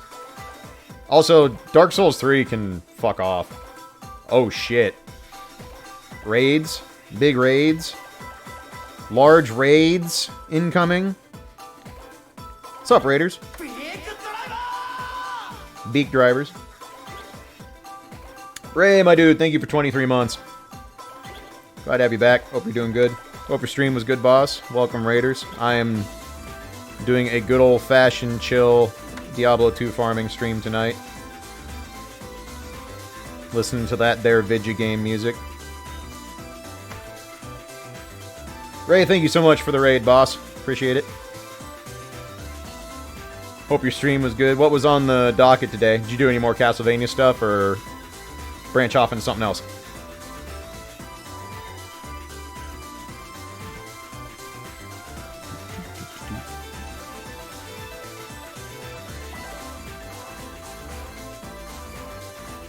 Oh, Borderlands 2. Alright. Nice. What class you rocking in Borderlands 2?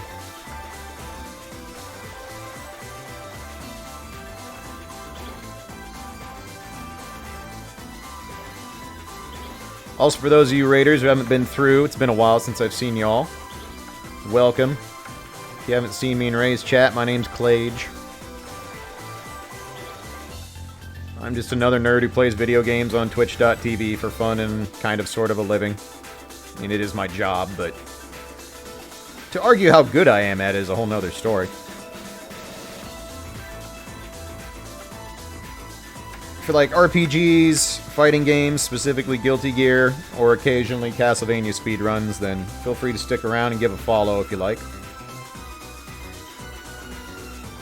Also, if you just enjoy general idiocy, then you'll fit in right at home.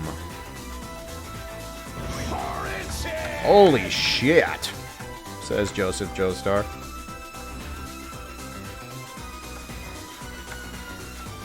Some raiders might have just gotten hooked up. Okay. Well then, I see. We're going to be making a lot of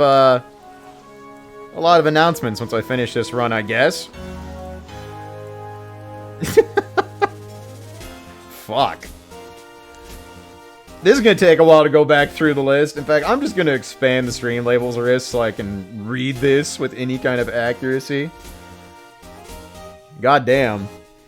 Dastrin and Velociraptor, thank you so much. Well, Raiders, enjoy. We're gonna make through quite the list here. Dastrin, thank you for the 10 sub gifts, my dude. Appreciate you as always. What we got here? Oh, you get to hear me mispronounce people's Twitch names. That's always fun. Poor Izard, welcome to you. Red Debut, welcome. Baka Squared, I like that. That's a solid Twitch name. Welcome to you as well. Super FX, welcome back for 4 months. Good to have you, buddy. Bada Bang 97, welcome. Red Smith Martin, welcome to you. Baka Kazu X, welcome to you. Tex Nation 1, welcome. The Real Groovy, I like that one too. Solid Twitch name. Welcome. Strix, welcome back for 7 months. Glad to have you. That list is all of Dastrins. Thank you so much. Velociraptor, thank you for the 20 sub bomb. Appreciate you very much. Let's see. Nebularius, welcome. Eldritch Mecha, welcome to you as well. Nuka-Cola 77 Woo 1977, welcome. Nihilus Gamer, welcome to you. Dying Duck, welcome. Clever Dog, welcome to you as well. Justin 2552, welcome. LFC Letters, welcome to you as well. Gameslave HH, welcome. Deru, welcome to you. A Wild Snorlax 1, welcome. Hero Was Taken, welcome as well. Amarezo, I'm gonna go with Amarezo, probably butchering it. Apologies if I butchered any of your names, feel free to correct me. Welcome to you. VCat72, welcome. Frisbee, welcome to you. Zork Grandmaster, welcome as well. Gypsy Danger 86, welcome, welcome. Saya, or Sissa, whichever. Probably fucking that up. Welcome as well. Probably Elise, welcome to you. And King Hyperbole, welcome. Has a lot of gifted subs. Those of you who are raiders, are new to the Clutch community, or just got hooked up on the gifts, allow me to give you the proper Clutch welcome that we do around these parts. Also, Mobius Cat, welcome for... God damn it.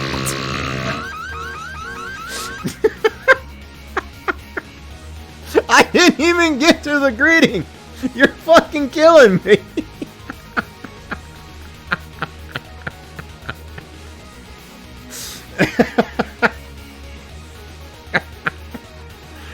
I'm also a fucking child who laughs at his own notifications, as you were all learning. Oh, Mobius Cat, welcome back for 20 months. Thank you so much. And Dastrin, thank you for the fucking car alarm. Not even letting me get through proper introductions.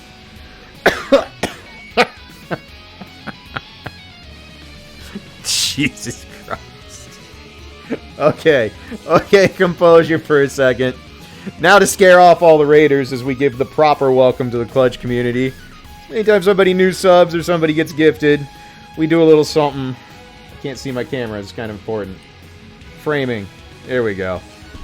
Like this. Hello there. Congratulations on your gifts of becoming 25% more efficient at making poor life choices. Square times 10, 10 times 20, then belch. Square. Enjoy your emotes. Check out the sub Discord if you'd like to. Velociraptor Dastrin, thank you so much. Karad, thank you for the 600 bits. And the Potoo belch. Appreciate y'all. Thank you so much. Raiders, hopefully you stick around. Appreciate y'all dropping by. It's always a pleasure to see you. Ray, thank you again. As always, my dude. Whew. Alright. That was a lot of things that happened in succession.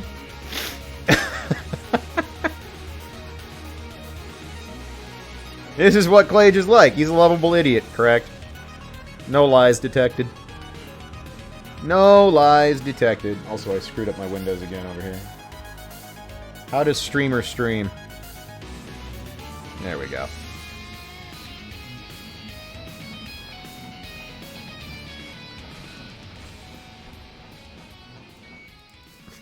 Lovable in quotes. I mean, I'm lovable. You just have to also be an idiot. Or my wife, whichever. There's only one of those, though. That position's been filled for a very long time. So, basically, you just have to be an idiot.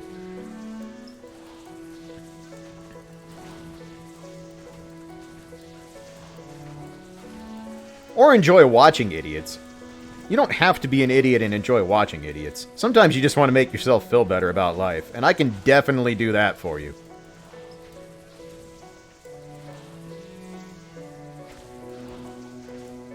Yeah, fucking belch timings for the Resident Evil 2 playthrough were... Pretty sure I still have some PTSD from that. I probably should have went to therapy. Probably should have, but I didn't. Therapy's expensive. And why would I go spend my newly found Twitch wealth on therapy when I can just hoard it and then, you know, be traumatized? That's a smart thing to do, right?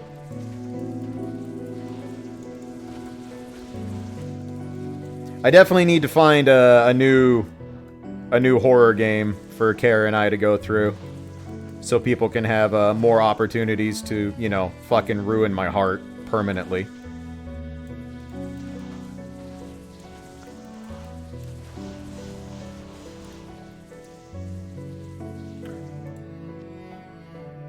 Are the dog emotes my dogs? Yes, they are, actually. They are, in fact, my dogs. I just heard one of them wake up. I could see if Hime wants to come jump on stream again. Hime, was that you? Did you wake up? Judging by the lack of reaction, that was probably Fujin, and he's not coming even if I call him, because he's a chihuahua. And he does what he wants. Yep, this is my sorceress, just doing some magic finding. I'm, been searching for a specific weapon type to put the Grief rune word in, so I can start my, Smiter Paladin to farm Uber Tristram and stuff like that.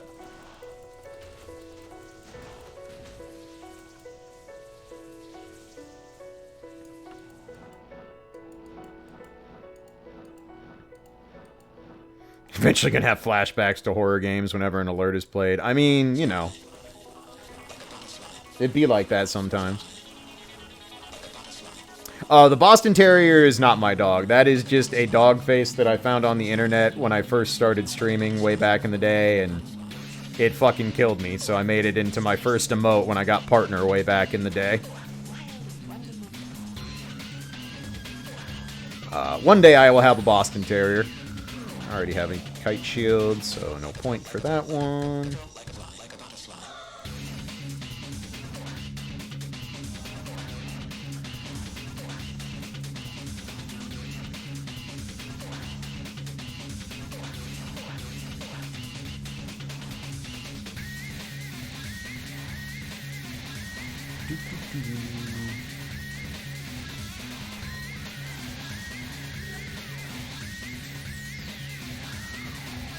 Put an ad on Craigslist, wanted the dumbest Boston Terrier puppy you got. Pretty much. Pretty much. One of these days. My puppers are a little too old to add a new dog to the family. Fujin would be less than plussed if he had to share the bed with another dog at this point, so... but Hime's 12, Fujin's gonna be 13. 13 is gonna be 14. He'll be 13 on July 4th.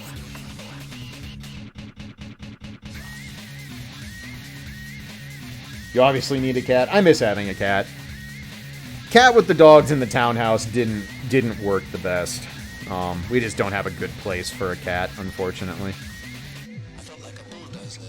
But I can go visit my sister and my mom's cats when I want, get my fix. And everybody in the Discord does a good job of making sure to keep me entertained with their kitty cats.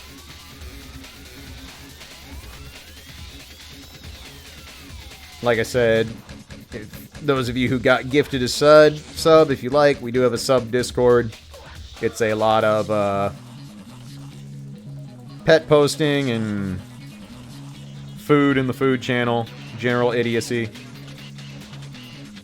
I said, if you're into fighting games, there's channels specifically dedicated to fighting games and Guilty Gear, if you're interested.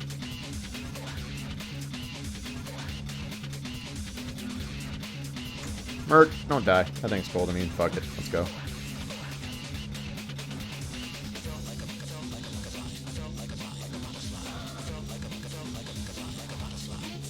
We have 2 channels. One for Guilty Gear and one for everything else. Something like that.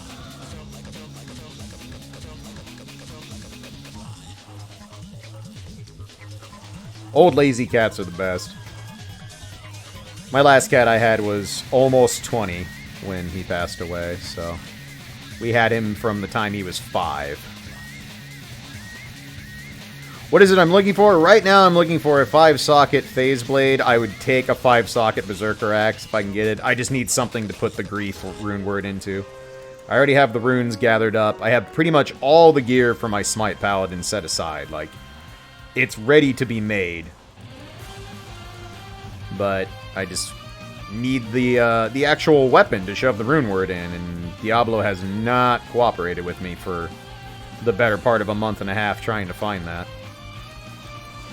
But this is the fun part about playing a single-player Holy Grail account, is there's only one way to get stuff, and that's to find it your damn self. What's so special about Grief? It's ridiculously high damage for a one-handed weapon. It ignores defense, and it prevents monster heal, which is a huge thing when you're fighting the Uber bosses, because it keeps them from healing up while you smite down their giant health bars. I picture Diablo himself personally chucking and giving you the wrong loot. It's about right. It's pretty accurate.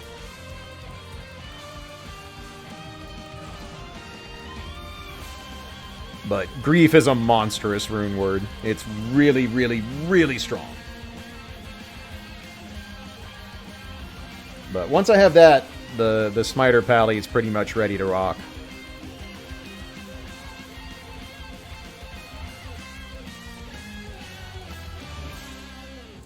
I already have the set longsword, so we don't need that. Hey, Breath of Fire music.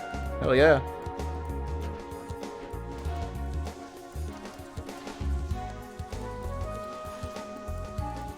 Nope, Grief does not work with Vengeance. Vengeance is one of those skills that's really cool, but unfortunately doesn't play well with the way Diablo got updated in the later patches.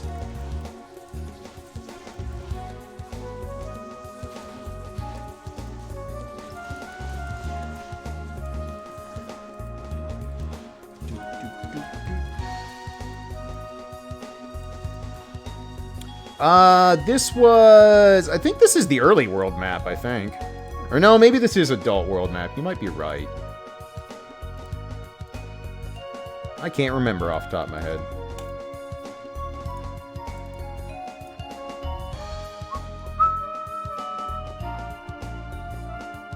It's a little less upbeat, so yeah, I think this is after you become an adult. That sounds right. That's trash. That's trash. Gem can go in the junk gems pile. What makes this a good farming spot? So, the Ancient Tunnels, which is the particular dungeon I'm farming right now, is one of the Treasure Class 85 areas in the game. Once you get to Treasure Class 85, because what can drop from a specific area is based on whatever treasure class is assigned to that particular dungeon. And in this case, when you get to TC 85, or is it 87? Might be 87. I can't remember if it's 85 or 87. It's whatever, it's a specific number.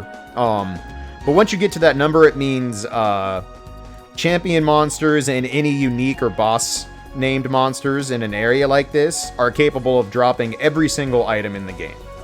So, for one, when you're doing the Holy Grail search, which is, again, trying to find one of every single unique item in Diablo 2, and one of every set item, and then making every rune word, you want to be able to have the chance to get everything dropped, because that's obviously important.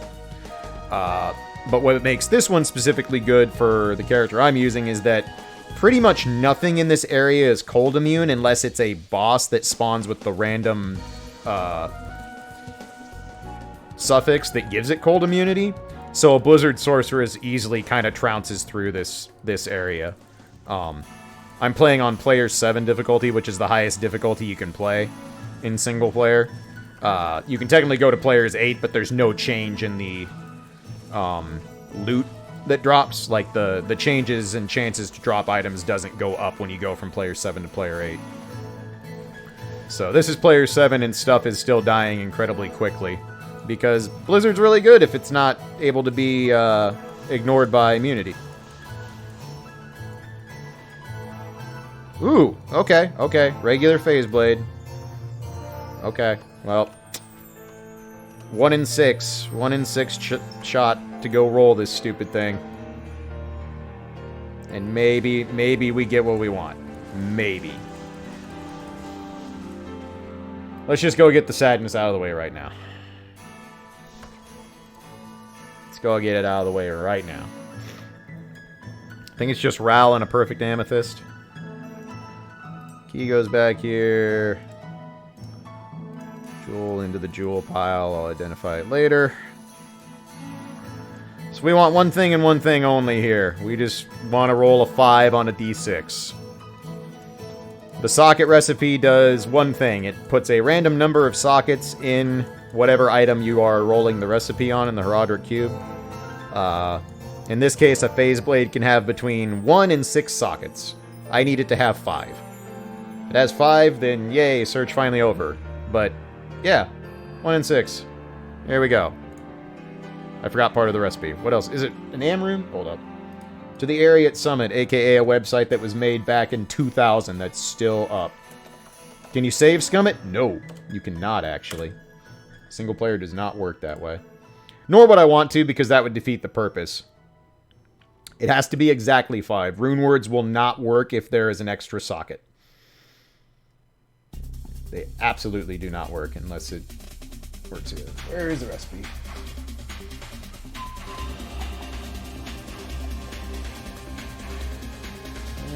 Let's see.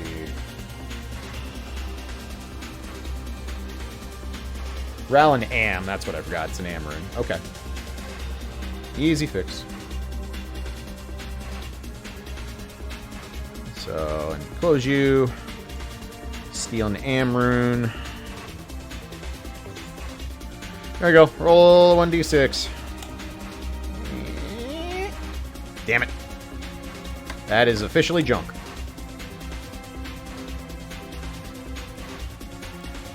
Alright, we got through the sadness. Back to farming.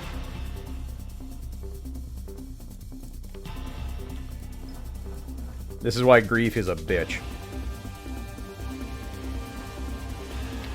There's only 2 ways to get a 5-socket Phase Blade. It either has to naturally drop with 5 sockets on its own, or you have to get a basic Phase Blade. Can't be superior, can't be cracked, or anything like that. And then, yeah, roll the 1d6 and get lucky.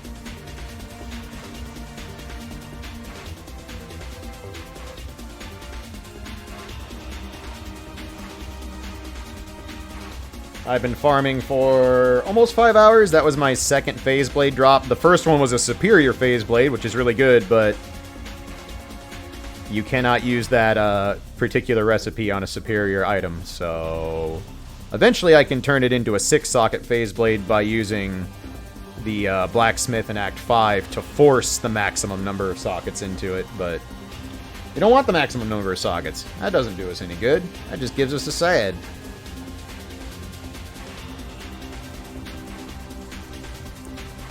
RNG is a bitch like that.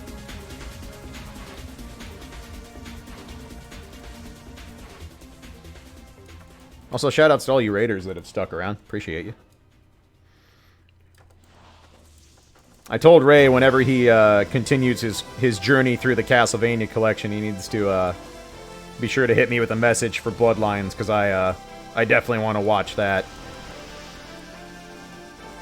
More than anything, I want to watch him after he beats the game. I want to watch him watch a speedrun of it. And drop all the what the fuck just happened moments, because that's always fun.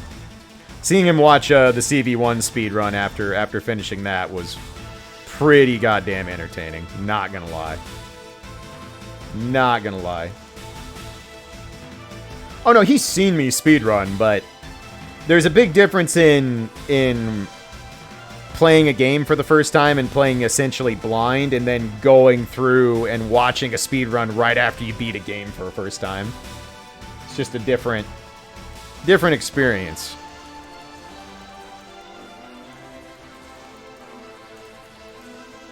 I've never played Ikaruga. Well, yeah, okay, that's a lie. I have played Ikaruga briefly, but for like 5 minutes. It's a really cool idea for a shmup. It's one I wouldn't mind messing with one day. I really like shmups. I'm just fucking garbage at them. Yeah, teleport, he died. He died, okay.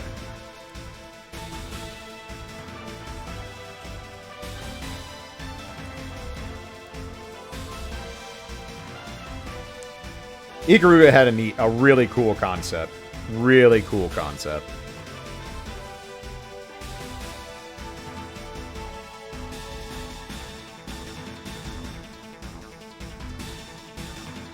I mean, watching a Taz isn't the same. Tazes are outside the limits of human capabilities.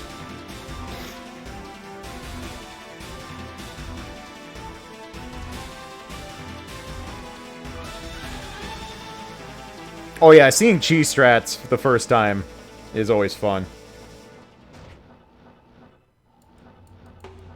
He didn't know about the color swap button. Did he actually finish the game?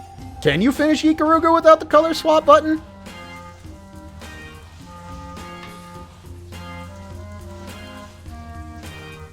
No, he raged. Okay, I was gonna say, I was pretty sure that Ikaruga is built around swapping colors. Like, I'm sure people who are fucking masters of the game can probably find a way through it. You do half damage with the same color. Okay.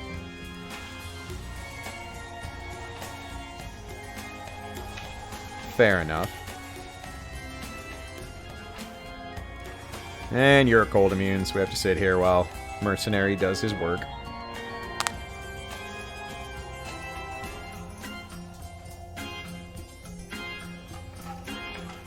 You can technically finish Ikaruga without shooting. Oh, boss's time out in that? I did not know that. That's interesting.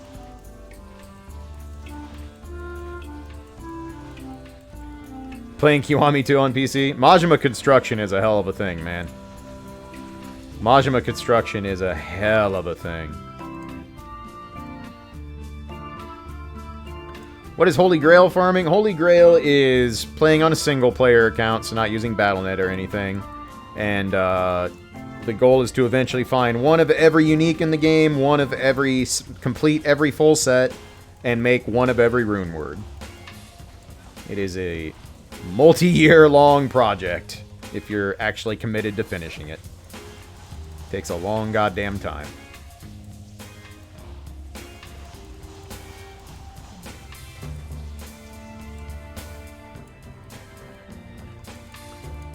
Majima's a great character. I like Majima, just a little bit.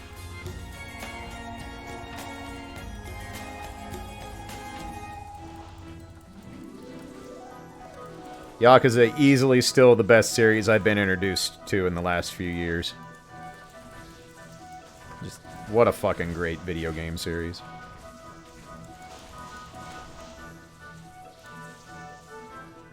God bless the Bloodlines axe. Axe is far and away the best of the normal sub-weapons, and it's not close. Axe does really good damage, it has a massive hitbox, it has a nice, slow, easy-to-work-with arc. Axe is a huge, huge friend in a casual playthrough. If you are playing Bloodlines casually, honestly, you should use the axe and nothing else, if you can help it.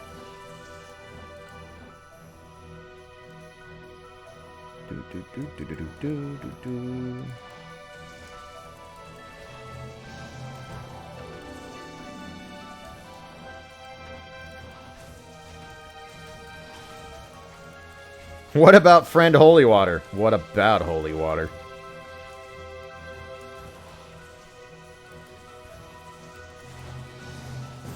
No need to thank me. Yup.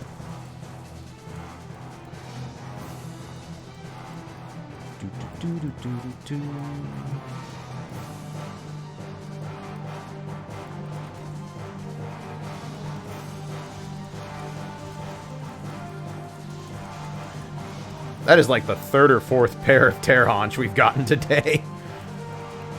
Game really wants me to have unique greaves, but I don't need them. I have plenty. Fucking cold immunes. We need more game where Klaige can wear skanklets. You mean Meow Meow shoes?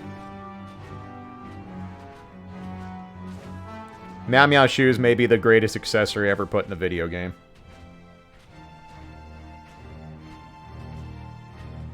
Just because they actually work during the cutscene.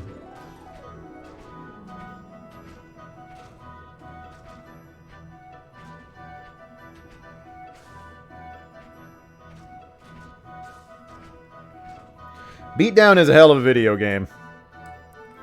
Of all the shit that Murph could have put me through with that opportunity, he picked a hell of a sale on Beatdown.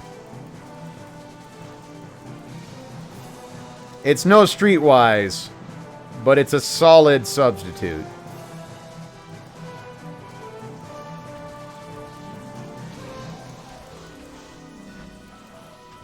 A real solid substitute. I still 100% regret not doing my initial playthrough of Streetwise on stream. Still regret.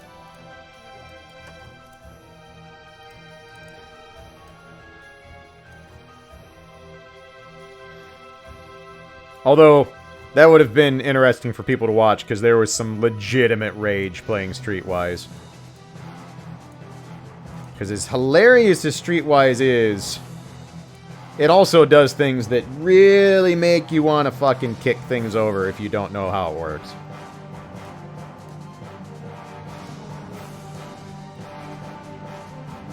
Yeah, that was basically when I only streamed speedruns and nothing else. Back in the day.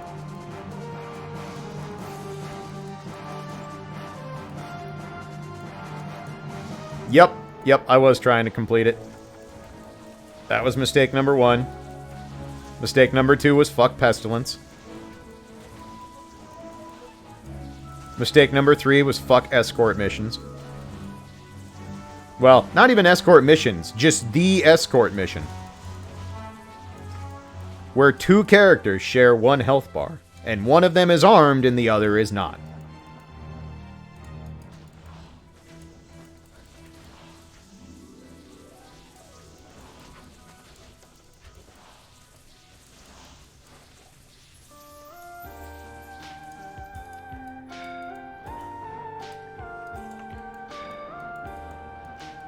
Streetwise is not a good video game, but it is a video game that is bad in all the right ways.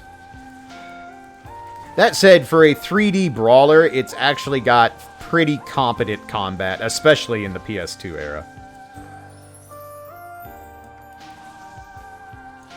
A lot of 3D brawlers do not have good combat.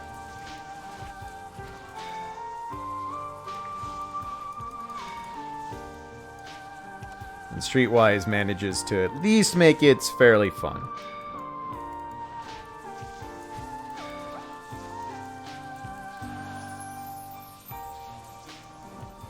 We will not sing its praises, but lip sync them. Well said, Seawolf. Well said.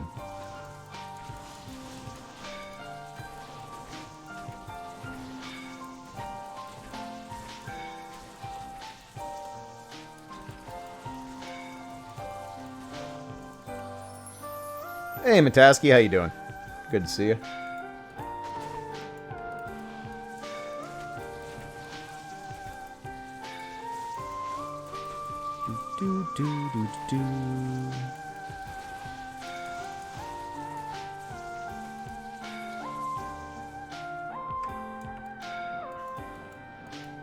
Dragon's Dogma is a game I started up a couple different times, but have never gotten all that far in it. It feels like a game that I should really enjoy. It's got some combat that definitely reminds me of the Souls series to an extent. It's got an interesting enough story to make me kind of give a shit. But it's, I don't know. For whatever reason, I never stuck around long enough to finish the job with it.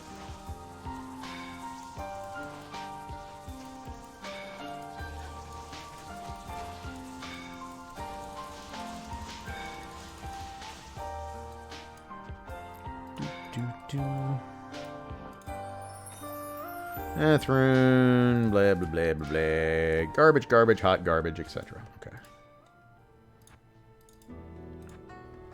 Alright. It's been a couple hours since I've taken a break, so I'm going to do that real quick and get a fresh drink and all that good stuff. So, give me like 3 or 4 minutes here, folks. Appreciate y'all hanging out. Again, Raiders that have stuck around, thank you so much. And, yeah, give me a few. I shall return shortly.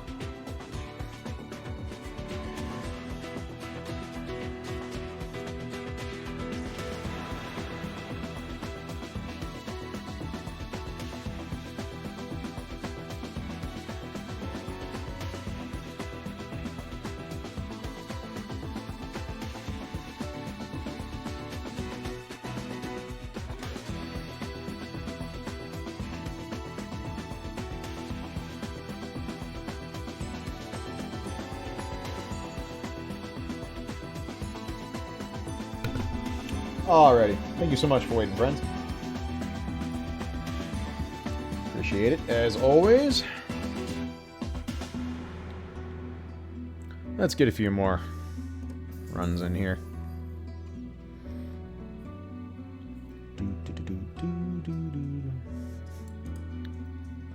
There were a lot of people that told me to check out Warframe, and I did a little research, and I was just like, eh.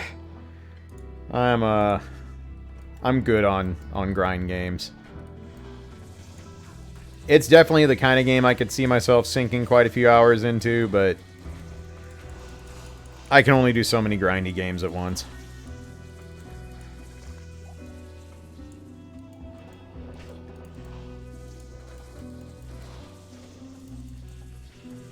Oh, really? Gives you motion sickness, Reno? I have no issues with motion sickness in anything, but that's interesting.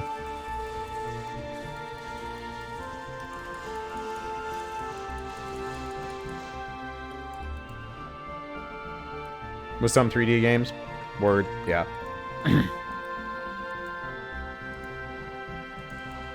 Motion sickness is no fun.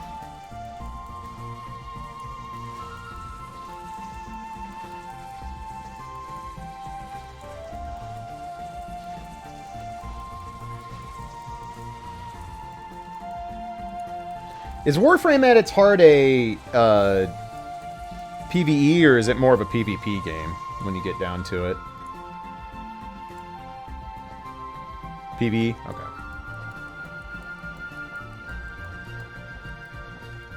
My days of giving a shit about PvP in any kind of grindy or MMO scenario is non-existent. I PvP'd in WoW for a while back in the day, and it's just like, yeah, I'm good on this. To this day, it blows my mind that people still take WoW PvP seriously. But to each their own, I guess.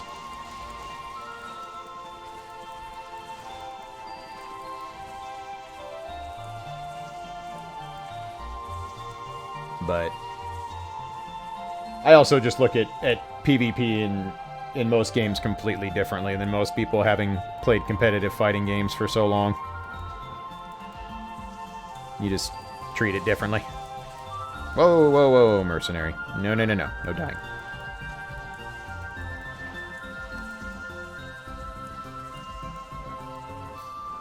What the fuck, mercenary? Quaffing potions like a bitch.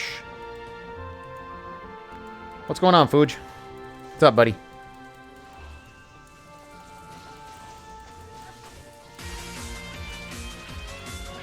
Come here. You want to come say hi to the stream?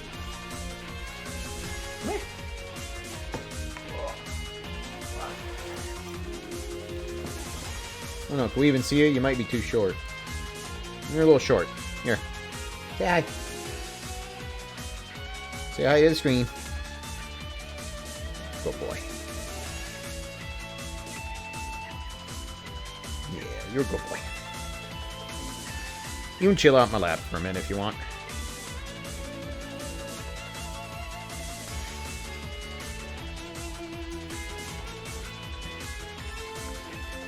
Any of you raiders that stuck around, this is Fujin. He is my 12-year-old Chihuahua. My wife and I got him the same year we got married.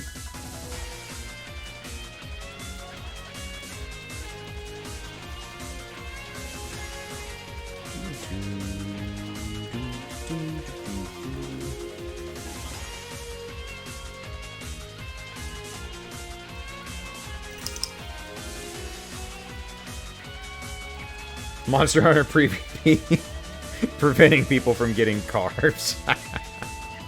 Man. Monster Hunter is another one of those series that feels like a series that should have been so far up my alley it was insane. And it just... Even World just didn't grab me. I don't know. Part of it is it's impossible for me to pick a weapon that I really enjoy. But...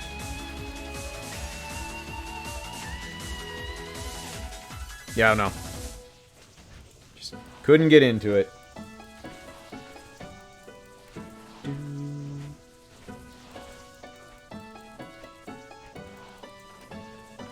Final Fantasy V.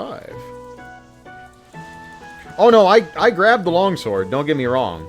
It's just the playstyle, I don't know. It's fun, I like it. But Monster Hunter in general just doesn't, I don't know. Couldn't get the claws into me. I said, it feels like a series that should just be right up my alley, but for whatever reason, it's just never really done it.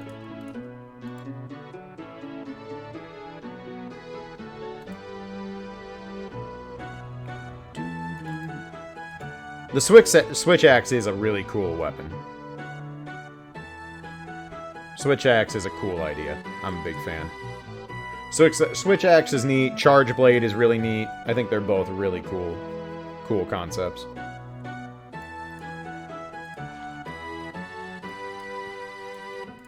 The insect glaive is also a really cool concept, in my opinion.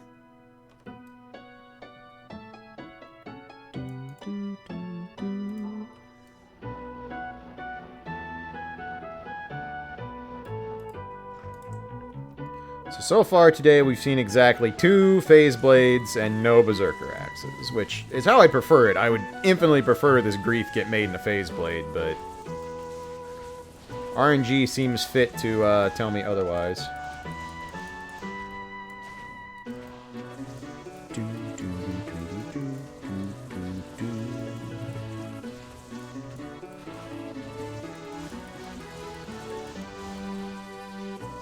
Yeah, no, I kind of figured if Monster Hunter World couldn't pull me in, I kind of feel like that's just my sign that Monster Hunter is not a game for me at the end of the day.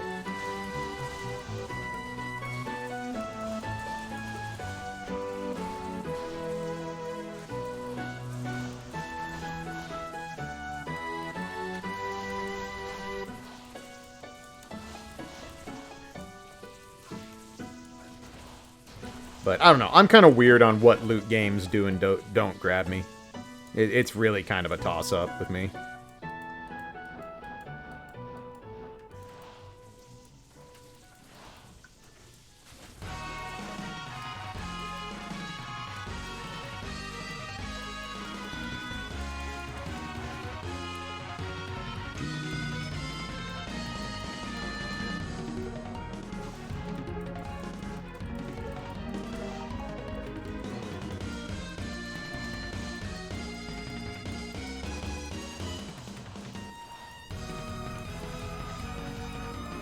This sounds like some 16-bit RPG, maybe action RPG. Kind of sounds like something out of like Tales or Star Ocean, like Tales of Fantasia kind of music. Maybe not Tales of Fantasia, but definitely gives me Super Nintendo RPG vibes.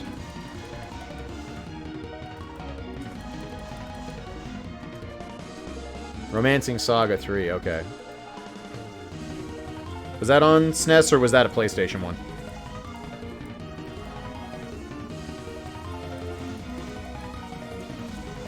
SNES? Okay.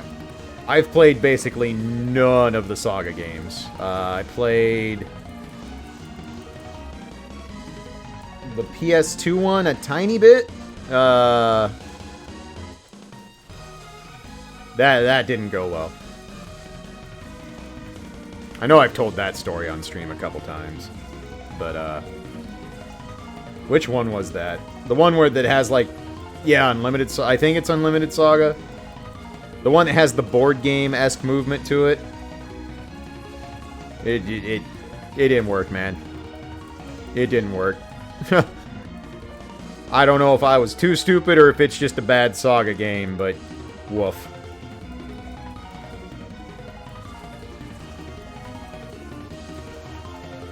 Me and Limited Saga did not jive. We weren't broskies.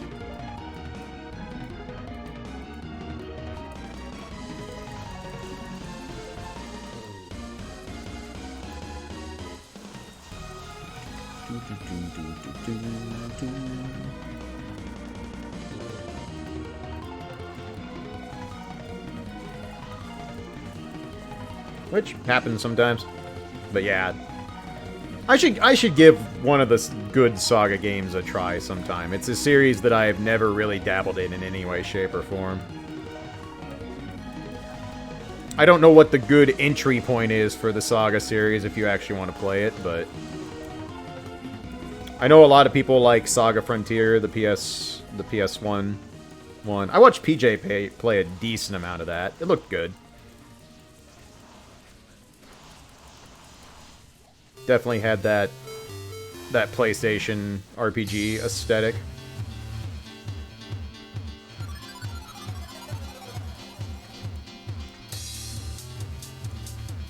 This must be from a later Donkey Kong game or something?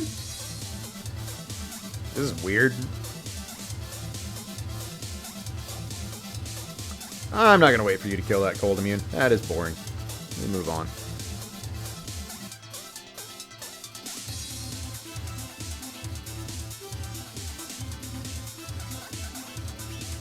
Oh, Mario DDR. Okay. Okay, that makes sense. I'm like, what the hell is this from?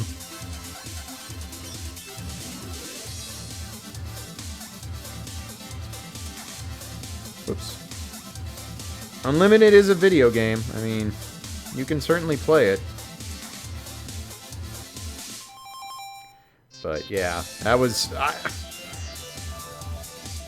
And like, don't get me wrong, I was not like a young kid when I tried Unlimited Saga. I would have been in my 20s. And so it's not like I was a...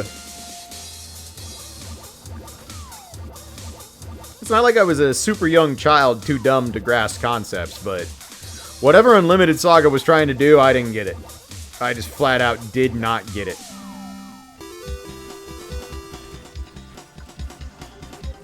I'm like, well, I am too stupid to pick up what you are laying down, video game. And therefore, I must pass.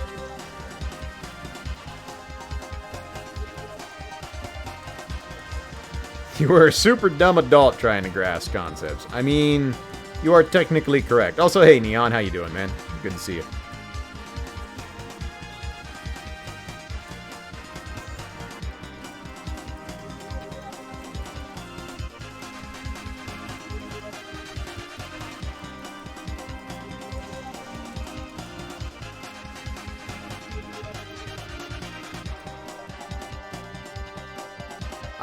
Did a lot better in Japan where board game, video games are more everything. That's fair. Fujin, you want down, bud? There you go. Good boy. Ooh, new laptop. First one had dead pixel, had to fight to get it replaced. Fuck that. Dead pixels are never... Hello? I healed him how many times? Alright, that's cool. Just don't drink your fucking potions, stupid ass mercenary. How long till Blizzard remakes Diablo 2 because they're out of ideas? I mean... The real problem is that Blizzard isn't Blizzard anymore. It's Activision with a fucking Blizzard sticker from 2002 on the front of it.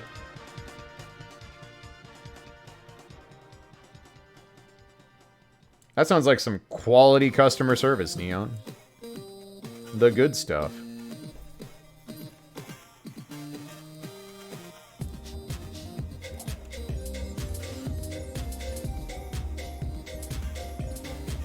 Yeah, I mean, maybe they'll do a Diablo 2 upscale, HD, whatever someday, but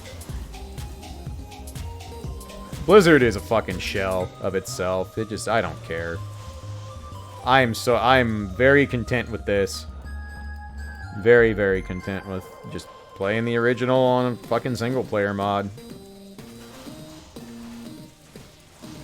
I think it's almost a lock that they're going to announce Diablo 4 this year, but I don't care, which is the weirdest thing to say because I waited for Diablo 3 for a long time, and obviously Diablo 3's launch didn't go great, and Diablo 3 was very hit and miss in a lot of ways.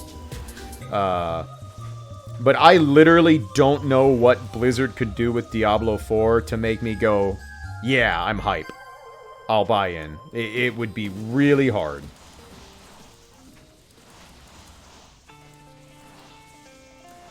Yo, random Xrd music? Really? Ha! Xrd music on Rainwave.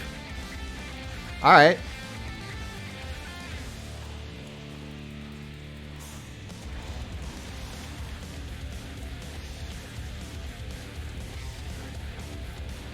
One of the better Xrd songs, too, as well.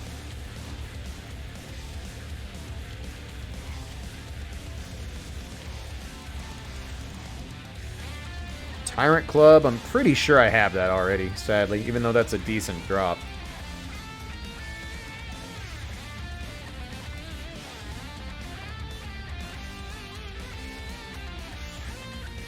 I like Xrd's soundtrack a lot, but it definitely doesn't hold on to me as tight as XX's soundtrack.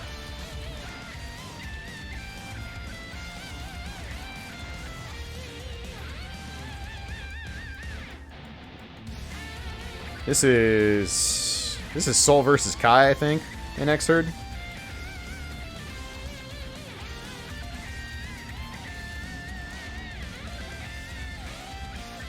If I recall.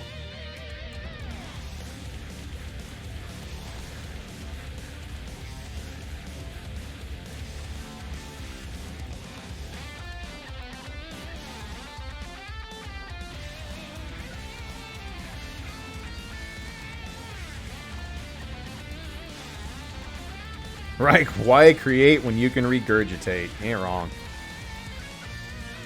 You ain't wrong. Do, do, do, do.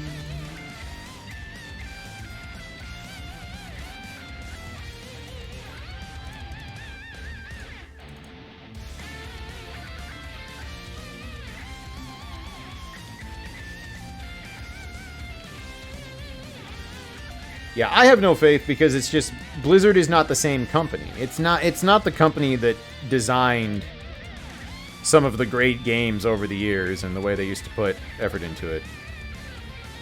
Yep, okay, I do have Demon Limb. Damn. Thought I did. Whatever. Have another one.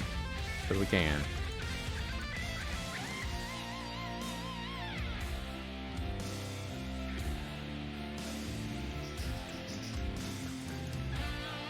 Yeah, Blizzard's just not the same company.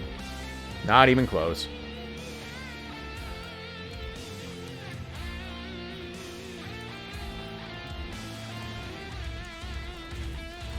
I mean, there's a reason that you're seeing, you know, Activision push the idea of Blizzard re-releasing things that were made in their heyday. Because that's the Blizzard people want. They want WoW Classic because that's Blizzard. People want a Diablo 2 remake because that's Blizzard. They want a Warcraft 3 remake because that's Blizzard. Same reason we got a StarCraft 1 HD remake. It's just, you know.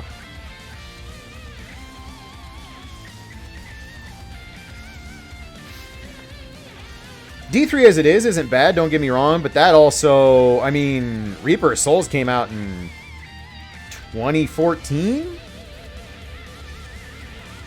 I mean, that's 5 years ago. Blizzard has even changed very drastically in the last 5 years.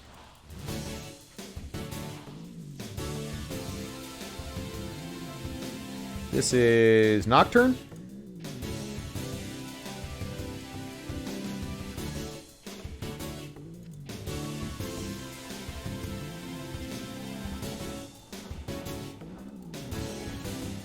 I just don't think that company has the kind of designers and the kind of, it just doesn't have what it used to. It's not there.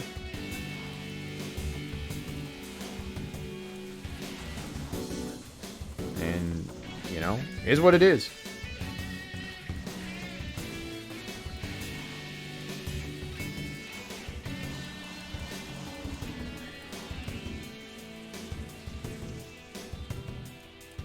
But like I said, I don't know. I I have a hard time envisioning what in Diablo 4 would be the thing that makes me go, fuck yeah, okay, you get my money, Blizzard.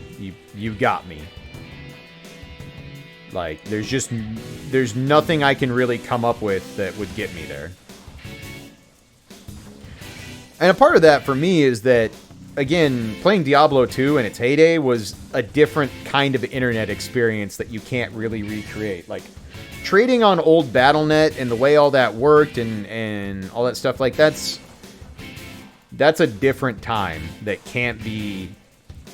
You can try and recreate it, and you can give the feeling of the nostalgia and stuff for a little bit, but it's very much a placebo at best.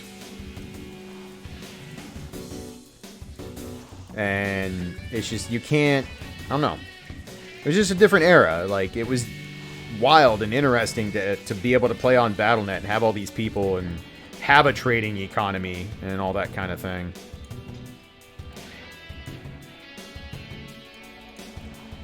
Neon, that is the Spire, the Astrologian card.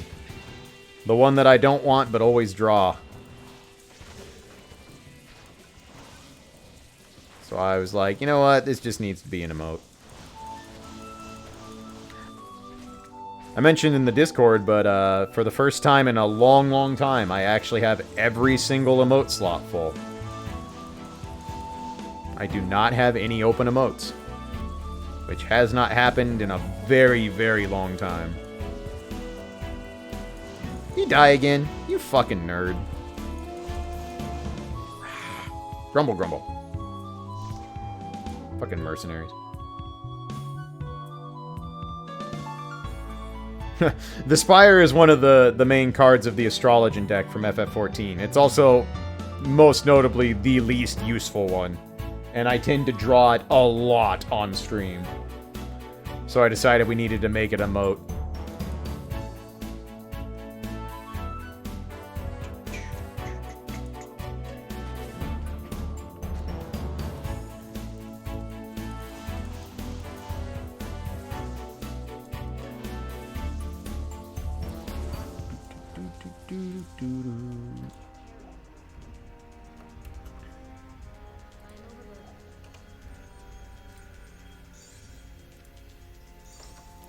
Reno, if you're in the sub-Discord, you can ask in the FF14 channel, too. I don't know if you are, but that'd be the easiest place to do so.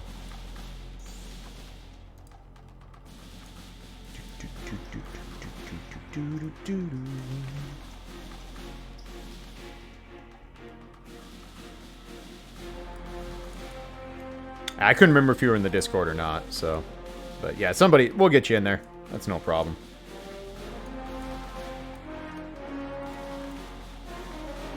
Ooh, Elemental Skiller. Alright. Too bad I'll probably never play a Druid, because fuck Druids, but hey, still a Skiller. And 11% Lightning Resist. Those are good charms. Also, Biocom music.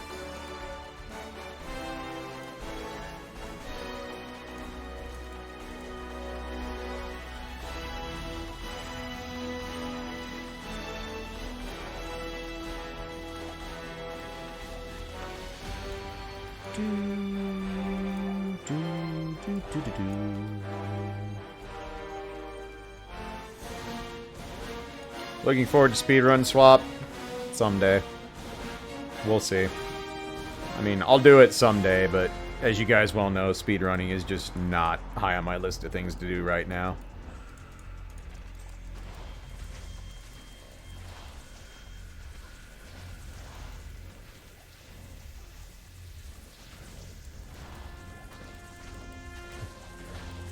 I mean, Druids are just the class that is worse at everything they do than another class. Straight up. There's not a single Druid build that another class doesn't do better. Like, Elemental Druid is just worse than a Sorceress in every way. Wolf Druid is infinitely worse than a Paladin doing Zeal and Smite. They do have a really big pet in a bear, though. That's a thing. Anthony Potkins, welcome back for 8 months, friend. Appreciate you sticking around. Divinity Original Sin win. I think Divinity would be fun. Like, I want to play Divinity. That game definitely interests me. I just don't know that it would be a great stream game. If there was a reliable way for Kara and I to play it together, it'd be alright, but we don't really have a good way to do that.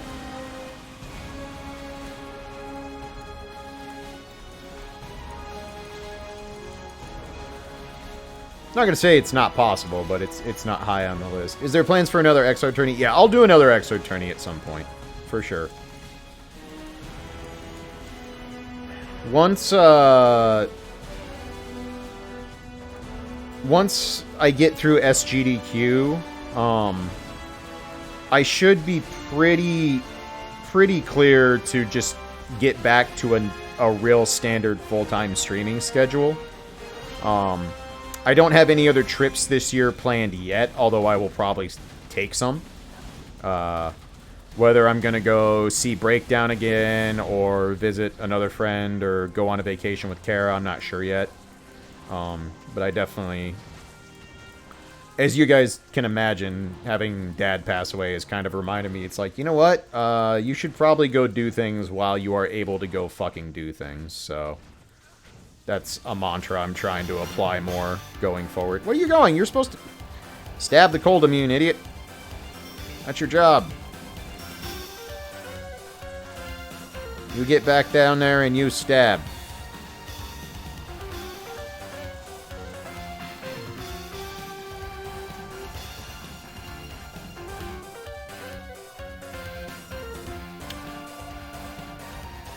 Oh, you're not doing any damage to him. Alright, you know what? New plan. Run away.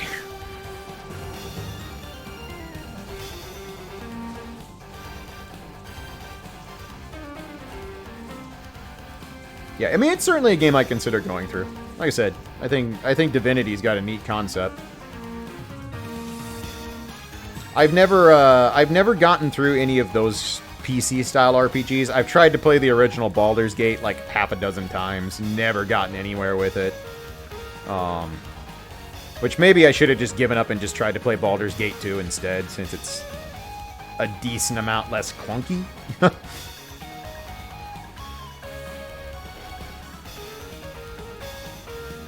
But... Oh yeah, no, it is AD&D. THAC0 is a thing in that game.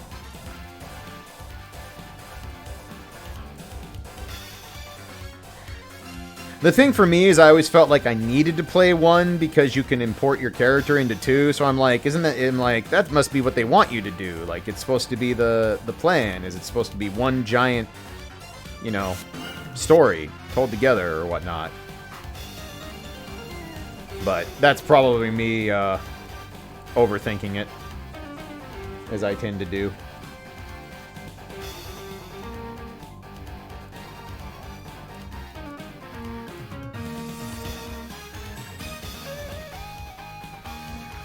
There. 2 here. THAC0 new. THAC0 is a thing that existed. It definitely did. Like, I know about THAC0 and I didn't even play. I've never actually sat down and played Dungeons and Dragons, and I know about THAC0 and its history. So that tells you a lot.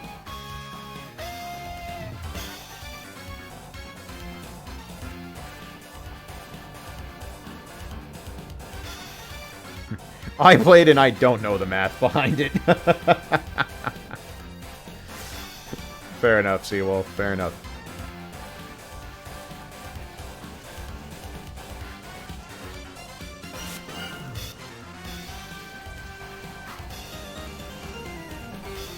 It was dumb jock armor for a nerd game.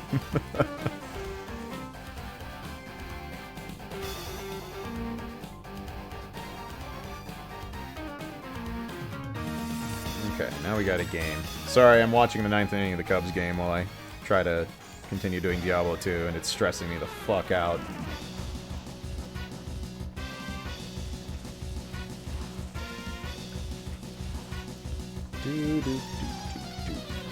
They're down 2-1 in the 9th, but they have runners on second and third with no outs, so...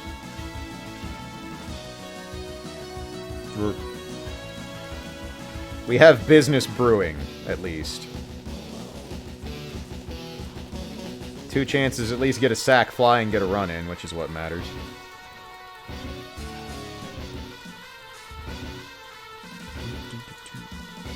I don't know, maybe sometime I could try and do Baldur's Gate 2. I'd just be worried that I wouldn't stick with it. Or that it wouldn't be a terribly interesting stream playthrough. I feel like the Baldur's Gate games are not great stream games, but maybe that's just me. APM, welcome back for 35 months, friend. Appreciate you sticking around for so long. Hope you're well. You think anybody with a butt chin has ever, like, chin farted? Like, really windy in the butt chin? Dude, McFart just rips face ass because it got...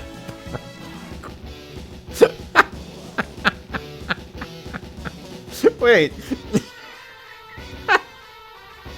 Holy shit. Chin farted.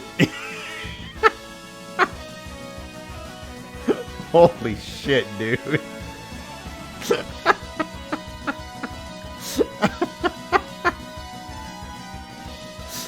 That gives a whole new fucking meaning to chin music, I guess. Like...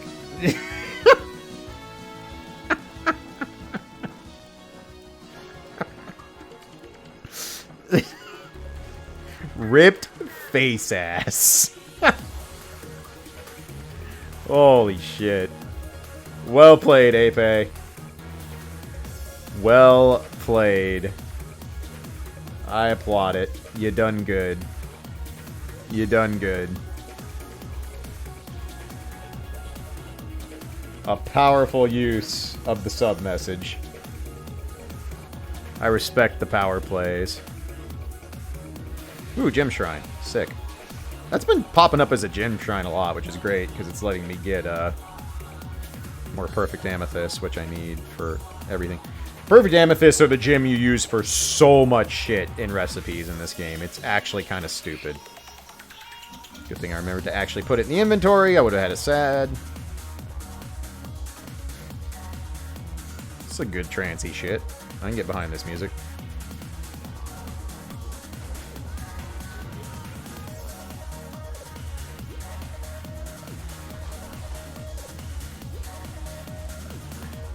I'm trying to remember if I played... Let's see. I want to say I tried Neverwinter Nights, but I don't remember. I know I definitely never played the Icewind Dale games. Ooh, Scarab Hugs? Are you ethereal? No. Not interested in that.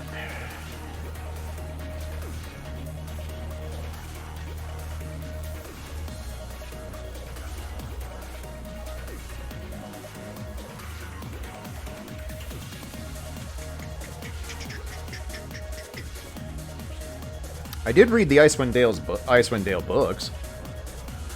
Fun fact, those were one of the last physical books I read in my lifetime. Were the first 2 trilogies of Dritz. Back before Dritz was a fucking annoying-ass Mary Sue character.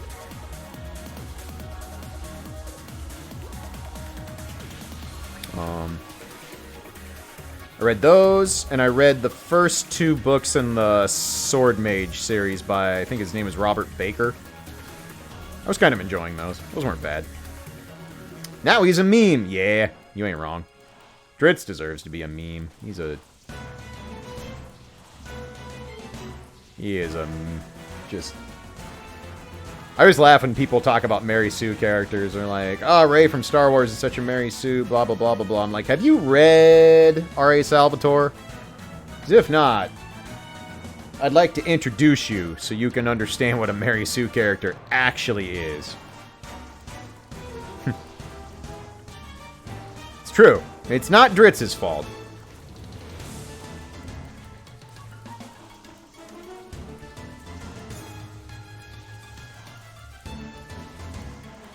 The Dark Elf trilogy, though, those were cool books. Right, Murph? Right? It is a play. It's the kind of play I would expect from modern stupidity.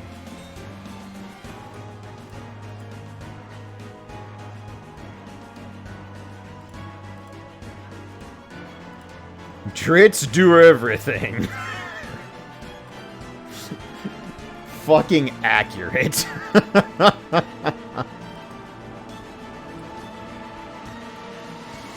Read through the entirety of the Wheel of Time. Mikey, don't. People love you.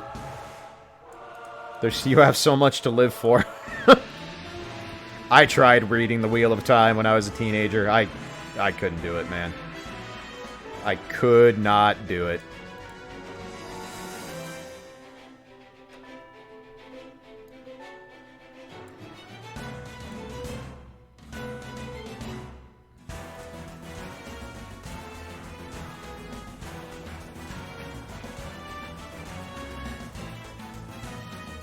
Didn't he die before he even finished the Wheel of Time? Didn't his son or someone have to basically finish the last 2 books or something? If I recall.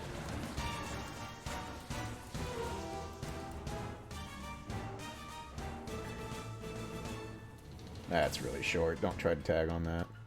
God damn it. You gotta get that run home. Fuck. Grumble, grumble. Wow, Blaze Blue music. The Stone of Jordan selling thing, yes, spawns Uber Diablo. The Diablo clone.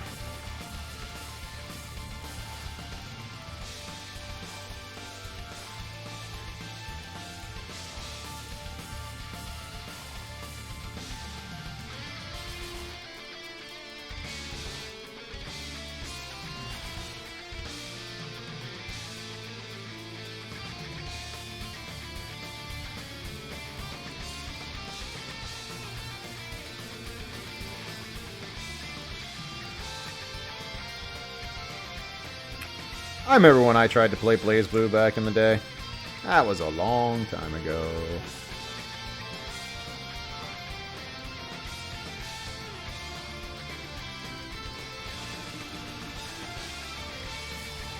The original Blaze Blue soundtrack has some good-ass songs, though. Not gonna front.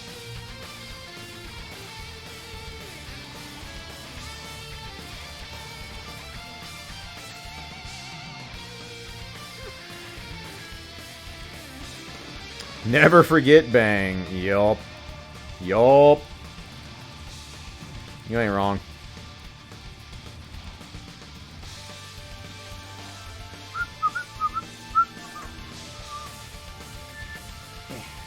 Hush phone. 5A and 5B the character, yo. He was real good at what he did.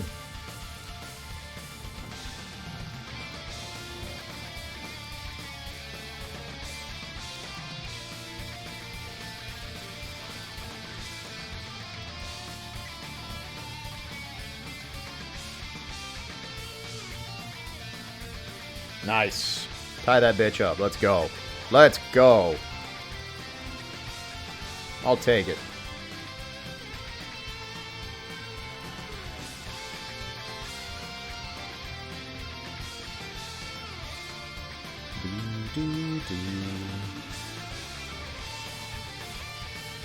Yep, he clearly beat it. Attaboy.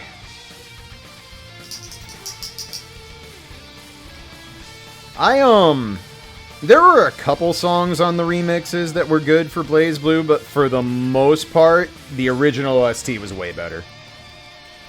There are some exceptions, but for the most part, overall, the original OST is flat out better. Flat out better. I don't think it's particularly close.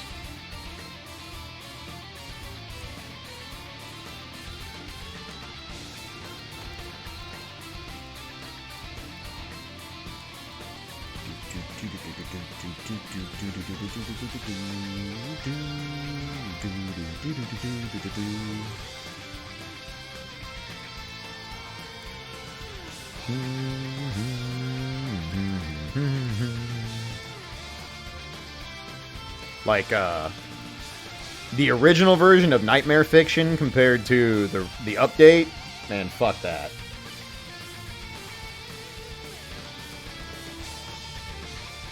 The original version was so much better.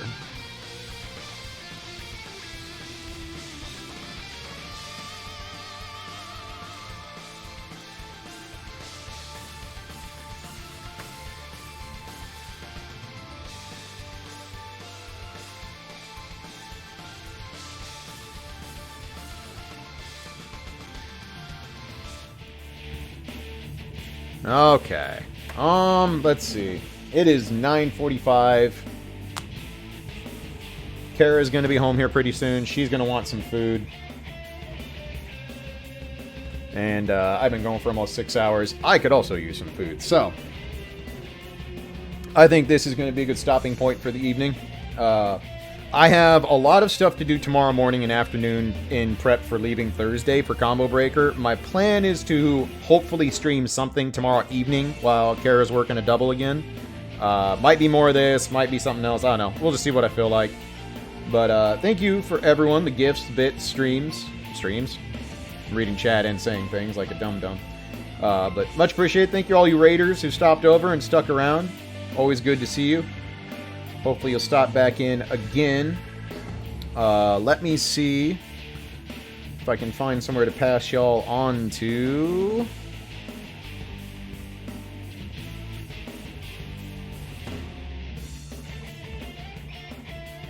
That'll work. Good job. Good job, Bobby.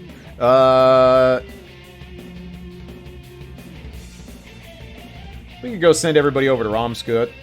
He's doing more Soten Rando. That is a hell of a thing to behold. A hell of a thing to behold.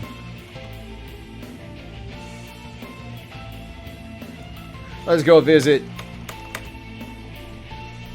the Rumscotch. Raid message tonight.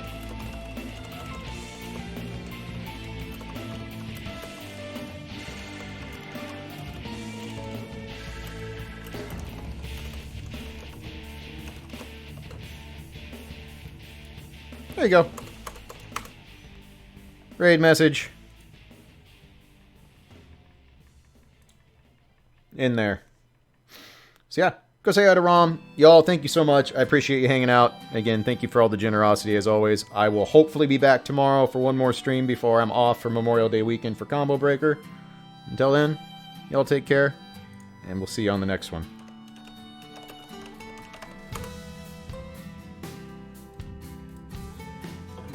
Beals is supposed to be a hell of a... Oh, that's... You gotta do the Beals, because that's where...